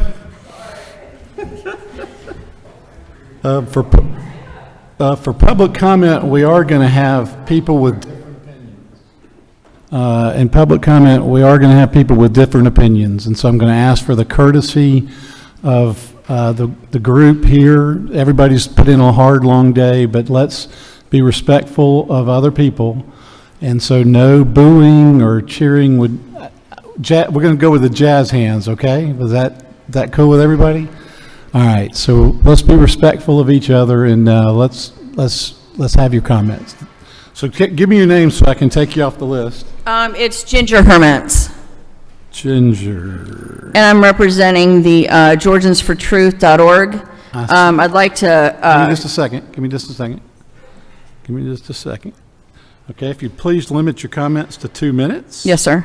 I'd like to provide a resolution supporting a ruling of emergency hand-marked paper ballots, whereas Official Code of Georgia annotated OCGA 21-2-300A2 mandates voting on electronic ballot markers that 2 produce paper ballots which are marked with the elector's choice in a format readable by the elector. Pursuant to an opinion and order by the U.S. District Judge Amy Totenberg in Curling v. Raffensperger, dated October 11, 2020, the current electronic voting system in Georgia utilizing the Dominion ballot marking devices known as the BMDs, scanning equipment and software violates Georgia statute by utilizing an encrypted, humanly unverifiable QR code that can be subject to external manipulation and does not allow proper voter verification and ballot vote auditing. This humanly unreadable QR code negates the voter's right to know exactly how their vote is tabulated and undermines transparency and trust in the process and renders their use impracticable. And whereas the electronic voting machines in Georgia continue to run on the original software suite approved by Election Assistant Commission, the EAC, in 2019. Since that time, 4 software upgrades have been approved by the EAC that addresses security vulnerabilities and provide the option to remove illegal QR code used for the tabulation of votes. And whereas the Cybersecurity and Infrastructure Security Agency, known as CISA Advisory, has recommended upgrading the Dominion software on 6/3/2022. The Haldeman Report, released in June 2023, a report held secret for almost 2 years, provided the damning evidence of the vulnerability of the Dominion ImageCast X ballot marking devices.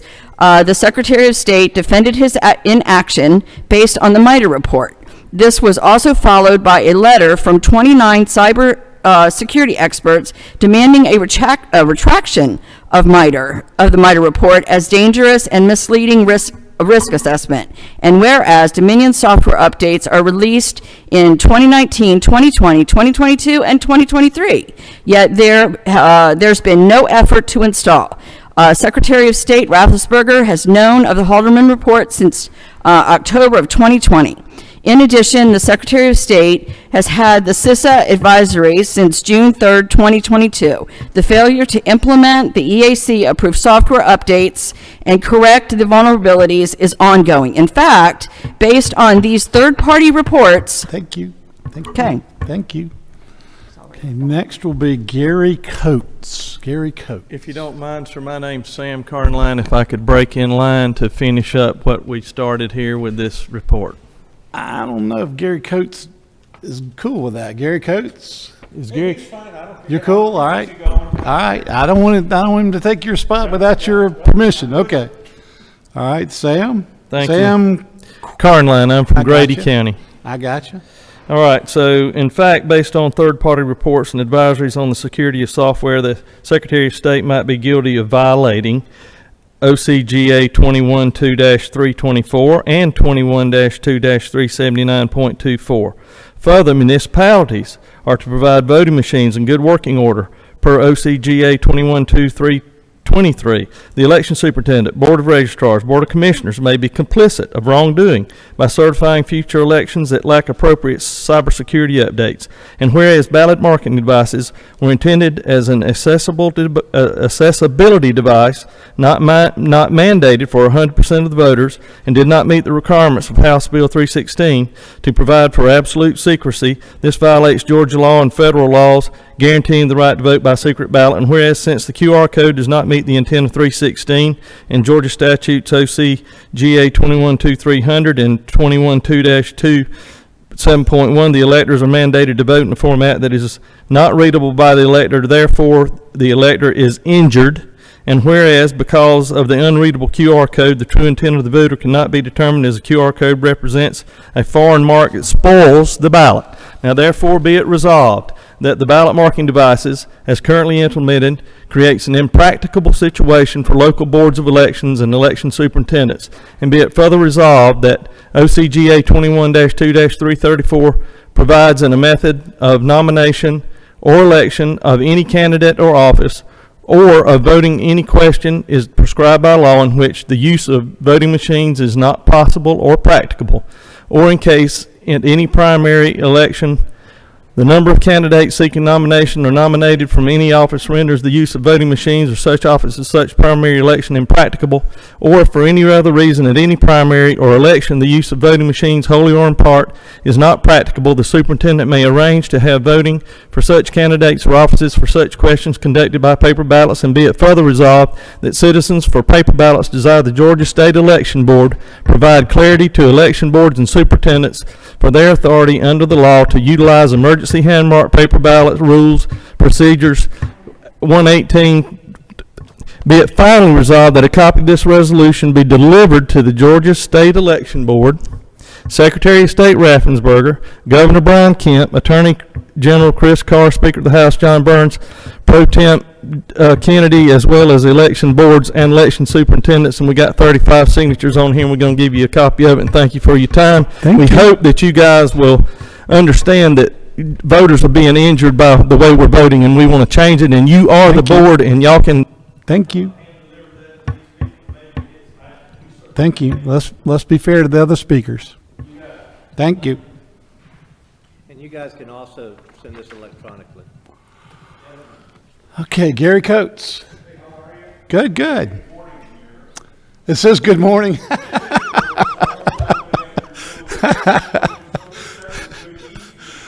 All right, I'll start your time now.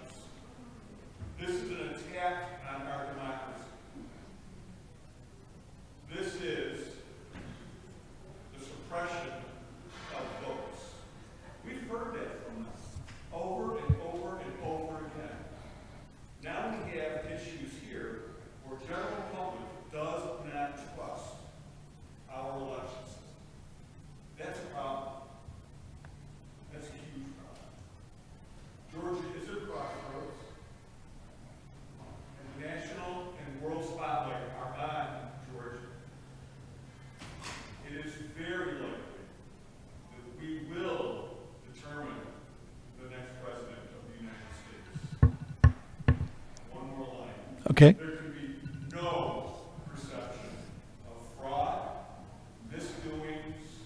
There just can't be, because that's not going to end well. Thank you, Mr. Coates. Cindy Battles. Cindy Battles. Cindy Battles.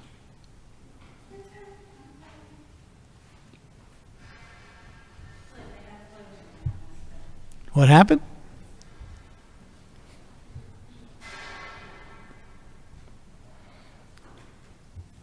Cindy Battles.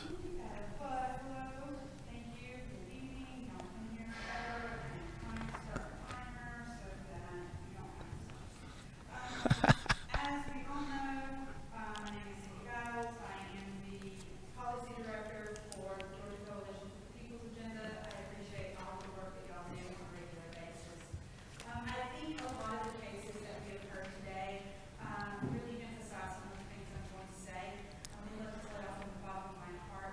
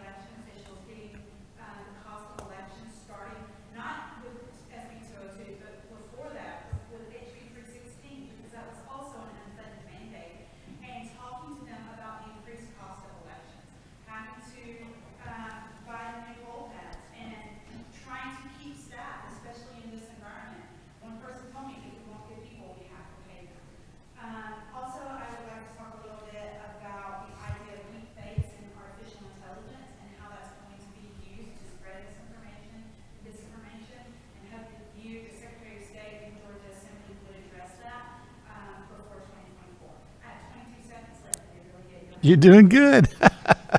Thank you, Ms. Battles. Thank you for your comments. William T. Quinn. William T. Quinn. William T. Quinn. Going once, going twice. William T. Quinn. Julie Adams. Julie Adams. Julie Adams. Going once. Richard Porter. Richard Porter. Come on up, Mr. Porter.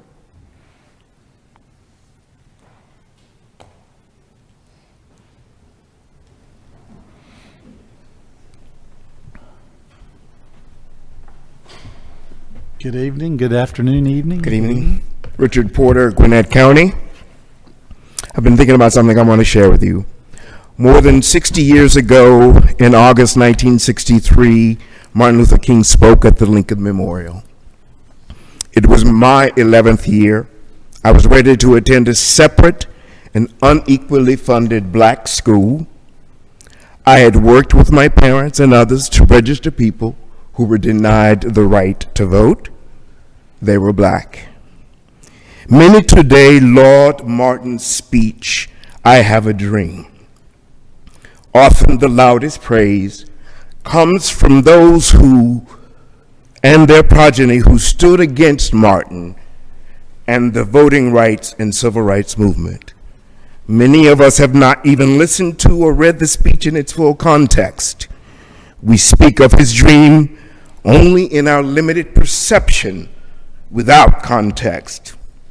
Most would never think about what happens to a dream deferred.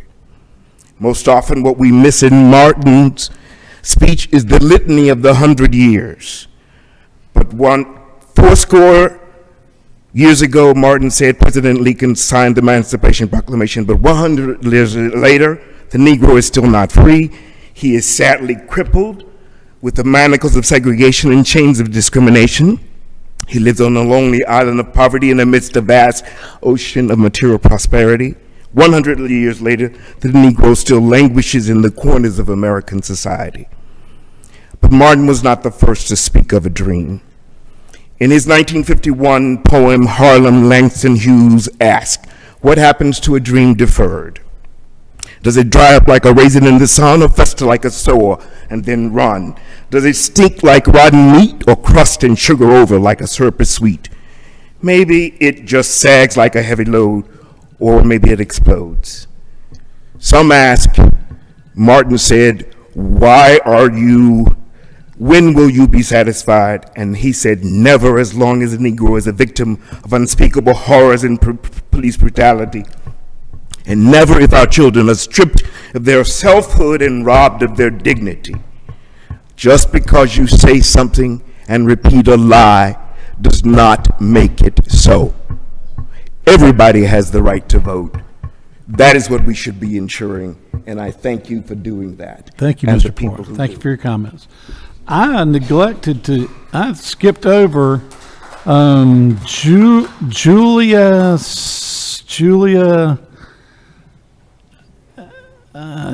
anybody named Julia or something similar?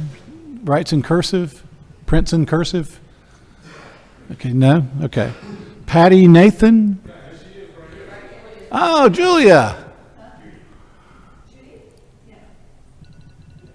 Are you Judi? Yeah, if you'll press the button, I'll give you a microphone.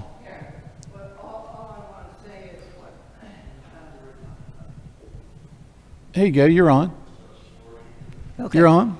All I want to say is that I have been a voter for 7 decades. I don't have too many decades left.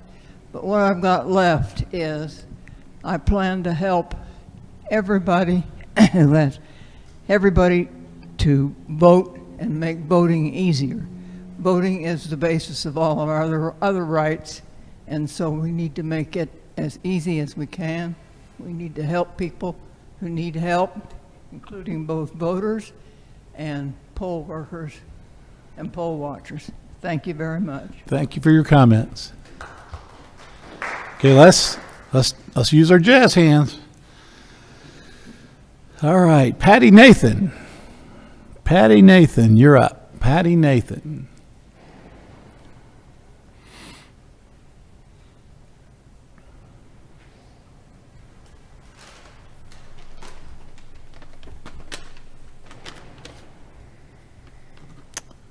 The floor is yours. Okay. I just wanted to start by saying the SEB must continue to mandate the use of ballot tabulators, which are used by 90% of U.S. election jurisdictions and are proven to be significantly more accurate than expensive and repetitive hand recounts. Counting pieces of paper by hand will be a waste of resources, is prone to errors, and can delay election outcomes. In 2020, 3 reviews of the statewide election were conducted and found the election results to be accurate. Additionally, violence against public servants threatens our democracy. Unfortunately, our election workers are not immune to such intimidation. According to the Brennan Center for Justice, 30% of survey respondents said that they had been harassed or threatened. More than 20% were likely to leave their positions.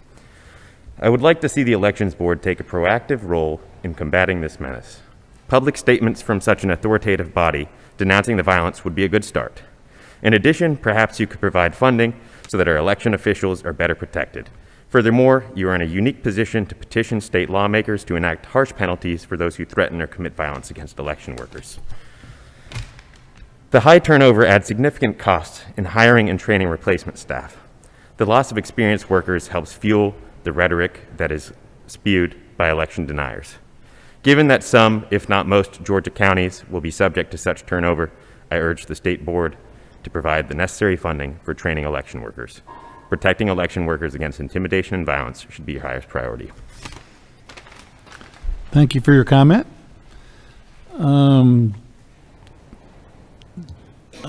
Give me just a second. Judy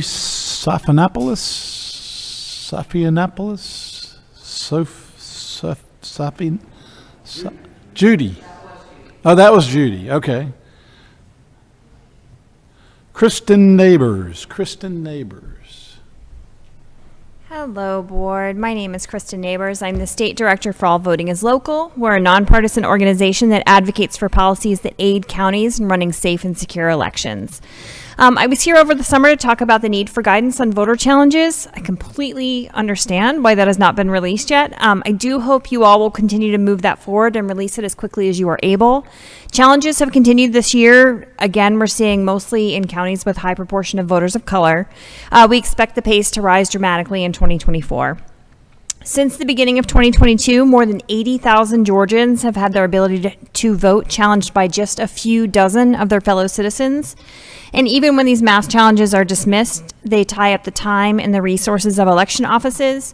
They give credence to lies about the security of our election and the security of our voter lists, and they waste taxpayer dollars in the process. I urge you to release guidance that will help all counties get on the same page with regard to challenges.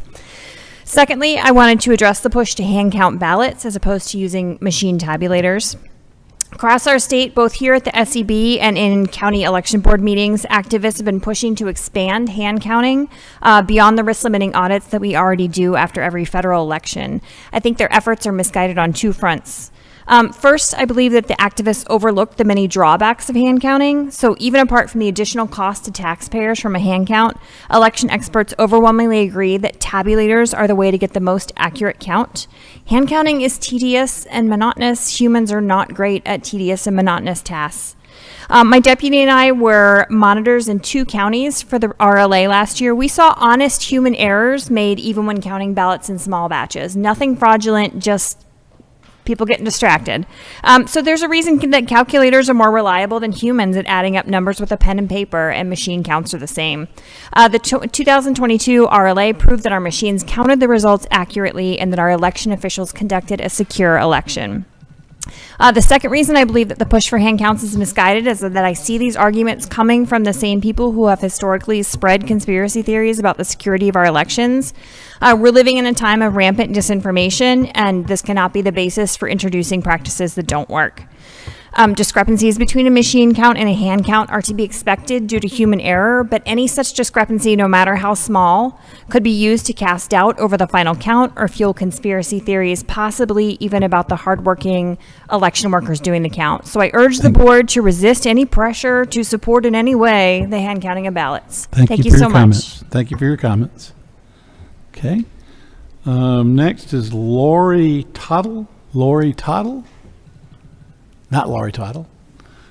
Andrew Bell. Mr. Bell.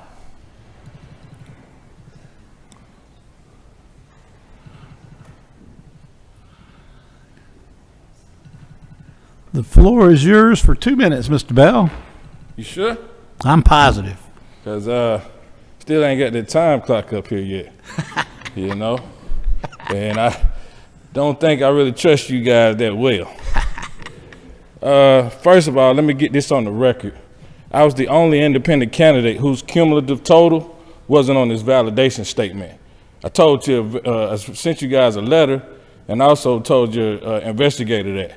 So can we investigate why I was the only one whose cumulative total wasn't on my validation, verification statement? Let's do that. And then let's talk about, I'm glad I got to voice my First Amendment right and come up here. It's sad though that a lot of people didn't. See that flag behind you, I take that serious because I serve my country. And a lot of people wanted to speak and didn't have the chance to speak. And in my mind, in my opinion, their First Amendment right was violated. And I'm not laughing because it's not funny. You know, these people came, they sat here all day and they didn't get the chance to speak.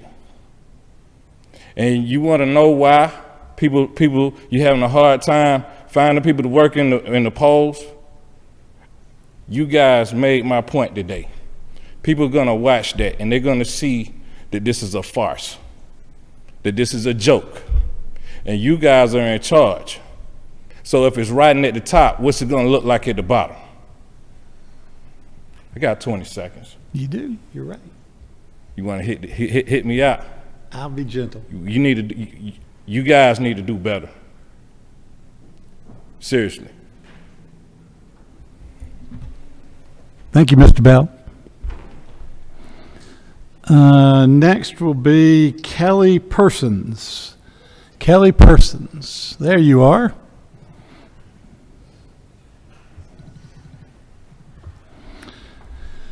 Kelly Persons, the floor is yours. Yes, sir. Thank you. I knew I was on deck somewhere, so I came over a little bit. So I'm Kelly Persons with the League of Women Voters of Georgia. I just wanted to report back to you all.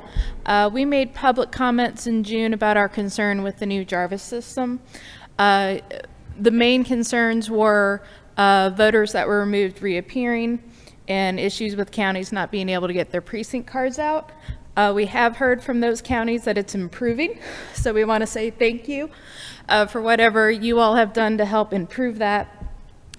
We still have some leftover concerns about how well the redistricting module is working and communication surrounding that to counties.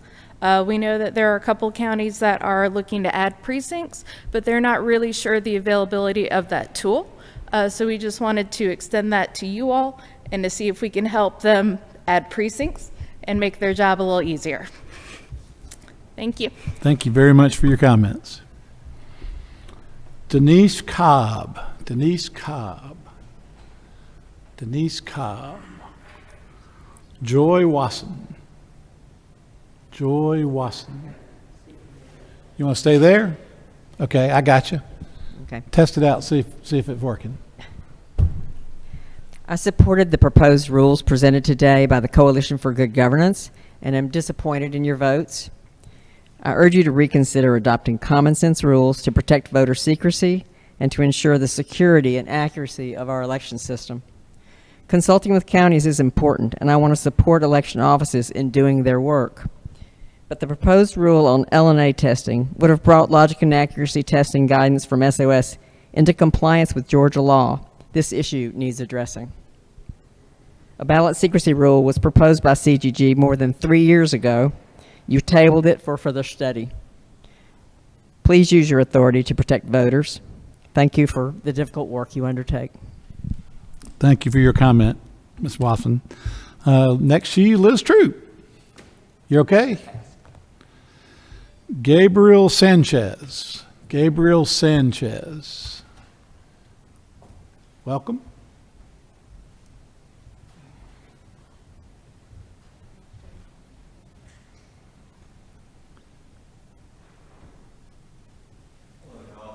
My name is Gabriel Sanchez. I'm a policy associate for Georgia.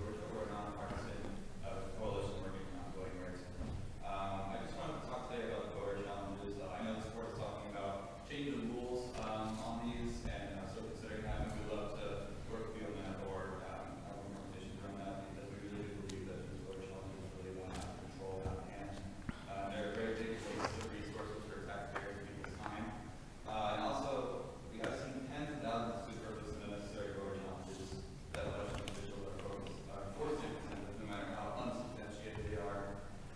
Challenging voter eligibility is a very serious charge, and I feel like if we're going to make a serious charge like that, there should be very serious guardrails and requirements in order to make a challenge that way. And currently, that is not with the current rules what is happening. It's very easy to make a challenge, and it shouldn't be that easy to make such a serious challenge to someone's voter. It's a fundamental right. So I really am looking forward to seeing those new rules, and again, I would offer it if you guys want to have a conversation about that, we would collaborate with you. Thank you so much. Thank you for your comments. Let's see, Field Cersei. Field Cersei. Good evening. I am Field Cersei. I've got a IT degree, a master's degree, and been in the software development field for over 20 years. I'd like to talk to you about our ballot marking devices. Hope you like lollipops. Everybody that has an Android cell phone knows that updates are periodically installed to protect from cybersecurity vulnerabilities. Shouldn't our voting system be just as secure? We submit to you that the current Dominion Democracy Suite 5.5a, approved by the EAC on 9/14/2018, contains Lollipop, the Android 5.1 operating system. Android 5.1 has had its final release July 5th, 2016, and is at least 8 generations and 11-point versions behind the current version 13. In fact, there are 9 known vulnerabilities affecting Dominion voting systems, ImageCast X ballot marking device, the BMDs, running Android 5.1 per an ICS advisory from the Cybersecurity and Infrastructure Security Agency, or otherwise known as CISA, as reported June 3rd, 2020, the alert code ICSA-22-154-01. Secretary of State Raffensperger claims that Georgia's electronic voting system is secure. In fact, he's going all over the state now to every county on a PR roadshow. And we tried to corner him in Lee County to get our questions answered about this, and we didn't get an answer. Yet, he's failed to act. And there have been 4 EAC-approved upgrades from the Dominion system since the current system was implemented. Due to this failure, the State Election Board must rule to utilize emergency hand-marked paper ballots per existing Georgia Code 21-2-281 and 21-2-334, as previously discussed earlier today. And I have a handout here that has the software components in the Democracy Suite and the Lollipop 5.1 Android and the Android version history. Thank you for your comments. Jennifer. Without responding to the comment, when anyone brings a handwritten, they're on paper, it's oftentimes good to also send it to us electronically to our emails, which are on the website, because I store everything that y'all send me on my computer so I can look at it later. So. Hey, I'm Jennifer Hilligus. I am born and raised in Georgia. I'm a realtor. Welcome. And I just want to say thank you for your service. I understand that you guys are all appointed and that there was an oath that you took when you were sworn in, and that oath is for the service of the citizens, not the person that appointed you to this board. Georgians are injured in the voting process as it is conducted presently. This is impracticable and unlawful. Well, let's get past the 300 part of the law and remember that the complete law, which is that the ballot has to be humanly readable. Georgia is the only state in the union that doesn't allow for the voter to have a true ballot. That is injury. The BMD machines were intended for handicap accessible votes. The machines are hackable. The machines are causing injury to all citizens, even those that don't vote. So in Georgia, we don't even have a true marked ballot. We have a touch screen with a barcode that we cannot see to confirm if it tabulates our true vote. That is not transparency. So we are a country of laws. Let's adhere to the law. It is in its entirety, because it is incomprehensible that the Secretary of State threatens county boards with litigation plus excessive fines if they use the lawful remedy. The law is meant to protect the people, not shield the government. The SOS does not have the authority to bypass the laws as they are written in their entirety, thus causing injury to every voter. It is the request and prayers of thousands of Georgians that we use the lawful remedy, which is emergency paper ballots hand-marked in ink, scanned by the tabulator per the Georgia law 21-2, 381, and 334, plus the rules and regulations 183, 112.11, 2CD for our 2024 elections. Consider this quote from Mark Twain: "If voting really mattered, they wouldn't let us do it." Are we there yet? I want to believe that you all can make a lasting impact. Set a precedent that Georgia elections are 100% secure with paper ballots. Save our state a lot of money and grief. Listen, you're all highly intelligent, perfectly capable beings. Have great joy in knowing that you've made it this far. And let's give the argument on election fraud a break. Go back to the brass tacks and the foundation of our being and our country's existence, rooted in God's law and God's love. Allow the will of we the people to take root. Make the SOS adhere to the complete law as it is written. Paper ballots, please, is the remedy, especially if you have a cyber pandemic. Do it for the love of your fellow Georgians. Be a hero to every American. Set the tone. Don't settle for less than the very best. We the people are more than capable. Paper ballots, please. May God bless you abundantly. Thank you for your comment. Marissa Hopper. Marissa Hopper. Yes, Marissa Hopper from Floyd County. Good evening. Welcome. I just wanted to follow up on what some of the others were saying, just to provide the remedy for these unlawful machines. They really are breaking the code, that the Georgia code. That is the truth. Let's see here. In rules and regulations, 183-1-12-.11, section 2, paragraph C and D. Well, according to this rule, it's written in the backup procedures to use emergency paper ballots. This is in the Georgia Poll Worker Training Manual, and it states, if an emergency situation makes utilizing the electronic ballot markers impossible, impracticable, or if emergency ballots are otherwise needed as determined by the election superintendent, the poll officer shall issue the voter an emergency paper ballot that is to be filled out with a pen after verifying the identity of the voter and that the person is a registered voter of the precinct. While the determination of an emergency situation is the discretion of the election superintendent, the types of events that may be considered emergencies are power outages, malfunctions causing a sufficient number of electronic ballot markers to be unavailable for use, or waiting times longer than 30 minutes. We are in an emergency already, and I agree with Dr. Johnston, who said earlier that we don't want to have confusion with this emergency, that we want to plan beforehand, and the counties have the authority. In Pearson versus Kemp, the Secretary of State admitted in court that he has no legal authority over the county elections. It's up to the county election boards to choose which method of voting they will use. And it's time to go back to paper ballots. It's tried and true. We did it for years. There's counties now that have been doing trial runs again, just to address the concerns that maybe it won't, it'll take too much time, or all of those things. And they've come back. It's been 100% accurate. It's been done in a timely manner. And I just encourage all the counties to use their authority and take this responsibility to use secure, hand-marked, hand-counted paper ballots. Thank you. Thank you for your comments. Okay. Richard Schroeder.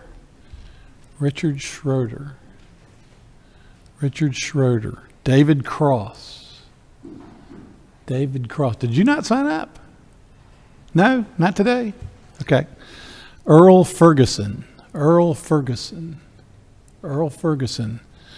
Well, that completes my list of people who have signed up, and so that will end the public comment section of the meeting. There are no further items on the agenda unless the board has any matters that they'd like to bring up. There's been a motion to adjourn. Is there a second? And a second. Any discussion at your own risk? We're ready to vote. All those in favor? Aye. All those opposed at your own risk? No opposed. We are adjourned. Thank you for everyone's attendance. Yeah, exactly.